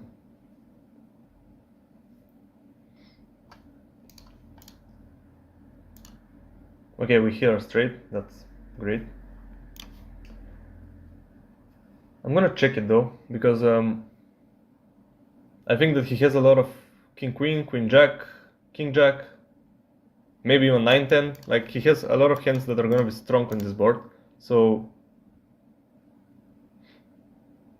I'm not gonna always bet.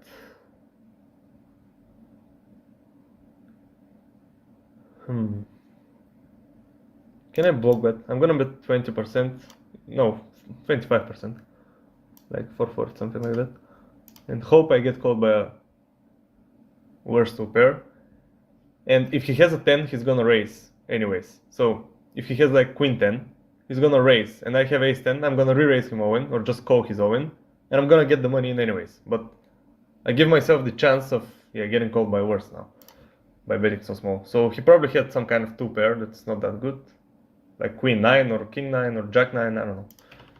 Let's see, queen 10. Okay, so he had a 10 and he didn't raise. Wow. That's, I don't know. I don't think that's good. I don't know how he did it, but I don't think it's good.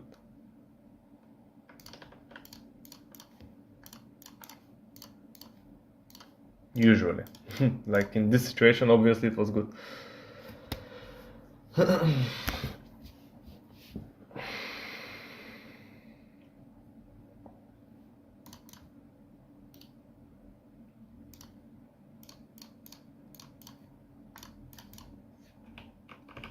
So ace jack here, 25 big blinds. I'm gonna mix between 3-bet and fold. It's a fold this time. Because, you know, there's a race from under the gun and I'm in middle position. Like, there's still 6 people behind. This race is really strong because it's from the first position. And ace jack is not that great of a hand.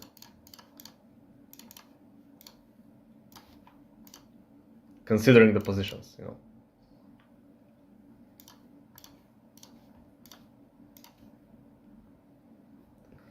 I don't think ace jack plays well as a call, because like when you call, there's a chance that a lot of people behind you also call, and it doesn't perform well multi-way.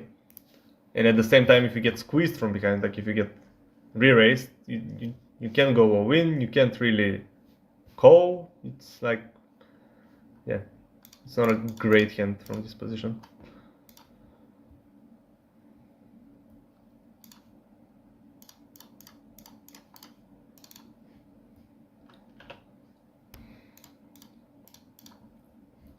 Ace-9 suited, pretty good hand, especially blind versus blind.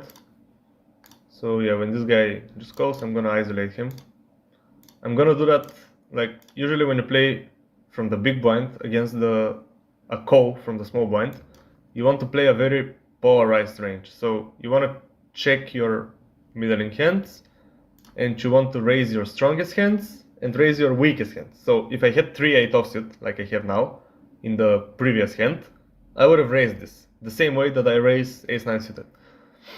So really, really polarized ranges.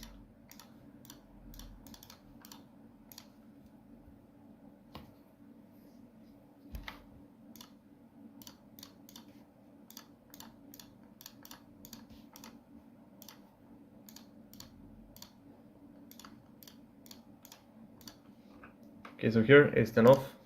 Ace-10 off is, for 11 big blinds, like, very easy to win. So just click the button, and we know that we have made a good decision. The outcome doesn't matter.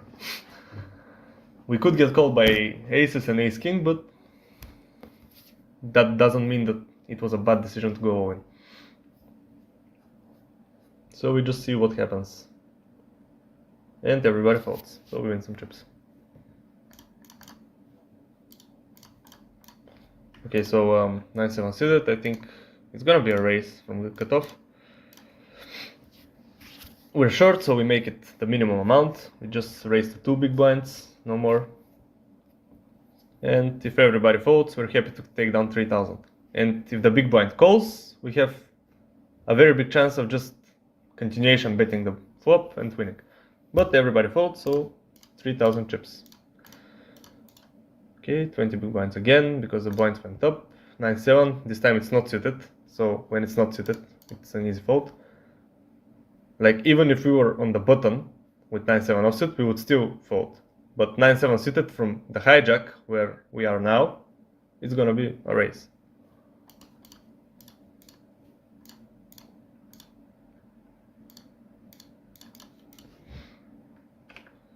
Jacks here in the big 330. I'm gonna 3-bet with jacks.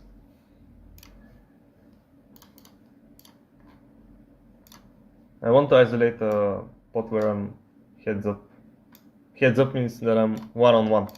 So if I call, I give chance for a lot of people behind me to call. And now when I isolate, I remove the people from behind and I isolate myself against this one player that I want to play against. Now if he 4-bets, it's a little bit annoying, but you know, that's another story. So we hit top set, which is the best hand we can hit. I'm gonna start betting because we need to get the money in. We are pretty deep.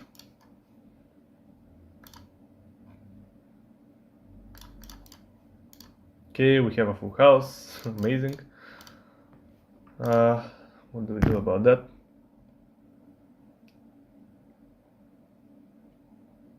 I mean, we continue betting. I'm not gonna bet very big because with this hand I'm blocking the chance of him having a jack, which makes it much less likely that he's gonna call. So I'm not gonna bet very big. Yeah, he still folds.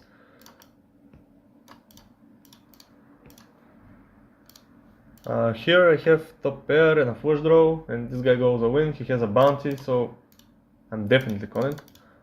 He has pocket threes, so he hit a set on the turn. Wow, that's... Given how the hand went, yeah, I'm gonna show you. So, we get a raise from the cutoff, I call the button, and everybody calls.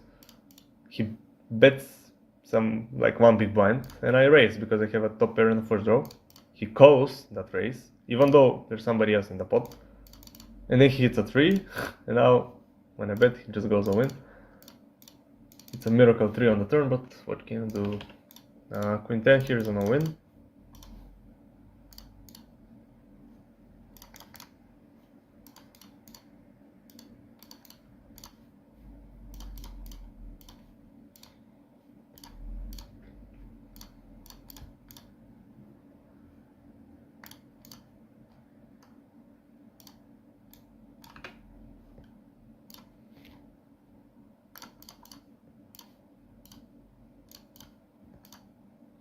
So we get called by Jack 9 offsuit. And we win, nice.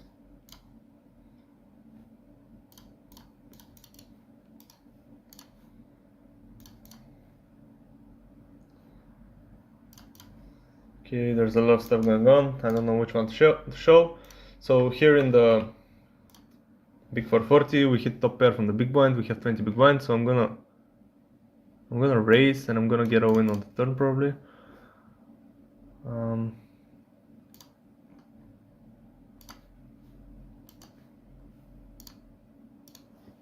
Here we have a full house.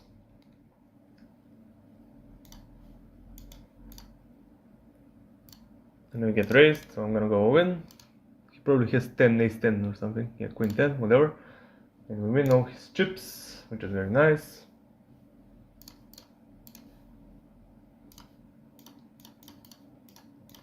There were other stuff, there's, yeah, other things going on, but I couldn't show them. It's too much at the same time. Can't handle it. Not yet. So here we have 3-4 suited in the marathon. I mean, I'm gonna check CFO. No doubt about it. Ooh, shit. We hit a fucking full house, man. In a limped pot. So let's hope somebody bets. Nobody bets. You fucking people, why don't you bet? So this deuce probably doesn't improve anyone, which means that if I want to get money in the pot, I'm probably gonna have to start betting myself. And I'm gonna start betting myself. I'm gonna start with a small size just because of the blockers that I have. Like, I make it pretty difficult for anybody to have anything, because I soak the board. I just have everything. So yeah, huge bet's probably not gonna get called, so I make small bet. And now the push comes. So even though I have the king of hearts, I'm gonna check and I'm gonna hope that somebody tries to either has a flush and he's gonna bet, or tries to bluff and represent that he has a flush, which I'm gonna raise. So I'm gonna check and he instantly checks back. And this guy has 8. Oh my god. Why don't you check raise the turn? Like, you have 7-8 here. I bet. Why don't this guy calls? Why don't you check raise your 8 now? You just call with an 8. Like, what is that? It's so bad, dude. I could have gotten so much more if they knew how to play. But whatever. Yeah, pretty annoying. I have pocket 9s for 20 big blinds, which is like, if somebody raises, yeah, I'm just gonna go all in. Not really much to think about.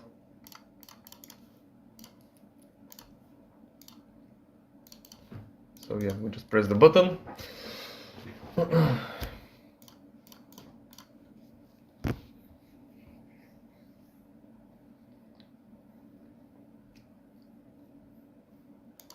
And we get a fault. Okay, that's fine.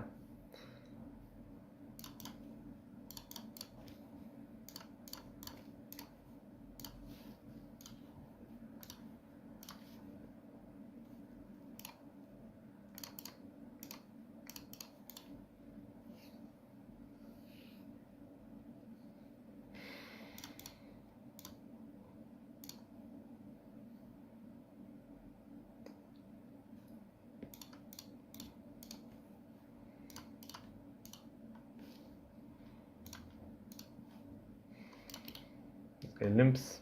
Limping is not good. When I see somebody limping, like, you want in poker when you're first in, like when everybody has folded before you and you're not in the blinds, you're not the small blind or the big blind, you always want to enter the pot by raising, or you don't want to enter the pot at all. Like, you either raise or you fold. You don't have any calling of the big blind. That's just, you shouldn't do it. It's just bad. Here we have king 10 offsuit that I decided to raise from the wall jack. We hit the pair. This guy has 25 big blinds in the big blind, so that means I'm probably just gonna bet flop, bet turn, bet river on most runouts. So we start by small bet on the flop.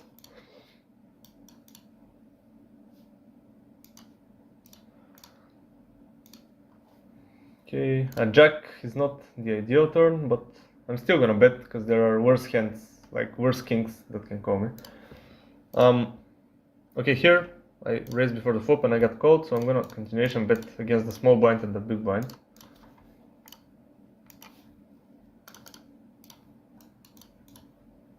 So the small blind folds, the big blind folds, that's nice. I'm gonna continue betting in the $11 tournament. So yeah, my opponent folds. Pocket 9s, very playable. I'm gonna raise again. This guy makes 3 big blinds. I'm just gonna call, not gonna re-raise him.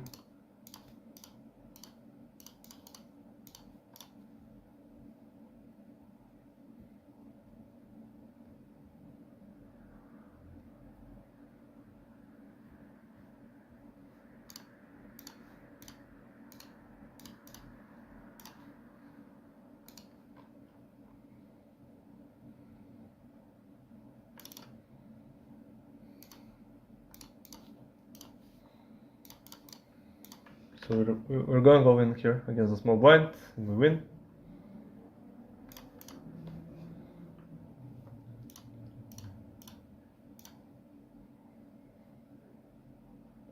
Here I'm just folding the flop with the 9s. And in this tournament I raised, the big blind called, I checked the flop, the turn gives me a set, which is, nice. So I'm gonna bet the set. Yeah, I lose to some straights, but I can also get value from like worst two pairs, maybe some flush draws that call, and I'm gonna check back on the river, if it's not full house river, you know. Like if it's a 9 jack or a queen, I'm gonna bet the river. Okay, pocket 8, we raise again.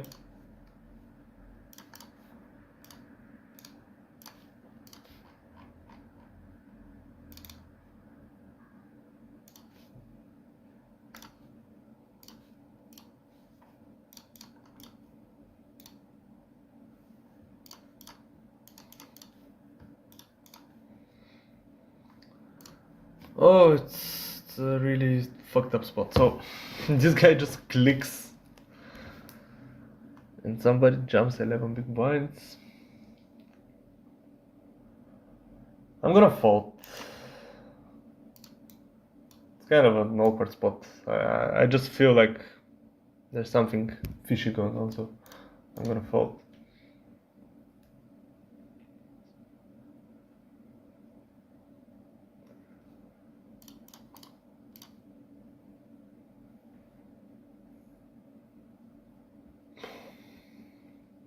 Yeah, this guy has aces.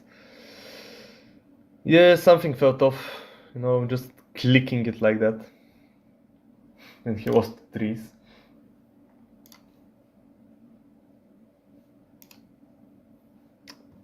Poor guy.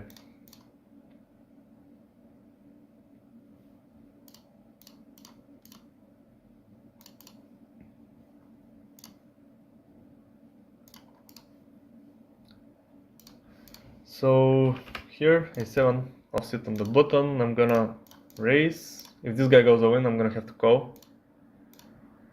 Okay, everybody votes, that's nice, we get some chips. So we're building a stack here, like slowly but surely.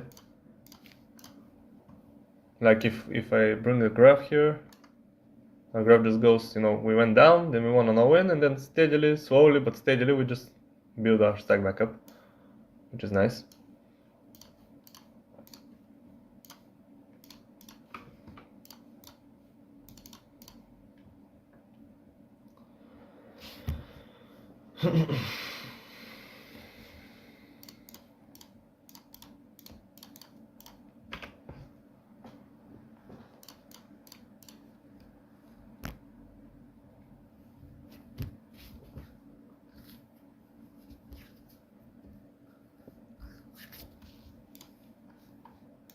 Okay, so king jack off here, I'm probably gonna have to call, see a flop.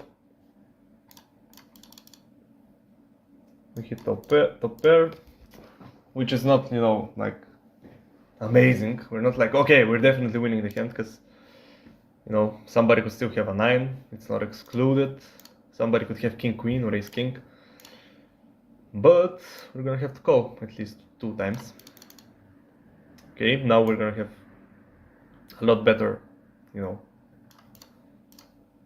a lot better chance of winning.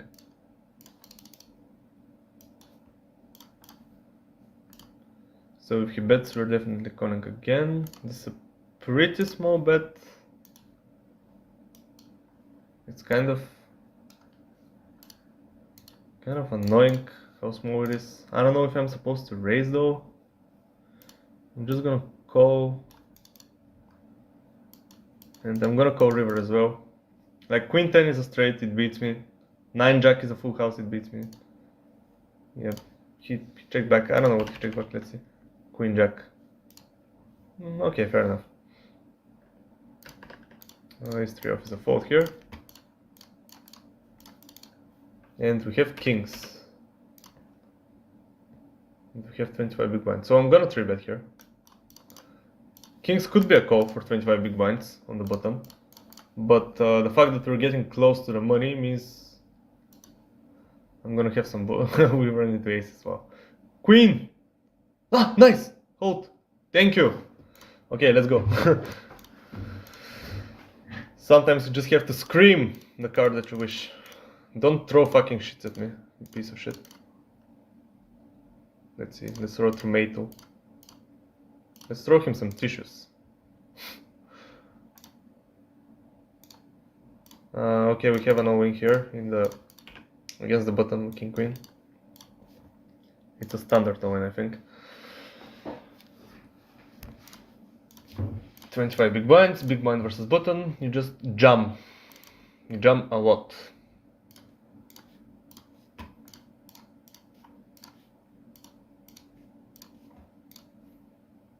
Okay, so here it's a very awkward pot. Everybody limped before. Like this guy limped. I completed the small blind. This guy checked. Now this guy bets pot on the flop. I call, and this guy raises huge. So he's in the big blind. He could have a lot of deuces, and I think he has a deuce. Like it's very difficult to find bluffs here, so I'm just gonna fold. Not gonna bother.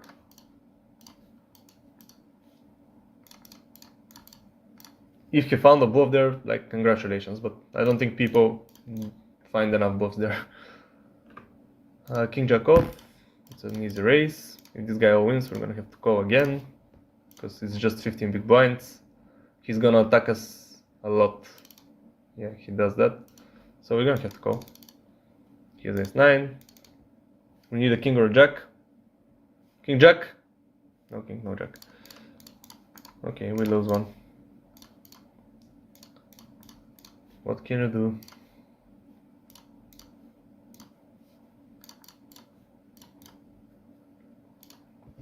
Ace king in the 550.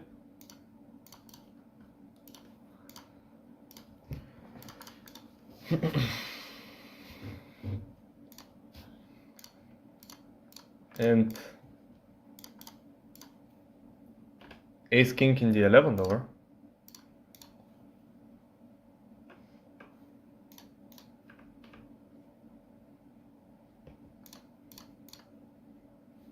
Here we get jammed on, we just go.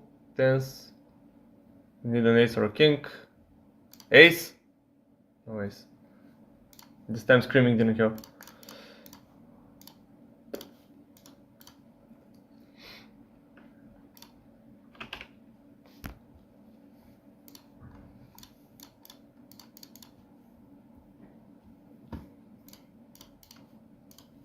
Okay, we get jammed on again. And we're gonna call again.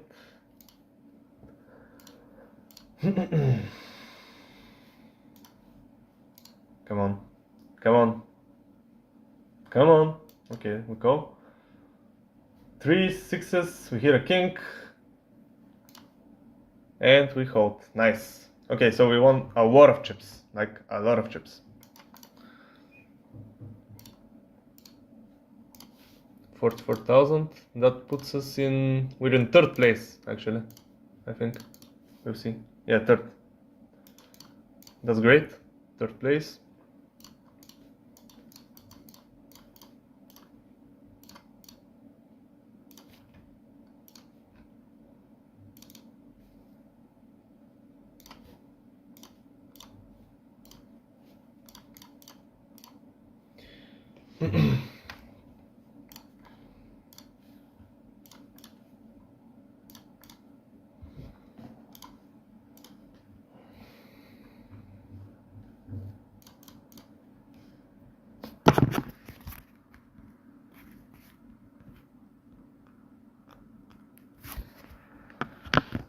Checked and suited. It's a raise from under the gun. As I said earlier, like every suited 9 is a raise.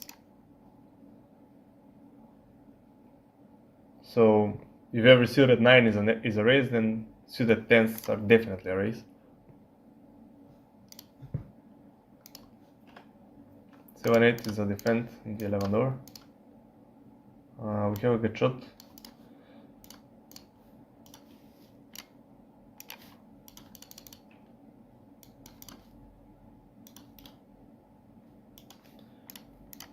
Okay, so this good shot. I think I'm gonna check raise it as a bluff.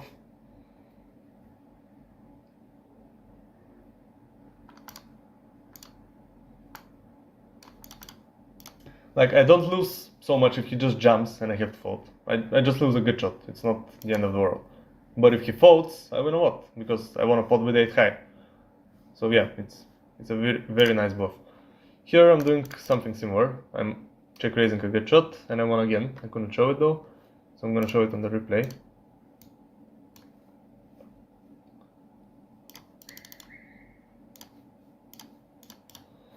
I just need a second. So, okay, here I did basically the same thing. I'm playing from the big blind, this guy raises, he c-bets, I check raise a good shot, and he folds. So I just lose a good shot if he jumps, and when I win, I just win. It's nice. It's a very nice way to bluff. So here I'm gonna go all in with a jack for 13 big blinds. And I'm also going to go in the big 440 with ace-9 against the cutoff.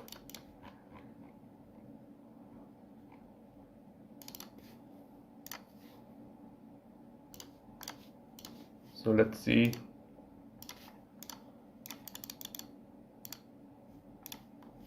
We get called by Jack King. Okay, here we get called by Ace Queen. We need to hold, and we do. But here Jack King hits 2 kings, and we don't hold. So we win some, we lose some. 83rd place here is, let's see, 83rd place is how much money? $9.70. So $9.70. It's fine.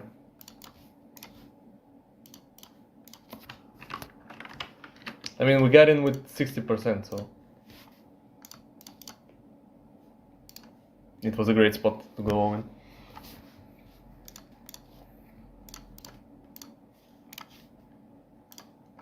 I'm gonna 3-bet bluff here in the big 330 with king 6 off against the button. I have a good blocker, and usually you want to play polarized from the big blind when you 3-bet.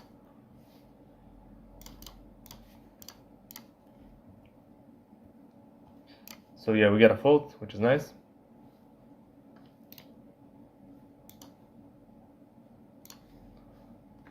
Tens, I'm gonna min raise because the big blind is very short. Like, when the big blind is that short, I just want to give him the best odds he can have to call and see a flop, because I have an amazing hand. 9-7 suited is a raise from this position usually, but the people in the blinds are really short and they're very likely to go all in, and I don't want to have to call all-ins with 9 high. So even if this guy hadn't gone all-in, I still would have folded.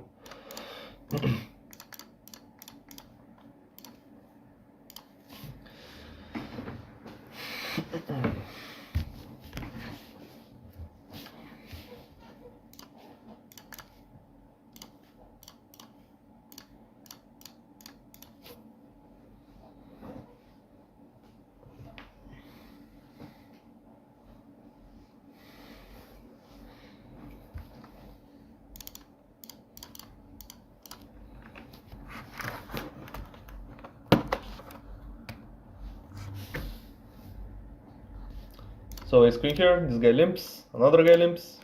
We have to isolate them.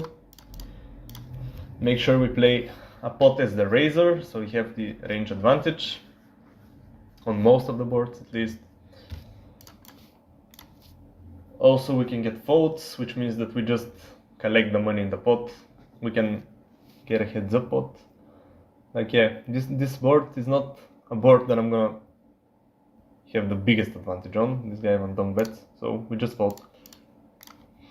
But most of the boards that are gonna come, that are not gonna look like this, we're gonna have a range advantage on, so usually we will win. And again, this guy, by betting this big, like out of turn, he basically says I have a hand. And he makes it really easy to play against him. Like, okay, you have a hand. Then when he says I have a hand, I just look at my hand and decide, okay, do I have a hand?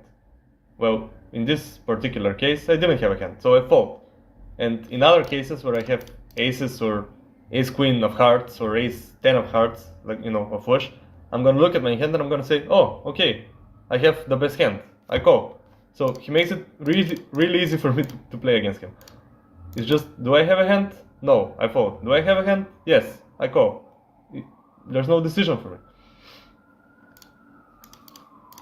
That's why those big bets are very bad. You just remove the opportunity for me to make a mistake. You make it like really easy for me to play because your hand is face up.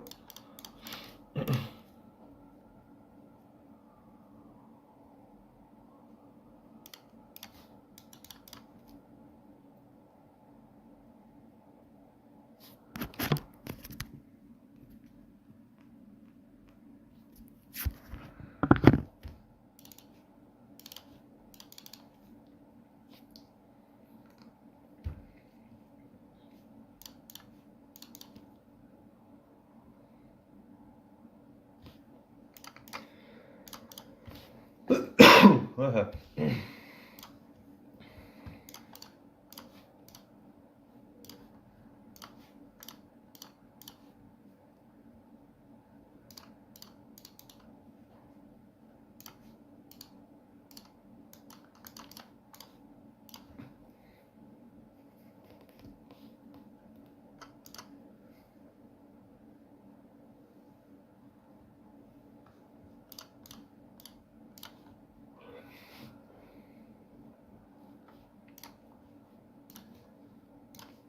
Okay, so I didn't register the bounty builders. What am I gonna play? Am I gonna play too late today, or am I just gonna cut it short? I think today I'm gonna cut it short actually. I'm gonna register hyper turbo and a turbo, and that's gonna be it. So the hot 440 and the hyper 550, and that's about it for today. I'll try to get in longer sessions when I have more viewers. Right now I'm just creating content for YouTube. I'm just trying to get enough spots where I can make videos. So yeah, hot 440. And where is it? Hot hyper 550. Okay. So I registered this one. Thank you. Take my money. Yes, take my money. Here I checked. This guy bets. I call. Like he bet pot on the flop, which is, you know, it's worrying. If he bets again, I could consider folding. And he bets pot. Yeah, okay, I'm gonna fold. You know, it's annoying. I'm gonna have to fold top pair, but it's a really weak kicker and he's just insane, so let him take it this time. Here I'm gonna defend in the $11. 7-10 suited against raise call. We check the flop because we're out of position. And not only because we're out of position, because we're in the big blind and our range is really weak from the big blind. So even if we have strong hands, we still check. We just keep our checking range protected because so often we're gonna miss this board and we're gonna check when we miss, that we want to compromise the fact that when we check, usually we have nothing, by also checking when we have something. So it's a range check spot. You check whatever you have. You check your whole range of hands. So we check again. We have a pair of tens against 3 people, you know, with a 7 kicker. That's not really a spot where we want to bet, because like when we bet, okay, if they have something worse, they're gonna fold, but if they have something better, they're gonna call. No point betting.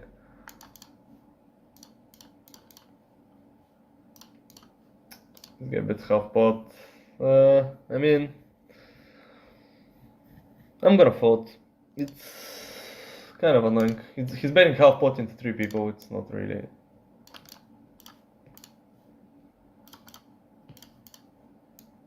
worth for me to call.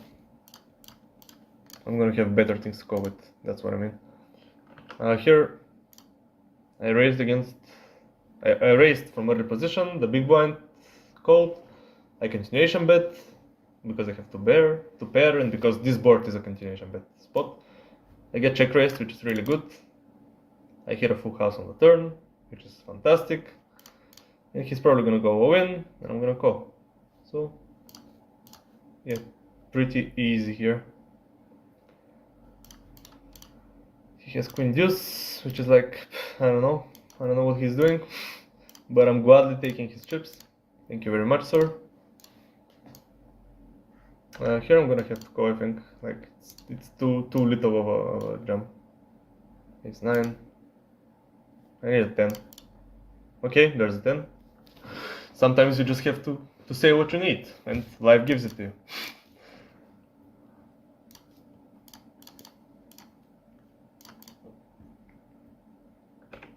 I called here on the button with 10-8 suited.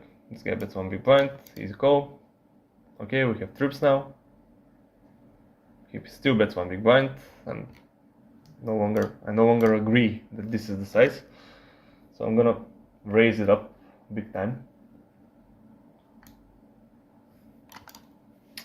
Let's see, not 80, 800. And he calls, wow. And the river brings a flush. Okay, so that's annoying. I'm still gonna bet because I have trips. And I think I'm gonna get called by a jack sometimes, but I'm not gonna bet that big. Like, just 2/3, something like that. Okay, I gotta fold.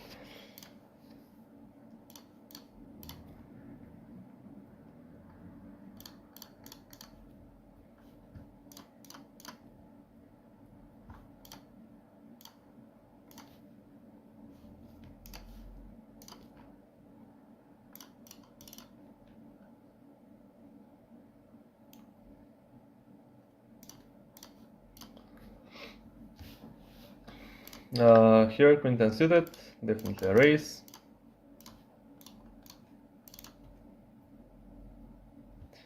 If this guy jumps, what do I do?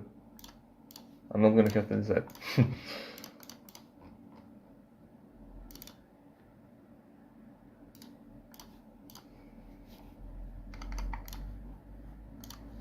Okay, so the small blind called. I think there are a lot of out folds if I bet, so I'm gonna continuation bet 33%. Like stuff like Jack 10 of hearts, 9 10 of diamonds, King Jack of spades, all those could fold, but he didn't fold, and I don't think I have a weak enough hand to start just blasting, so I'm just gonna check. This is not a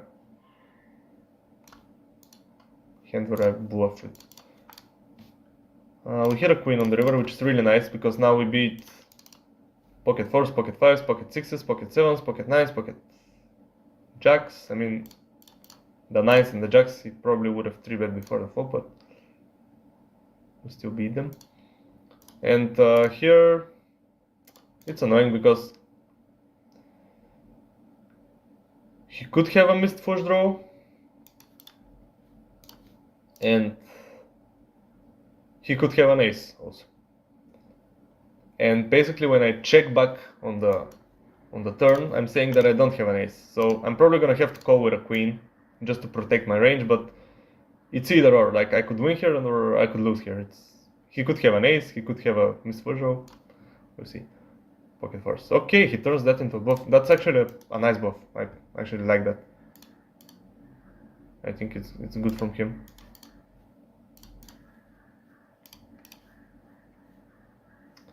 He was in the small blind, right? Like here?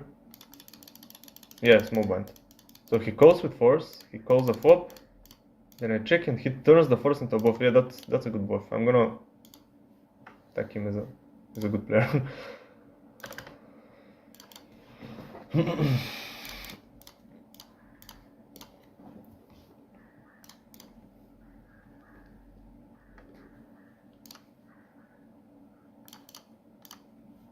Okay, King Jack. I'm gonna check out of position.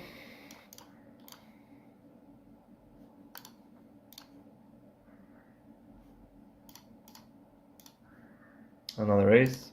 So now we just have King High. We check again.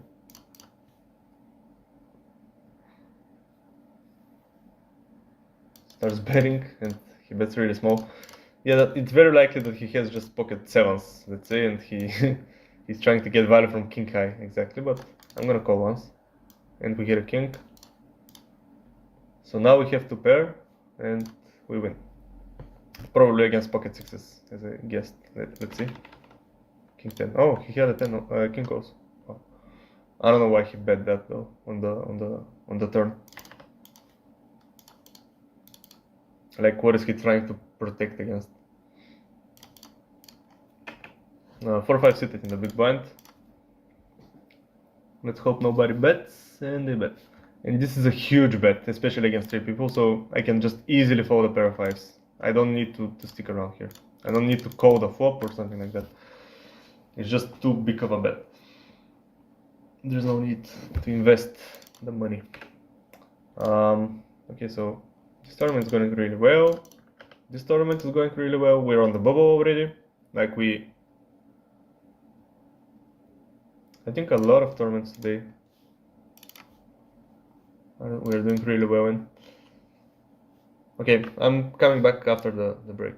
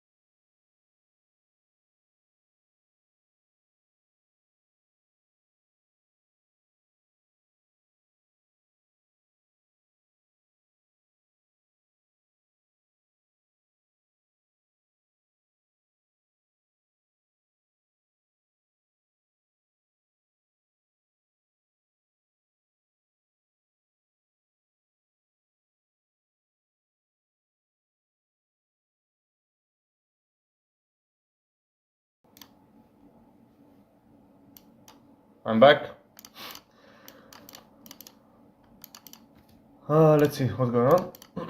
Okay, so here in the in the 550 marathon, we are 90 spots off of the money.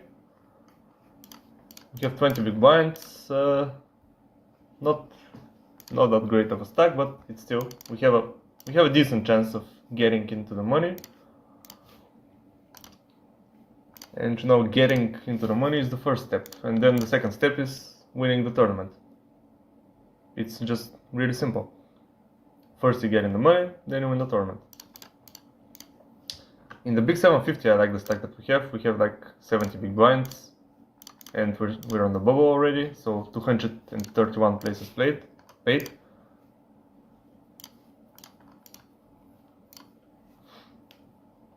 $10-6 offsuit, not a great scam. I'm probably gonna fold against the race. Like 10-7 I would defend. Even though it's a min race, I mean, it's close. Yeah, I'm gonna fold it though.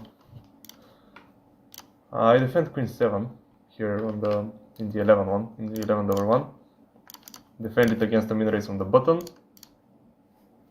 And now this guy bet spot on 9-7-3. Which is pretty annoying because I already have to start folding. Like when he does that, I'm gonna mix. We get a call this time. I check again. Okay, he bets spot again. That's his fault. Kind of annoying.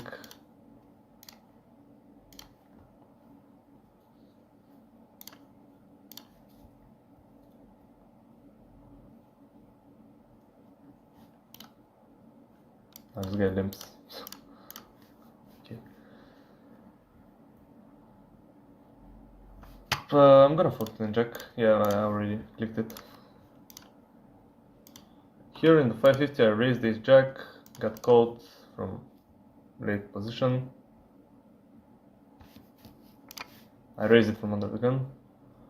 Let's see if he bets. Maybe I'll check raise. It's kind of annoying. I'm gonna check raise both because I have the ace of spades.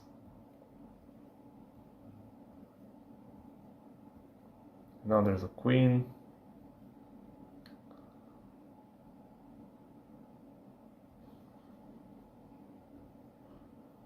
I think I'm gonna have to bluff this. Kind of annoying again, but you know, if he has king queen, for example, now he's gonna call. Yeah, he has pocket queens, okay.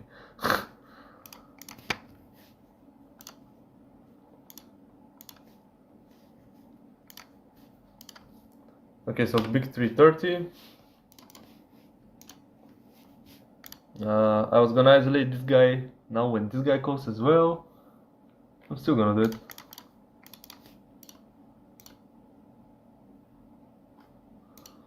And here I'm calling jack 9 suited on the button.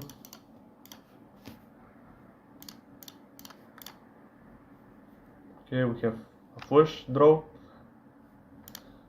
And in the 330 we hit a top pair, so we're gonna start betting. Okay, 9 jack gets there, but still we're gonna continue betting.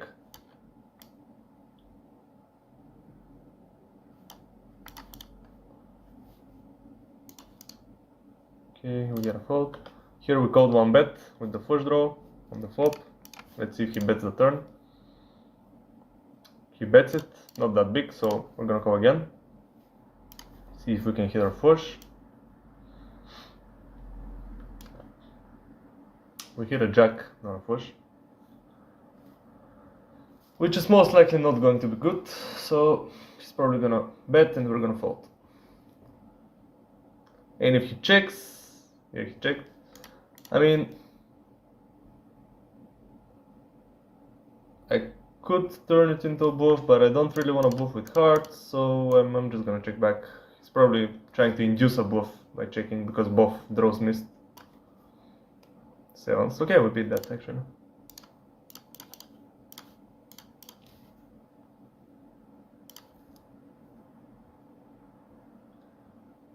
He's starting to get angry at me if you like.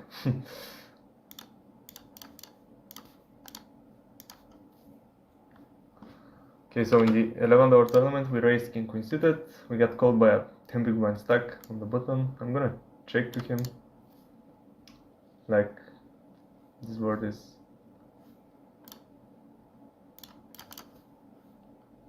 Okay, so big blind bets. I'm gonna call one, definitely. No jack, so we're just gonna have to decide on the river, and this guy bets again. I mean, that's probably better than king queen, so I'm just gonna fold. And here we're playing against the crazy guy, so I hit top pair on the flop and I check to him, he bets pot, and I called, and he's gonna win, we're just gonna call. Of course he hit a queen, a king, but you know, he's crazy, so I just check to him and let him blast all his money. The fact that he got lucky is, you know, annoying, but it happens.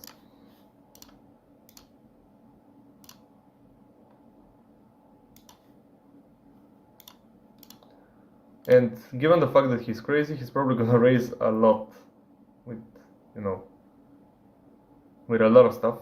And if this guy hadn't gone on win, I probably would have called, but now I'm gonna fold.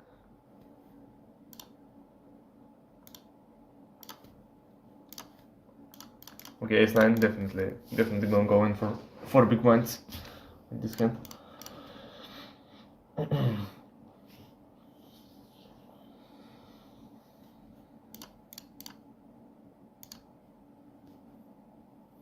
Okay, what happened here?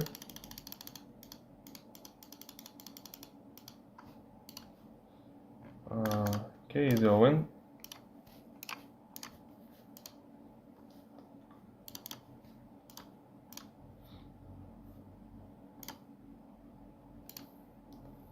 Okay, I was about to be angry.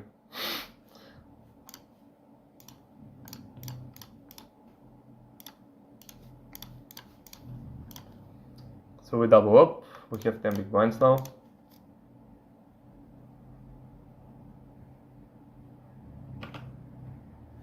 Ace jack suited, I mean, it's a great hand, but it's not good enough to just go all in against this guy. This guy is really annoying, he just calls off of a short stack without like, he shouldn't be doing it. I'm gonna call, I'm gonna try to see a flop. If this guy goes all in, it's gonna be annoying. He doesn't, okay. So the flop is, you know, terrible for our hand, so if this guy bets, we're just gonna have to fold. He doesn't let go. Okay, I check again. The hand could be good. It's not weak enough to turn into a bluff, and it's definitely not strong enough to bet for value, so we just check in it and try to see a showdown.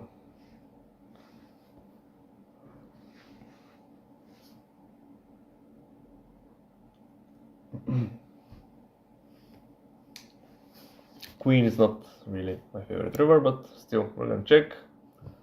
Like, if this guy has ace 10 offsuit, we could beat him, and if this guy has some random hand like king 9, we'd still beat him, so there is a chance our hand could be good.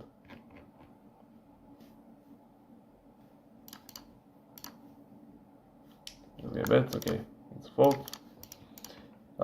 We're actually playing for a bounty. We went all in with 9s, and this guy behind us called with 7 big blinds. So we're actually playing for a bounty with a nice hand, even though we have 9 big blinds.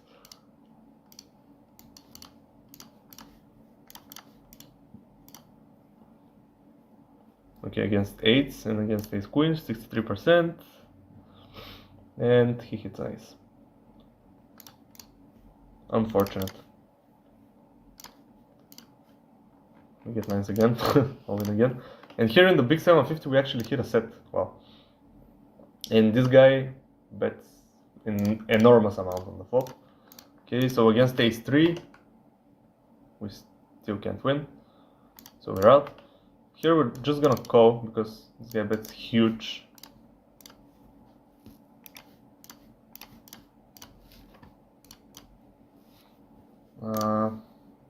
Okay, so now he sizes down on the turn.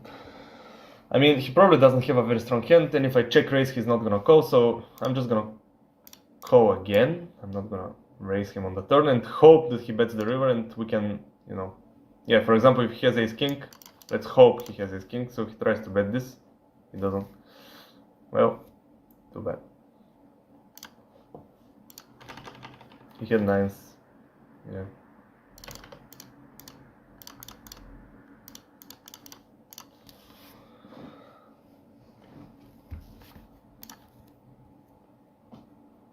I don't know, maybe I could have check raised the flop and maybe I would have got all of his money. I need to play more exploitatively against these guys. Like when I hit a set, I just need to check raise it. So 40 big blinds with jack 9 offsuit, there's no way I'm calling that.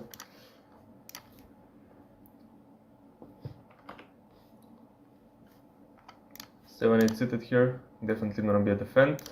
Marcus. 7 8, okay, so we kind of hit the board. I mean, I'm gonna lead this actually. It's connected. I have 8 9 offsuit, he doesn't. There's a 3, like this card is probably a range continue, like everything that I continued, that I let on the flop, is probably gonna continue again on the turn on this card. So I'm gonna bet again.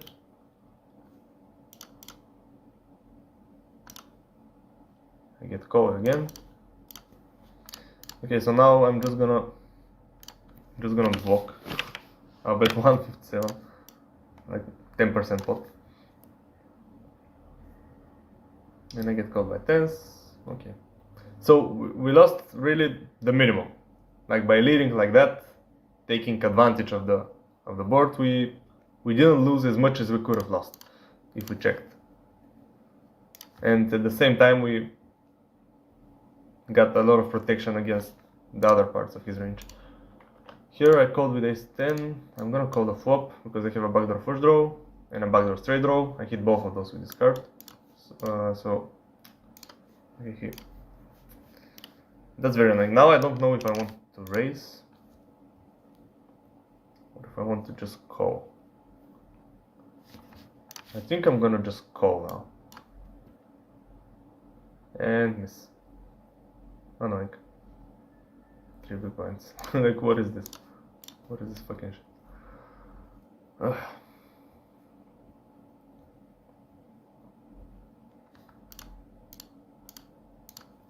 I mean, I'm gonna fold.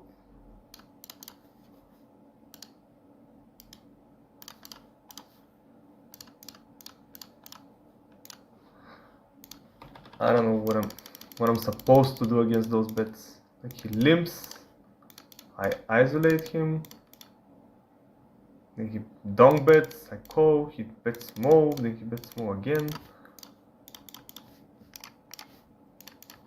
Maybe I could have raised the turn. Yeah. If I had raised the turn, maybe I could have won it, but I don't know if it's the right thing to do or if I should do it all the time or maybe sometimes. King 10 offsuit, definitely a raise.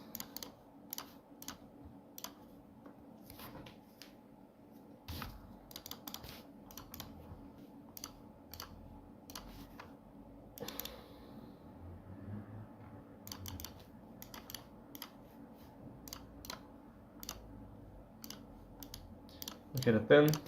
We are again sandwiched between two players, so we're just gonna check to the player in position.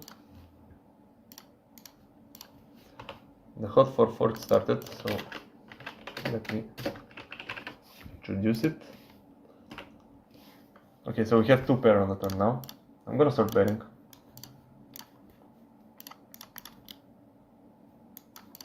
Yeah, we lose to Jack Queen, but you know, it's not gonna happen that often. And now it's, you know, it's just a check and hope he checks back.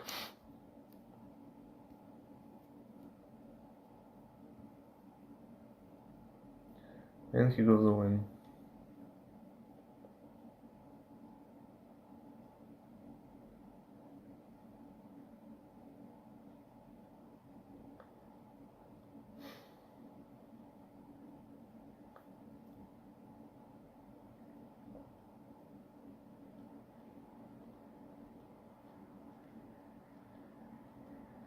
I mean, it's very difficult for him to be bluffing, so I'm just gonna fold. If he has some kind of two pair, I think he's checking it back, and I don't think he's calling the turn with, you know, something that is like a pair below a pair of tens, so I think he's just not bluffing often enough for me to call.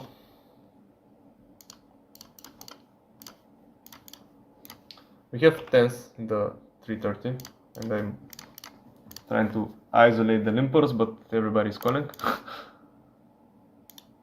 Okay, so king 5 deuce. I'm gonna start with a check on this one.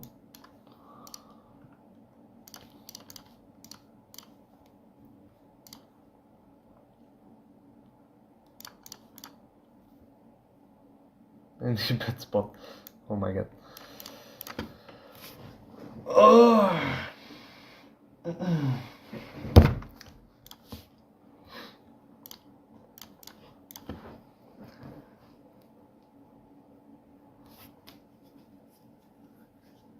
It's really annoying to play those stakes sometimes. Okay, so here I raise king 5 suited on the button.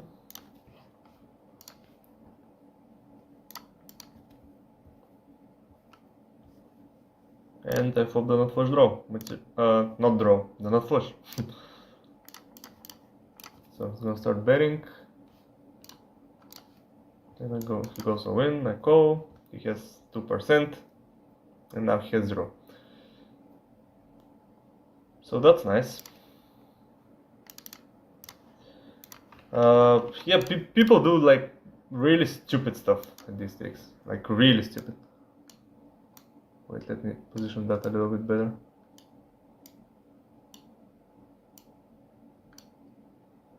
Okay, I can't do it better than that.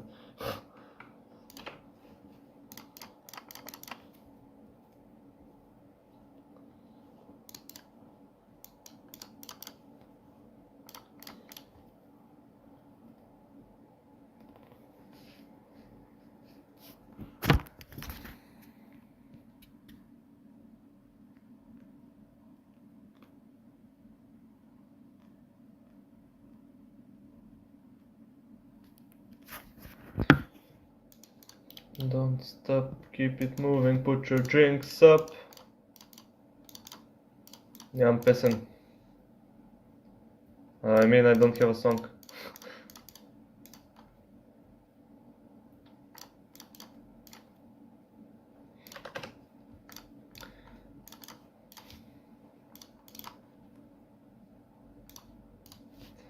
Okay, so here it's gonna be a lot of 3 bets. There's gonna be a lot of calls.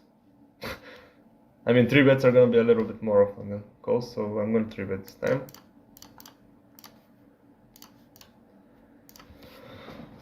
Usually when you play from the small blind, you want to 3 bet a lot.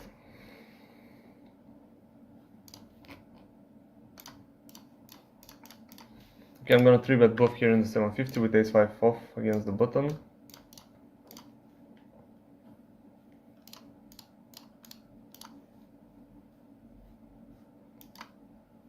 And I get called. Wow. That's not good. So what is this flop? This is like a pretty shit flop. Okay, I'm gonna bet really small, like 15% maybe, 1.8 plus 2.5. And then I'm gonna check the turn. Okay, so now I check. Checks back. The river is disgusting. I hate it. So basically, let's hope he has 10-9 of hearts. We check, he checks, and we win. Okay, he checks and we win. If he has 10-9 of hearts, then I'm the best player in the world. So let's see, 10-9 of hearts maybe? It doesn't say, because, you know, the drama. So we bet, he check. 8-9. Wow, almost, with the 9 of hearts. It's a terrible call pre-flop by him though. Like, he should never be calling a 3-bet with 8-9 offsuit. Because when you raise the button of your range is offsuit 8s. So that means the worst hand you can have from the button is 8-9 offsuit. And when you defend 3 bets with 8-9 offsuit, it means you defend against 3 bets with every single hand, which is a pretty bad strategy. You shouldn't do that.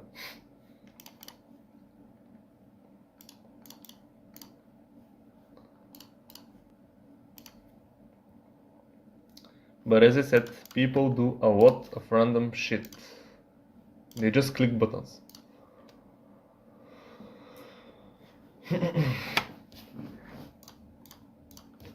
So queens here, we're gonna definitely 3-bet. I'm gonna make it, 8.5 is like 4 times his size, but because we're really deep, I'm gonna make it 9.5. So I'm gonna make it even bigger than 4 times. And he folds. Now I raise ace-8 off, and I win. For 3, definitely a fold.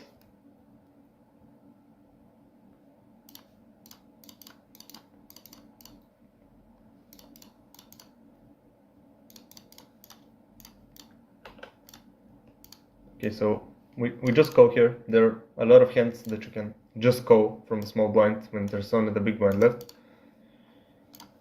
This is like one of the worst ones, and when you get isolated, you just fold.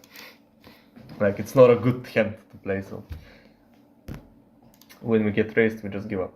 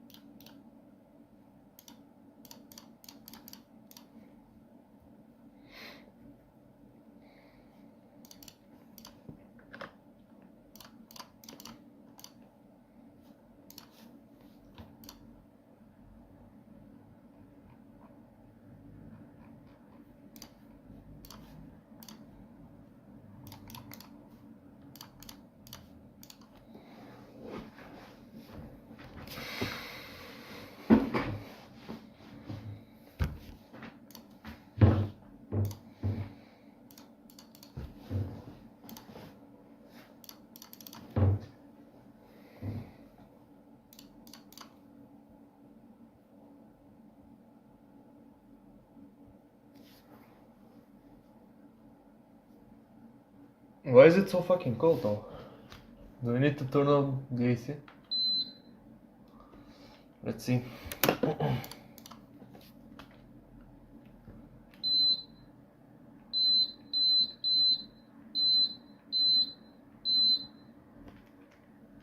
Okay, let's see now. My fucking hands are getting cold.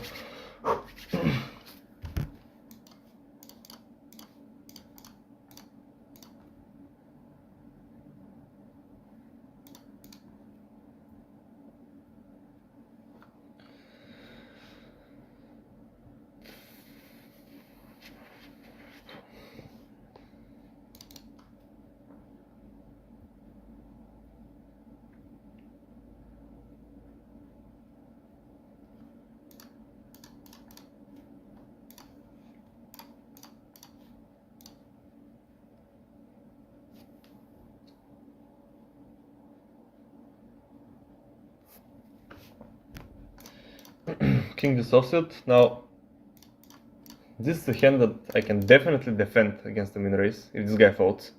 Like, multi-way, I don't want to defend it. But I could also 3-bet bluff it. And I'm gonna mix it, actually.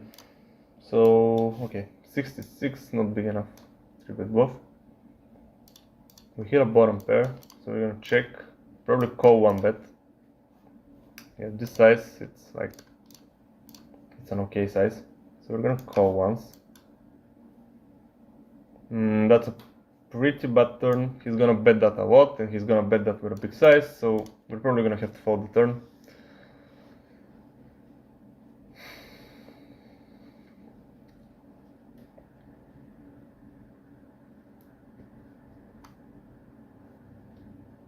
Yeah, he overbets.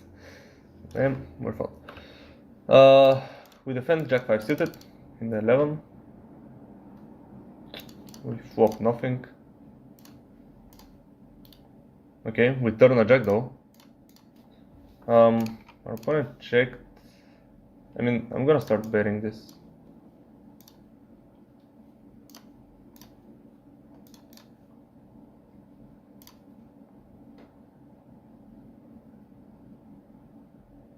And he raises.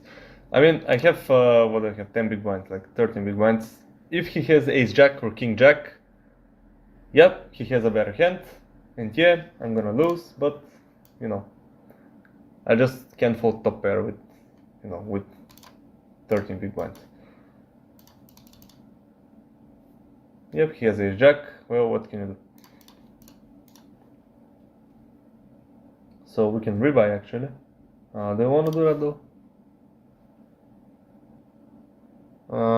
No, it's too late. I'm gonna leave.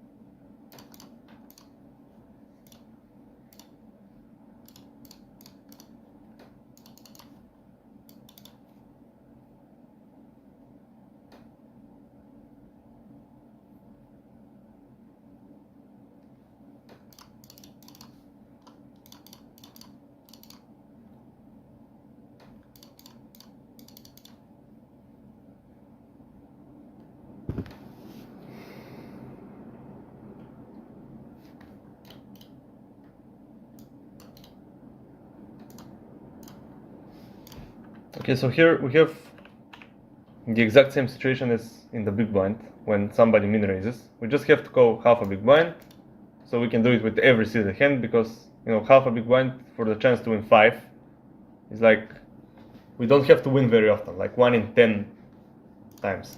And having a suited hand gives us the chance to hit a flush, so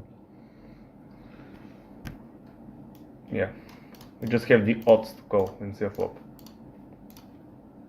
The only thing that's a little bit different is that when we're in the big blind, we always close the action. So when we call in the big blind, we make sure that we see the flop immediately. And when we complete from the small blind, the big blind is behind us, so there's a chance that he starts raising, and, you know, we don't get to actually see the flop.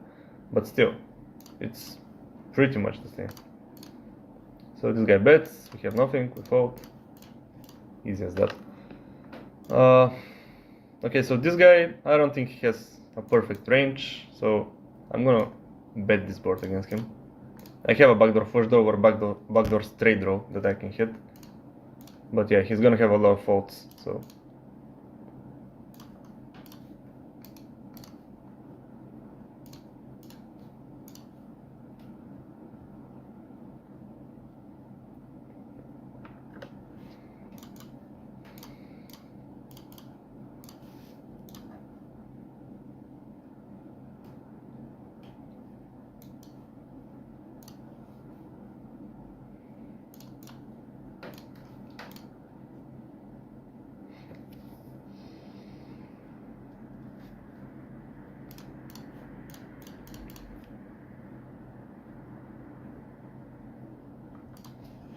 Okay, so 5 just seated in the big blind.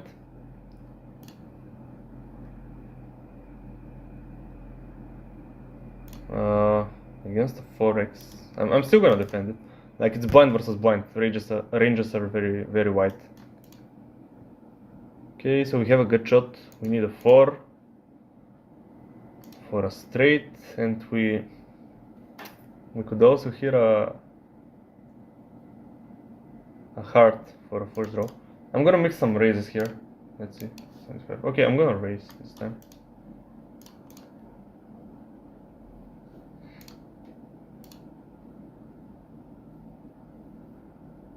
We get called, which is not great. I'm gonna bet once more.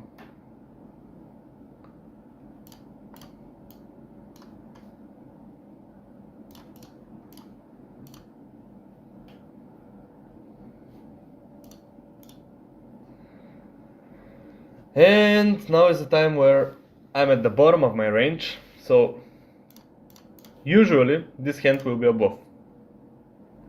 But I don't expect him to fold an ace, so I'm just gonna check. He probably has an ace by now. Yeah, ace 8. I just don't expect him to fold that. So in a situation where I have to play, optimally, I would probably all in with that. But in a 4-over tournament, people just don't fold top pair, so there's no point.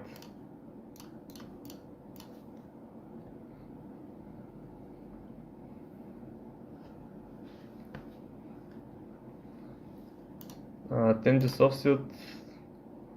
Was that a fold? I mean, jack deuce offsuit is a call, 9 deuce offsuit is a fold, 10 deuce is like it's a fold. I'm gonna say.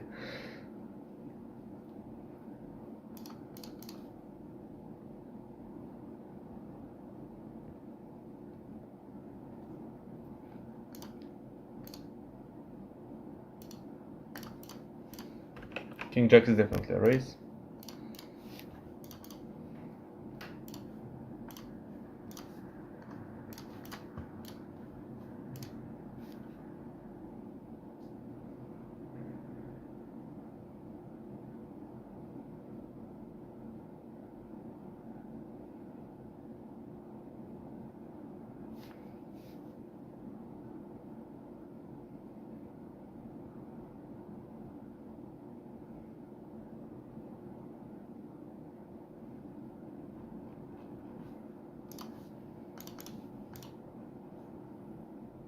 Here I'm getting jammed on for 10 big blinds, so I'm gonna have to call. I'm dominated.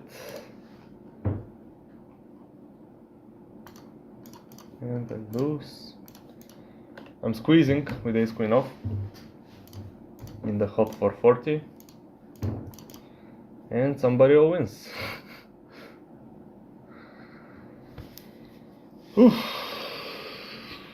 Very, very annoying. Question is, does this guy know how to play? So, does he all in here with ace king, or does he all in with some random pocket pair?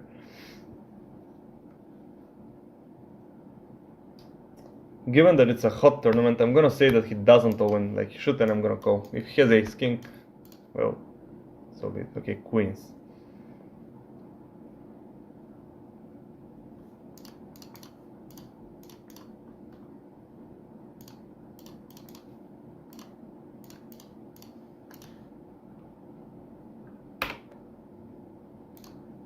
Nines here, I'm gonna raise, isolate the limper.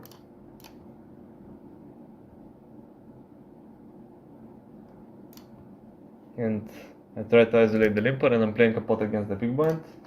I'm gonna bet small, very small, because the board is really dry, so there are like a lot of folds. No need to bet big.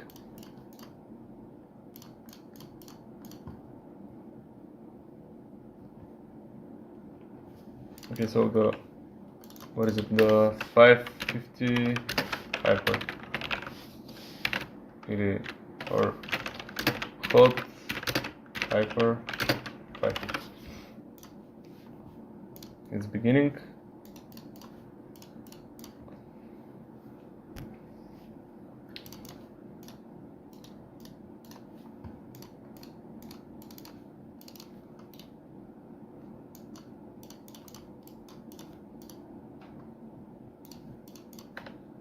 Queen jack, definitely a raise.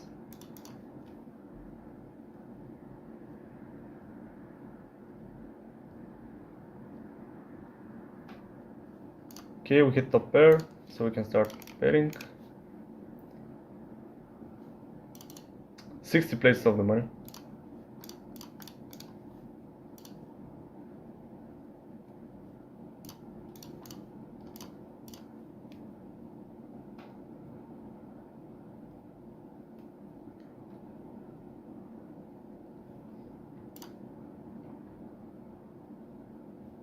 Okay, ace queen, another great hand.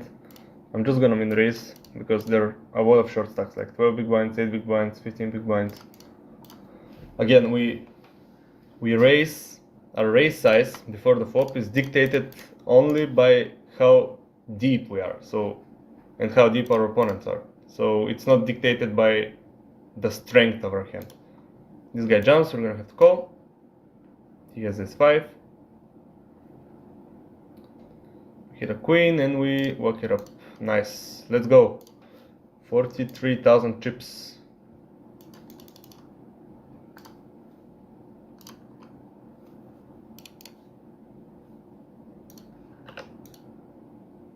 Okay, so I hit top pair and I could re-enter. Okay, I'm gonna re-enter there.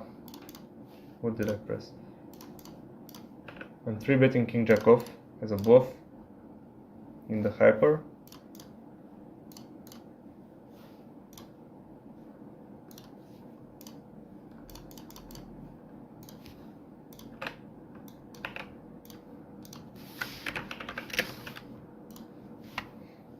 This guy jumps, 100 big blinds, very annoying. I'm gonna have to fold.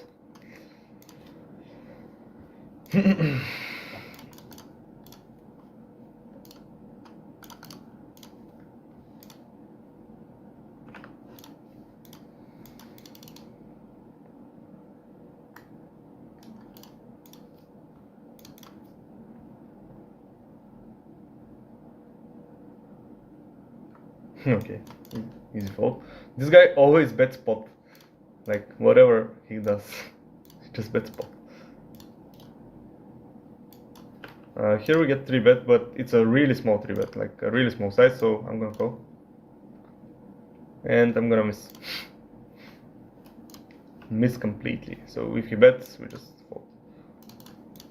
But still, the 3-bet was really small and our hand has potential, so there's no way I'm folding. Ace king, great hand. As-Cas.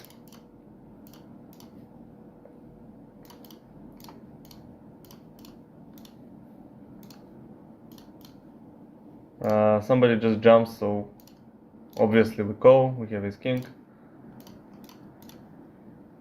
And let's see if we can win.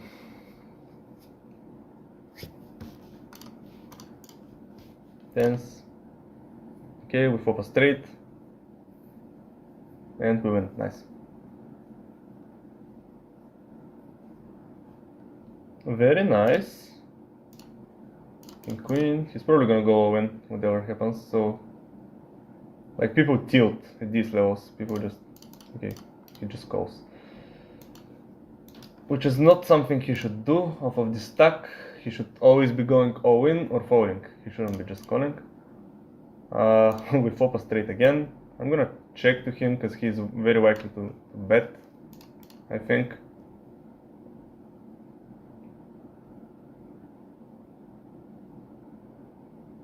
Okay, he does. Let's see if this guy calls though. If he calls, I'm gonna have to squeeze them.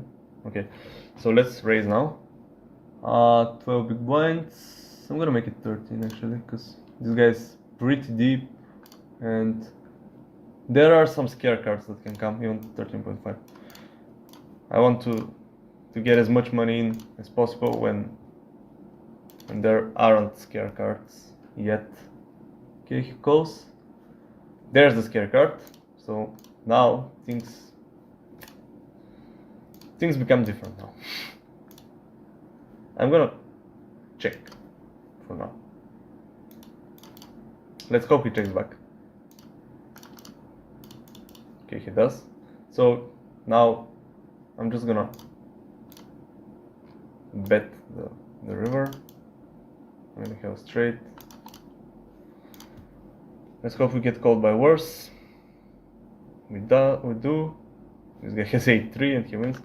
Here we have tens, easy call. Jacks, no. Flop! Yes! Let's fucking go, okay. 55,000 chips. It's really good now. We are 30 spots off the money. And we actually have a chance. So that's a huge stack. It's really important to have a really big stack because that's how you pressure people. When you have a big stack right before the money, you can re-raise people and they're gonna be more likely to fold because they want to get in the money. and you know that just builds the bigger the stack you have, the bigger your stack can get. It's like it's like in life where you know money goes where money is. Like all the money goes to the people who already have the money. So it's the same kind of.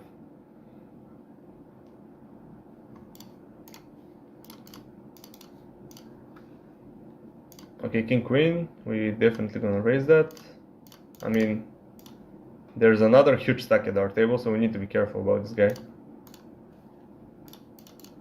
He also has like 80 big blinds, just like us.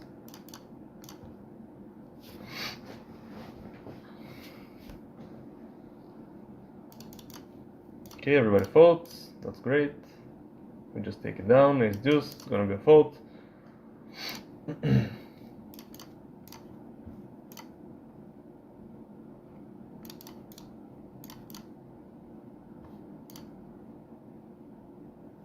Let's see what this guy called us with. Queen 10. Oh, so he had trips.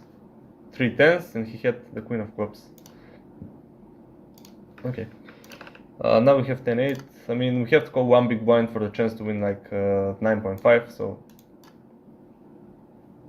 we're gonna call. We don't hit.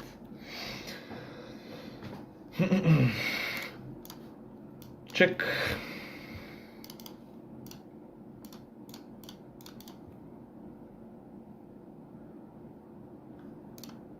This guy was half pot, we have nothing, so we just get out.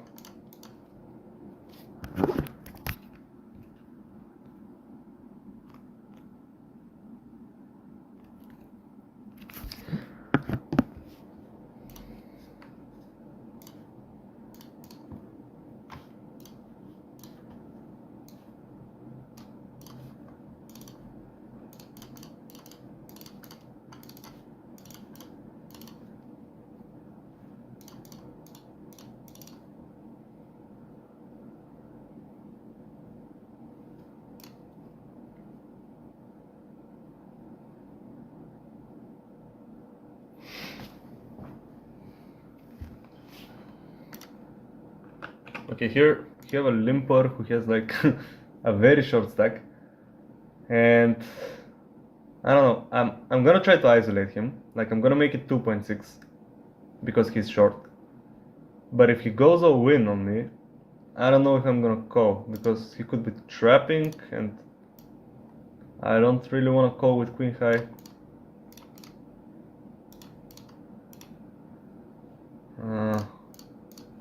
Okay, so there's another guy that called, also very short. The flop is, I mean, it's okay. I'm gonna check, see what the turn gives us. Not my favorite card. Like a spade, a jack or a queen would have been, you know, preferable.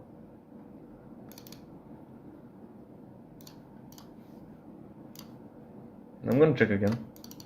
Okay, so a queen on the river. It's the queen of diamonds, so I'm not gonna bet, but if nobody has a diamond, if I check, I have a chance to win. A decent chance to win. This guy bets low, so I don't think people find enough bluffs here, like without a diamond, so I'm probably just gonna fold.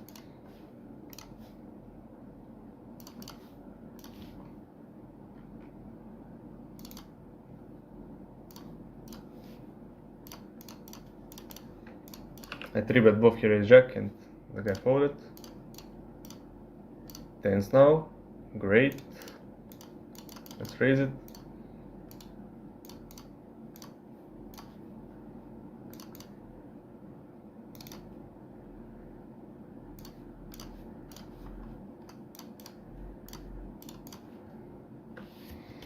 Raise it up.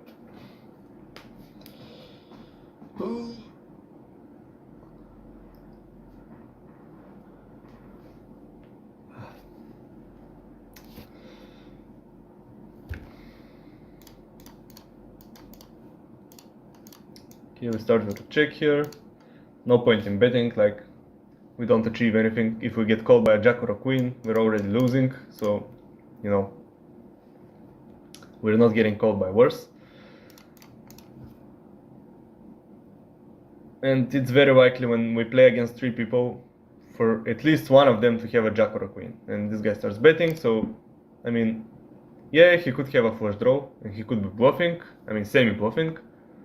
But he also could have a queen, so against 3 people, like, we can't afford to call with tens.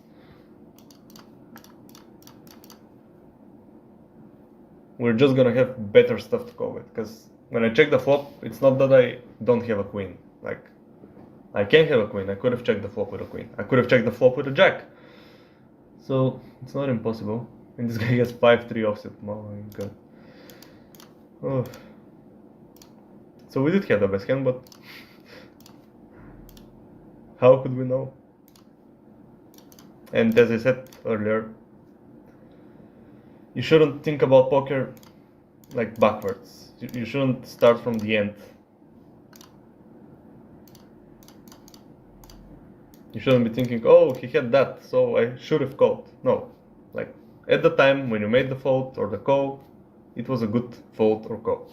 And that's it. The results don't matter.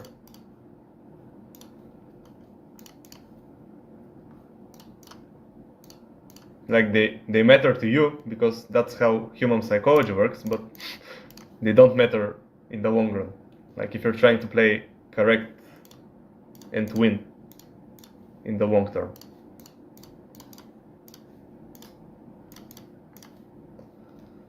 So king 9 here, I raise it from the cutoff, I got called by the button, and I check the flop. Let's see what he does. If he bets, I'm probably gonna have to fold.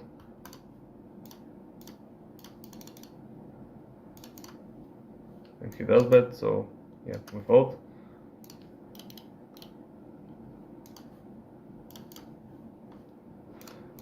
Here I defended big blind against the button, and I flop a pair of tens, so we call once. That's I mean, a great river. So okay, we just bet big now. We want to get value. Hand is not good enough to check raise, so we just bet for value. Okay, we get we get raised. I mean, I'm gonna call. If I don't call with this, I'm only calling with flushes and full houses, so I'm gonna have to call with this. He could have 10-9, 10 jack, you know, pocket fours.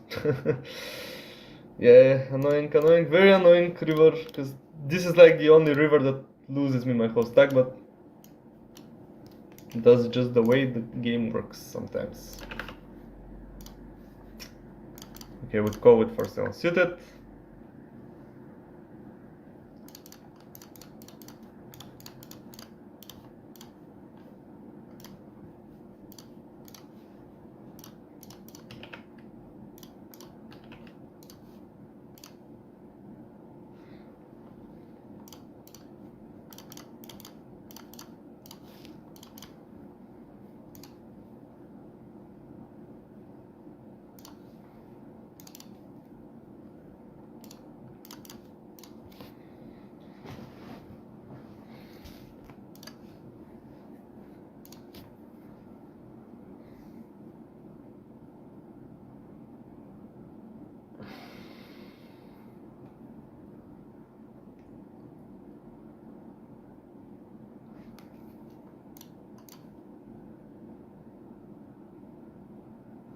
Okay, almost in the money, in the big 750. We're just 7 spots off the money.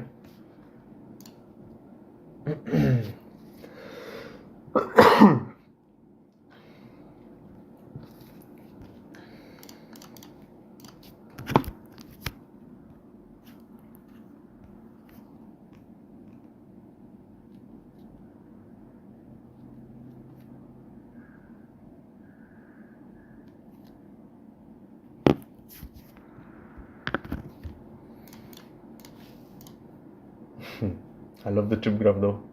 Like the chip graph in the big 750 is... Okay, let me show it.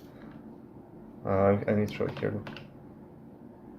So it's just like up, yeah, just downswings, but very little downswings and mostly upswings. It's great. Let's hope it stays that way.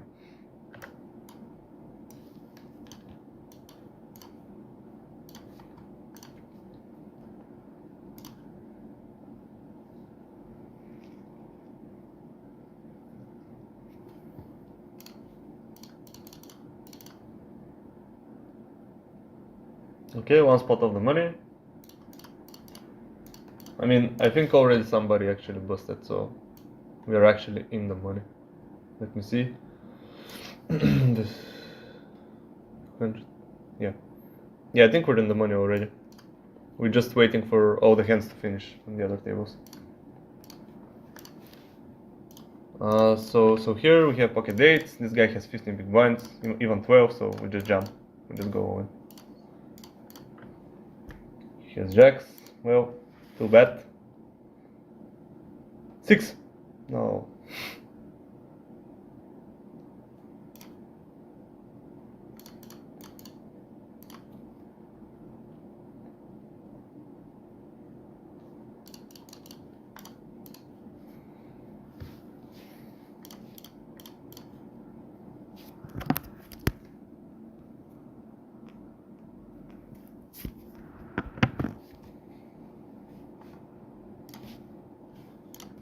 Okay, so yeah, we got into the money here.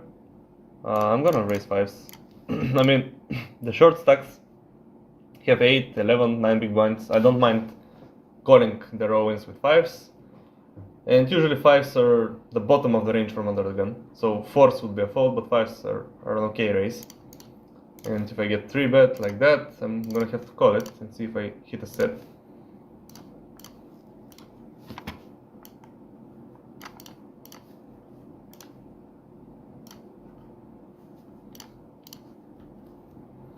Okay, so we call this 3-bet. It's literally chip EV now, because right after we get into the money, we stop worrying about ICM pressure. And we just play chip EV. Now, that's an interesting flop. Can I check raise here, is the question. Like, if I check raise, I can fold out 10s, jacks, queens, kings, which is amazing. Problem is, what do I usually check raise here for value? So I'm gonna call, I'm not gonna check raise. And if he checks now, maybe I'll turn this hand into a bluff on the river. If he bets, I'm gonna have to fold, because he probably has ace king or ace queen. And he's not going anywhere. Okay, he bets again, yeah. I'm gonna have to fold. 1, 8, 2, 4.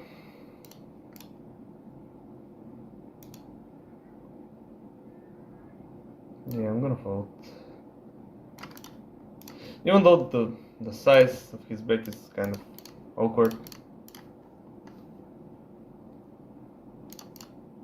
I still think he has an ace. Because, you know, even his 3-bet bluffs, like let's say he doesn't have ace king, he 3-bet bluff me, but even his 3-bet bluffs like have what, ace 9 suited, ace 10, they still contain an ace. It's not like if he's bluffing he doesn't have an ace.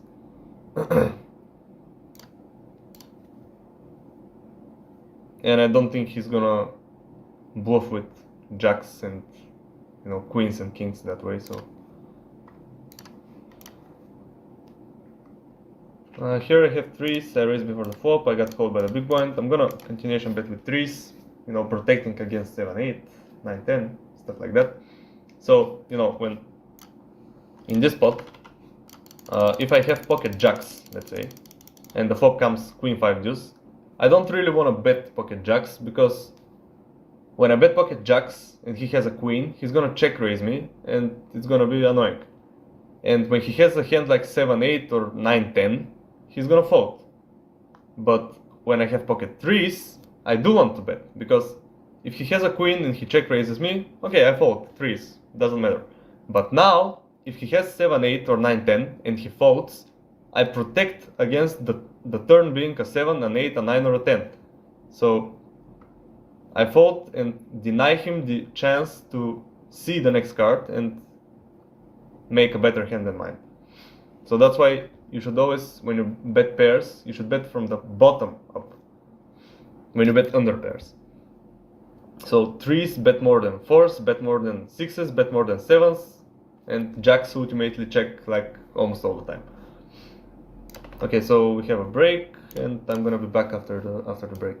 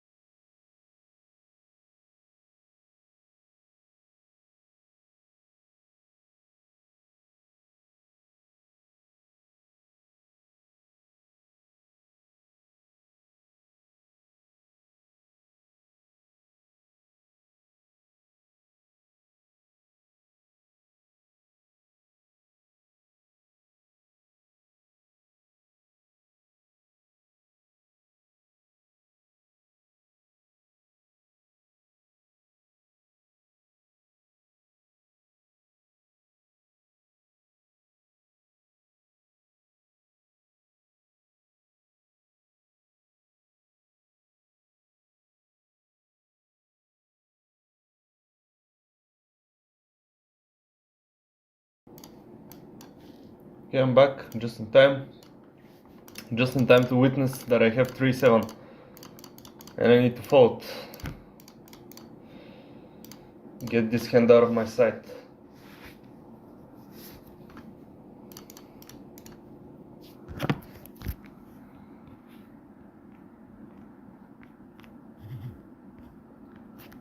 Okay, what's happening here? Pocket 3s against ace 8. How many big blinds is that? Okay. Yeah, this guy was short, so he just went all in and he lost. Completely normal.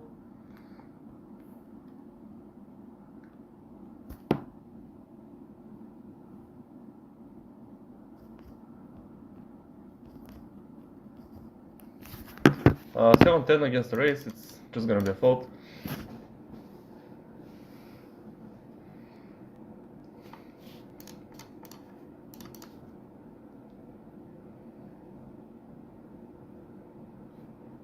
No, I'm actually getting notified.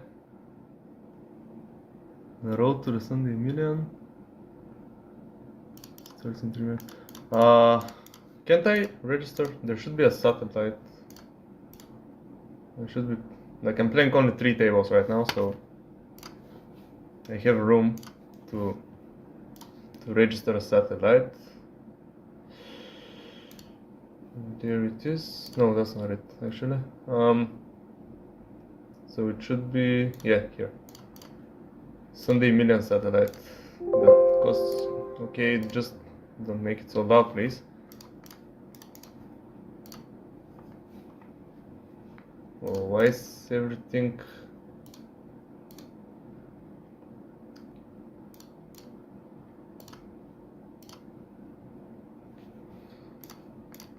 Okay, so I registered the satellite.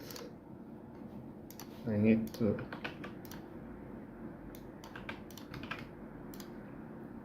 fix this though. So Sunday Million set. He bets half pot, this guy. I'm gonna call. I have a 10. See how the turn plays out.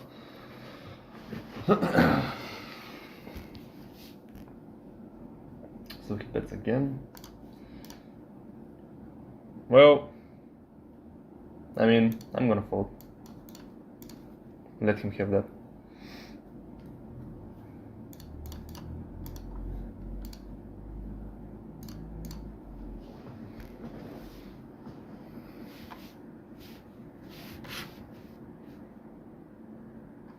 Queen 5, definitely a fold.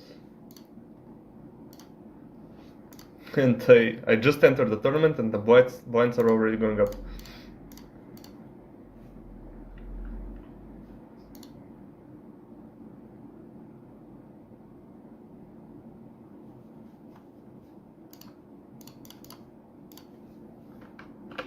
Six 7 suited here is a raise on the button in the hyper.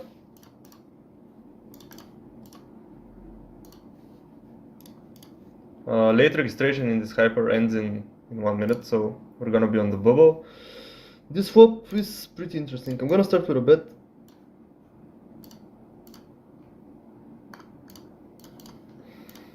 And I'm 3-bet bluffing in the satellite with ace 8 off. Okay, we got through. This guy check raised me. I think I'm gonna just jump. Like, this hand needs protection and it's good enough. So we just go all in with it. If he has a straight, it's gonna be, you know, annoying, but okay, he has queens, 8-1 and 100. Let's go.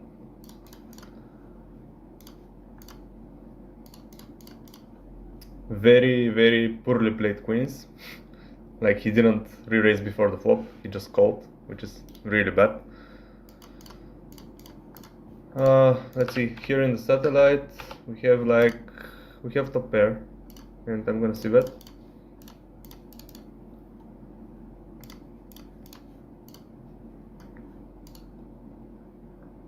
Also in the big 750 we have top pair, but I'm gonna check. Because we're out of position, it's a different story. In the satellite, the flush completed, so I'm gonna check the turn. And, you know, that's like the worst run out, so I'm gonna check again. And 6-4. Yeah, 2 pair beats me. Very, very annoying run out, but what can I do? Here this guy bets, I'm gonna call with king jack. Turn is a queen, we check again. If this guy checks back, we're gonna have to value bet the river. If he bets again, we're gonna call again. And then we're gonna decide what happens on the river. Okay, so he does check back. We have 2 pair, so I mean, we do have to go for a big size, I think, with this 2 pair.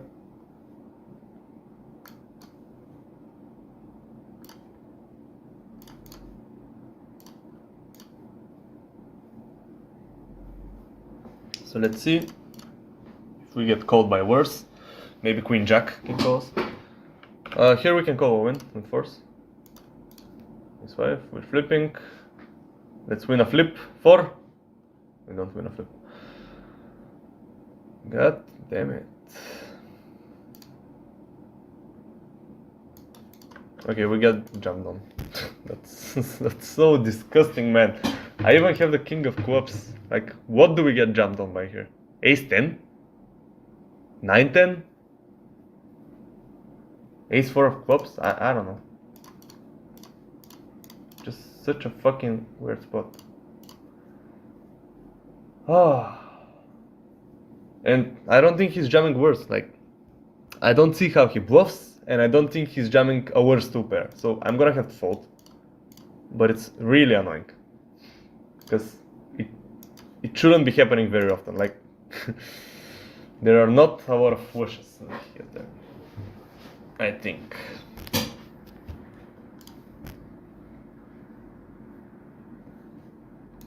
There are big blinds. I don't think I can call. With 10-9 off.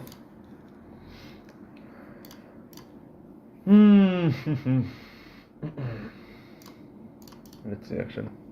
5.7 for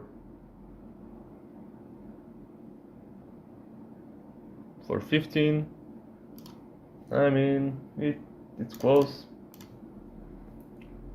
Maybe if it was 10-9 suited, I could have called, but you know.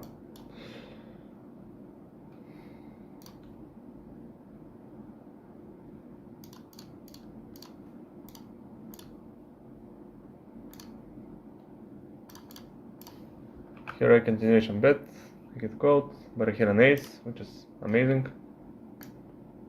I'm gonna bet it. It's a range advantage card for me.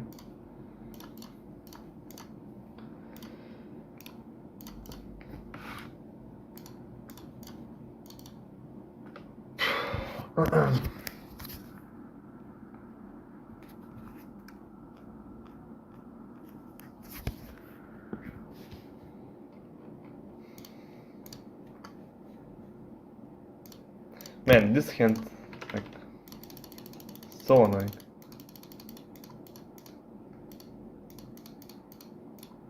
I hit 2 pair on the river and he fucking jumps.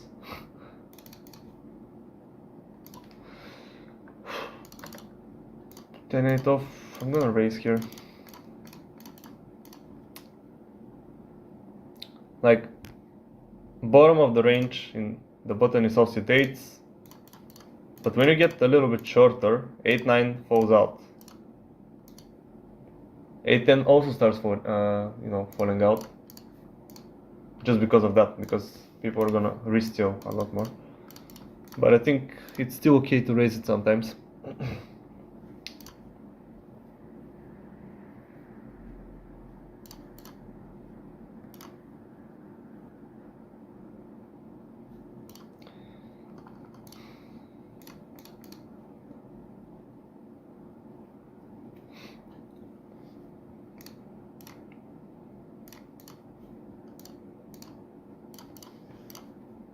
Okay, so we're gonna raise again.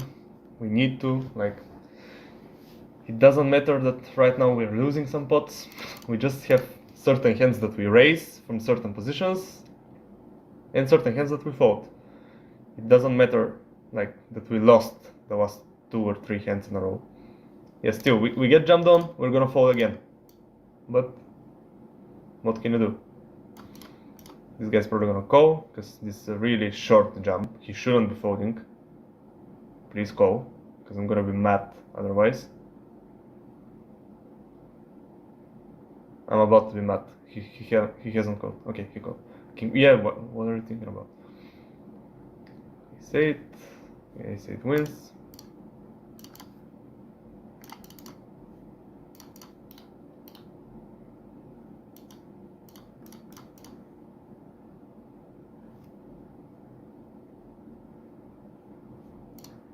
Queen 8 suited.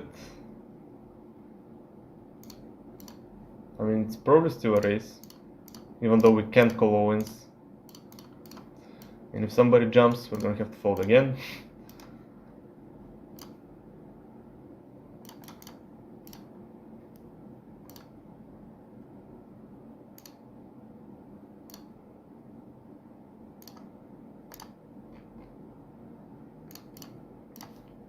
Yep, somebody jumped, so we fold. Very annoying.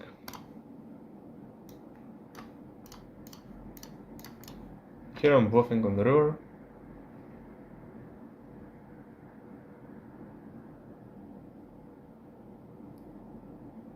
Let's hope we get a fold. Okay, nice.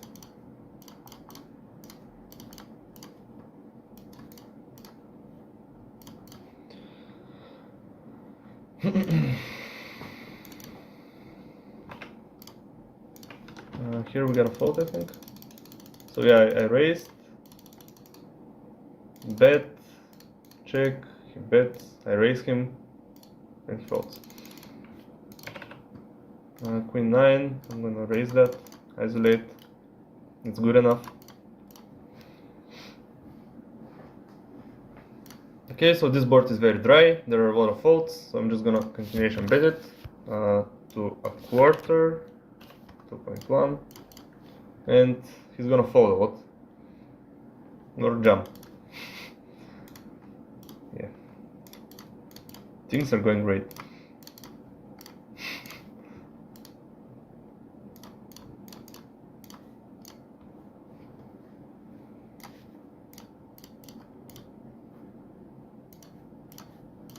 Okay, so we have king 10 seated for 15 big blinds. We have to go all in now.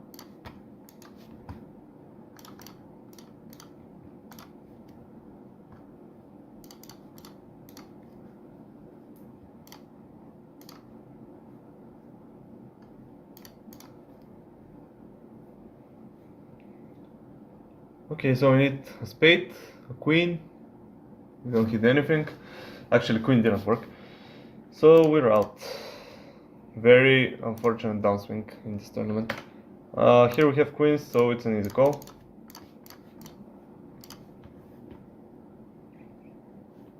$13.82 is how much we won. $13.82. Ace jack, he hits an ace. Running hot. Not.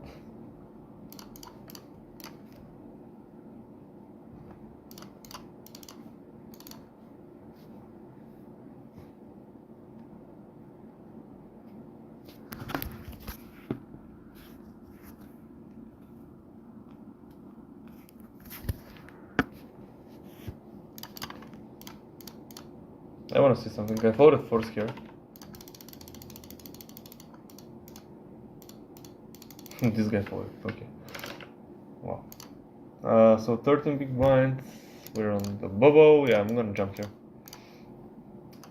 Especially with the big ante in the middle. Like.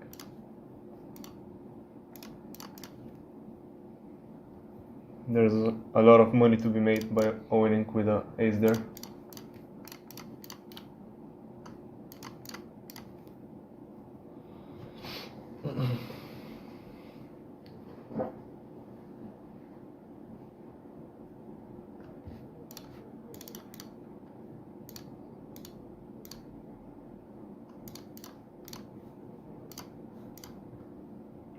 So here we're basically in the cutoff. Like, we're in the low jack, but two people are sitting out, so basically this is the button and we're the cutoff. So if this guy had folded, I would have went all in. I would have gone all in.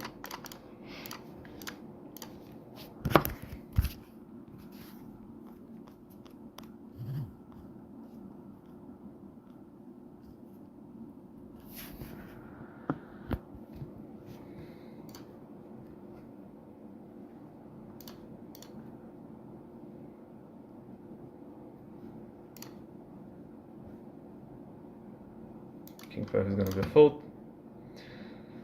Oh, it's really annoying the way that things went in the big 750. because we had like a huge stack, and then it's like a sequence of really annoying hands where we get a hand that we can raise, but somebody always gets a hand that they can go all-in with, and we don't have a good enough hand to call an all-in with, so we just fold, and we just bleed out little by little, like 2 big blinds there, 2 big blinds there, 3 big blinds there, and just the stack disappears, and then we go all-in, we get called, and we lose. But, you know, it's something that happens a lot. When you play poker, you just have to be ready for downswings. Like, the moment that you're winning and you're on an upswing, you know that you should prepare for a downswing. It's always like that. So here we fold.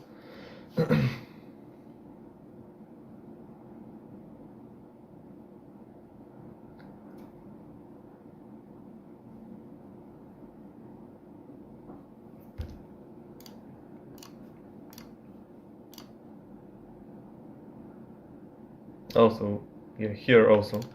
Like, I was wondering where did my chips go. Yeah, I had queens, this guy jumped, and I'm like, okay, that's great. Like 19,000 chip pot. And, you know, I'm a, 72% favorite, but he just hits an ace and, yeah, it's gone.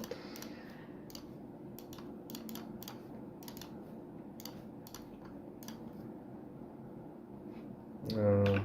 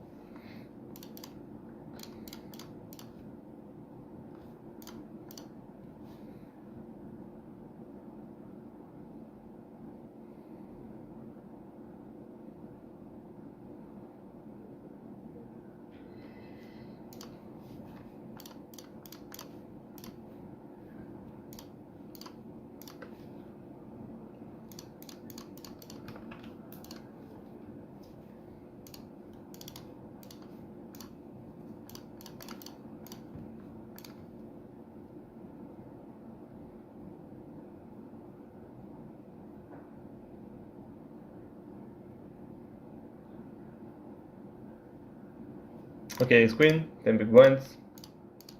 Really easy win.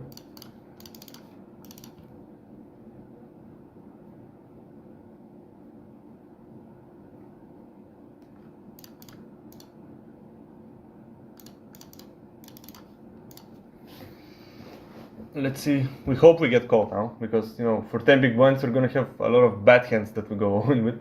So when we have ace queen, we hope that we get called and we can double up. But, you know, it's still okay when everybody folds. It's still fine. Pocket fours. I mean, with the big antes, I'm gonna be more inclined to jam. So, and here I'm also win in the satellite. I have 7 big blinds. This guy limped. Yeah, I dominate him. Okay, we win this one. We hope people fold now. We don't really want to get called and flip with pocket fours. So folds are okay. We're gonna win 2,800, which is like 3.5 big blinds. Okay, we're flipping. 57, 77, and we lose on the river. Down swings are annoying, very annoying. And I'm not really sure if he's supposed to call with Jack Queen there.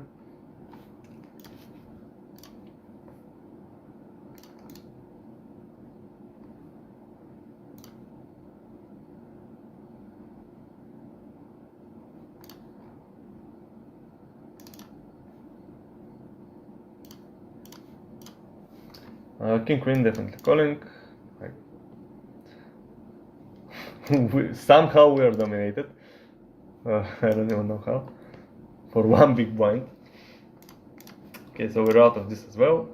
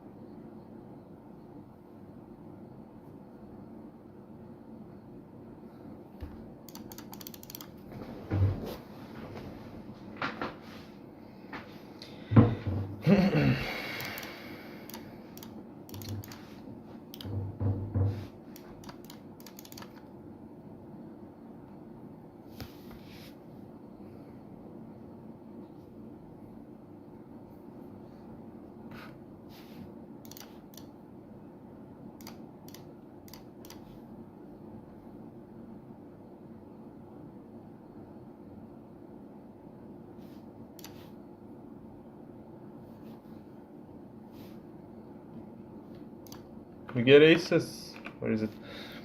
We get aces and somebody's all in for 1.5 big blinds. Okay, I'm gonna min click it. Hope that somebody tries to, you know, steal the pot maybe, goes all in. This guy calls maybe. Nope. Nobody wants to play.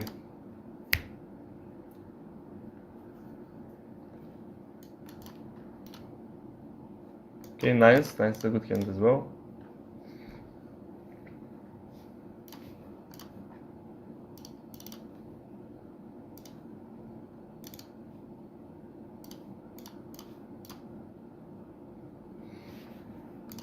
What's going on here? So we have a raise from the low jack, 3x, which is really big. This guy jumps. Okay, nines are good enough here. I'm gonna go all in. They're definitely strong enough. Ace king, ace jack, 7, queen. No, to queen doesn't help.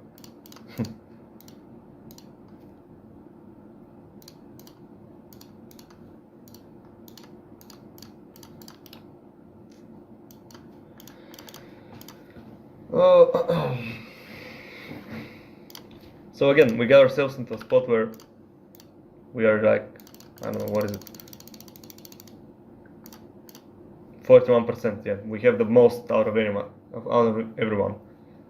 So again, we get ourselves in really great spots. We just don't hit the cards.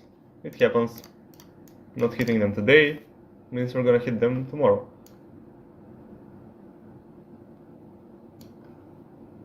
Okay, I need to make this window bigger though. Maybe like that. I'm gonna move it down. To the right. Still not perfect. Okay, I'm gonna fix it next time. Jack 7, it's a fault. But yeah, today not running really great. Actually running terrible, if we gotta be honest. I don't remember the last all-in that I won.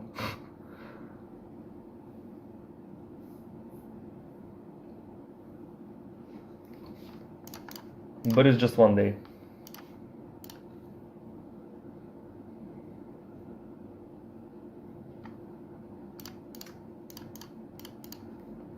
And it's, maybe I'll use the opportunity to talk about some of the psychological aspects of poker.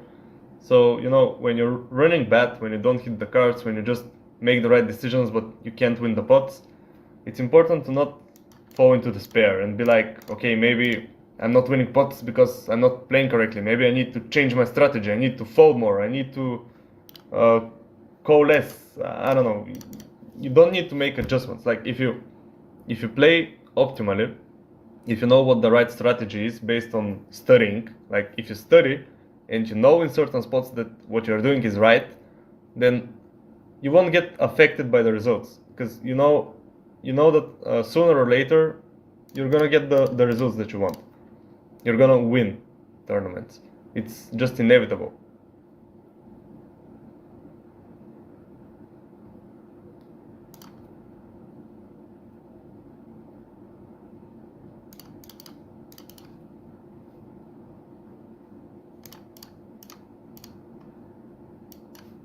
So here, very interesting. This guy just min raises off of 6 big blinds. I'm gonna jump. I think that, yeah, he's gonna have some random shit. But if he had jumped, I would have called. So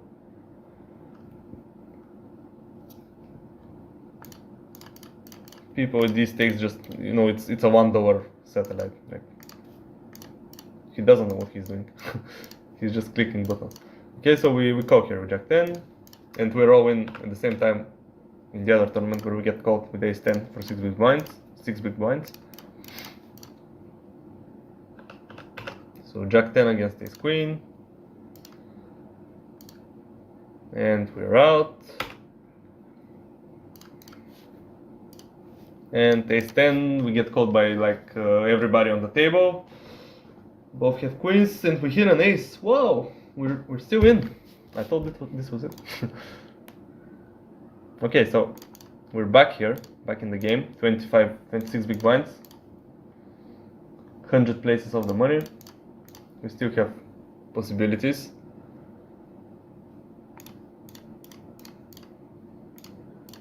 Let's throw a tomato just for measures. As I said, against min raises, we can call every suited hand in the big blind. Okay, we had a deuce and a backdoor flush draw, so if people had checked, maybe we could have hit something, but against a pot size bet, you know, it's just a fold. I don't need to defend against this huge size. And again, he's making it really easy for me to play against him. Like when I have a good hand, I call. He bets huge, I call. When I don't have a good hand, like now, well, I fold. He just completely removes the opportunity for me to make a mistake.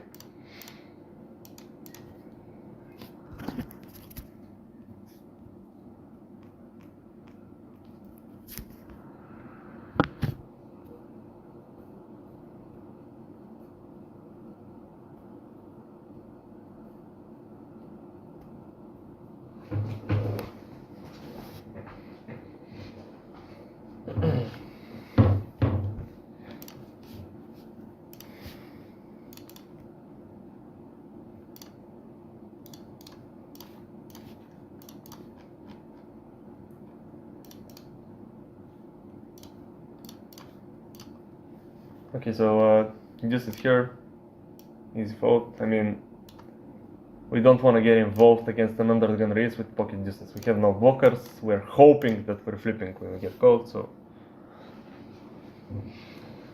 just no need to do it. Of course, we hit a set to prove that everything that I'm saying is wrong.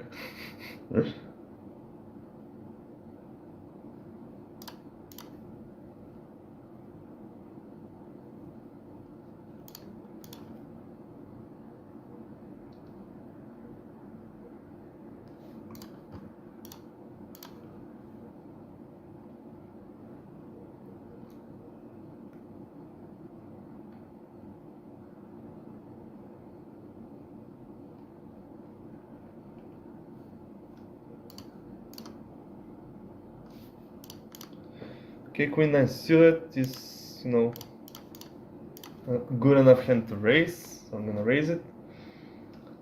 If everybody folds, that's fine. If I flop a open-ended straight flush draw, that's also fine. So I'm gonna bet here. I'm gonna start the small size, I think. If I get check raised, I don't see a problem. Okay, so now we have a straight. Great.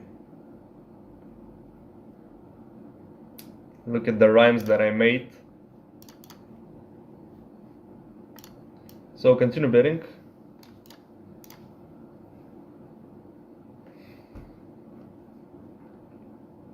And this guy folds.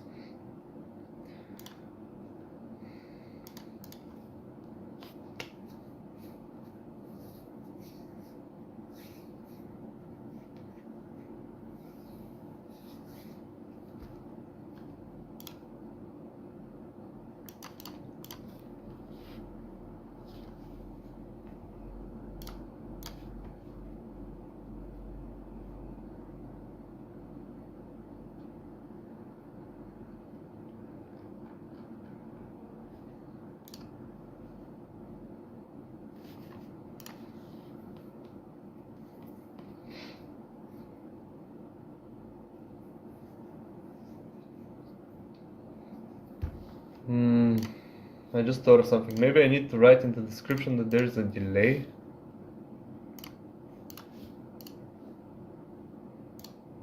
Okay, wait a second. So I'm gonna close that for a second and I'm gonna go to... Oh, I can't change it now. Okay, so for next stream... Yeah, okay.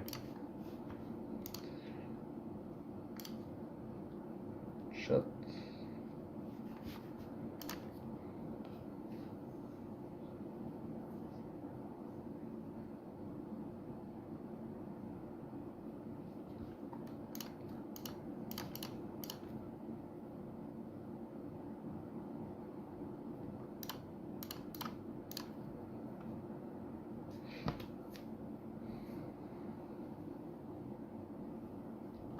Okay, so here I'm gonna fold, even though I have a suited hand, because the big blind is really short and he's very likely to go all in.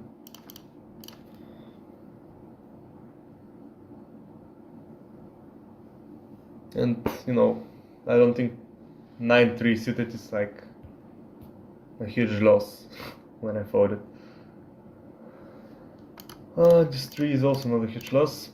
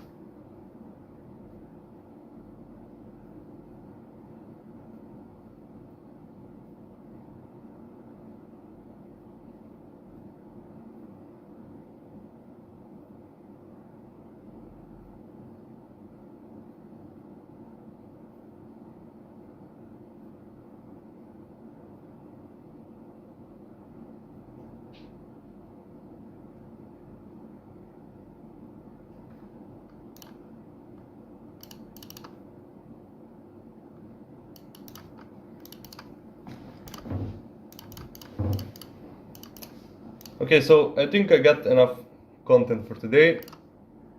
I'm gonna end the stream. This tournament I'm gonna play it out. If it somehow happens that I have a good run, I'm gonna stream again. I'm gonna play the stream again and record it so that it can go into a video. But for now, that's it for today. So let's see what I have collected as footage, and I'll try to edit it in some sort of highlight, try to make videos out of it. We'll see how it goes. So until next time.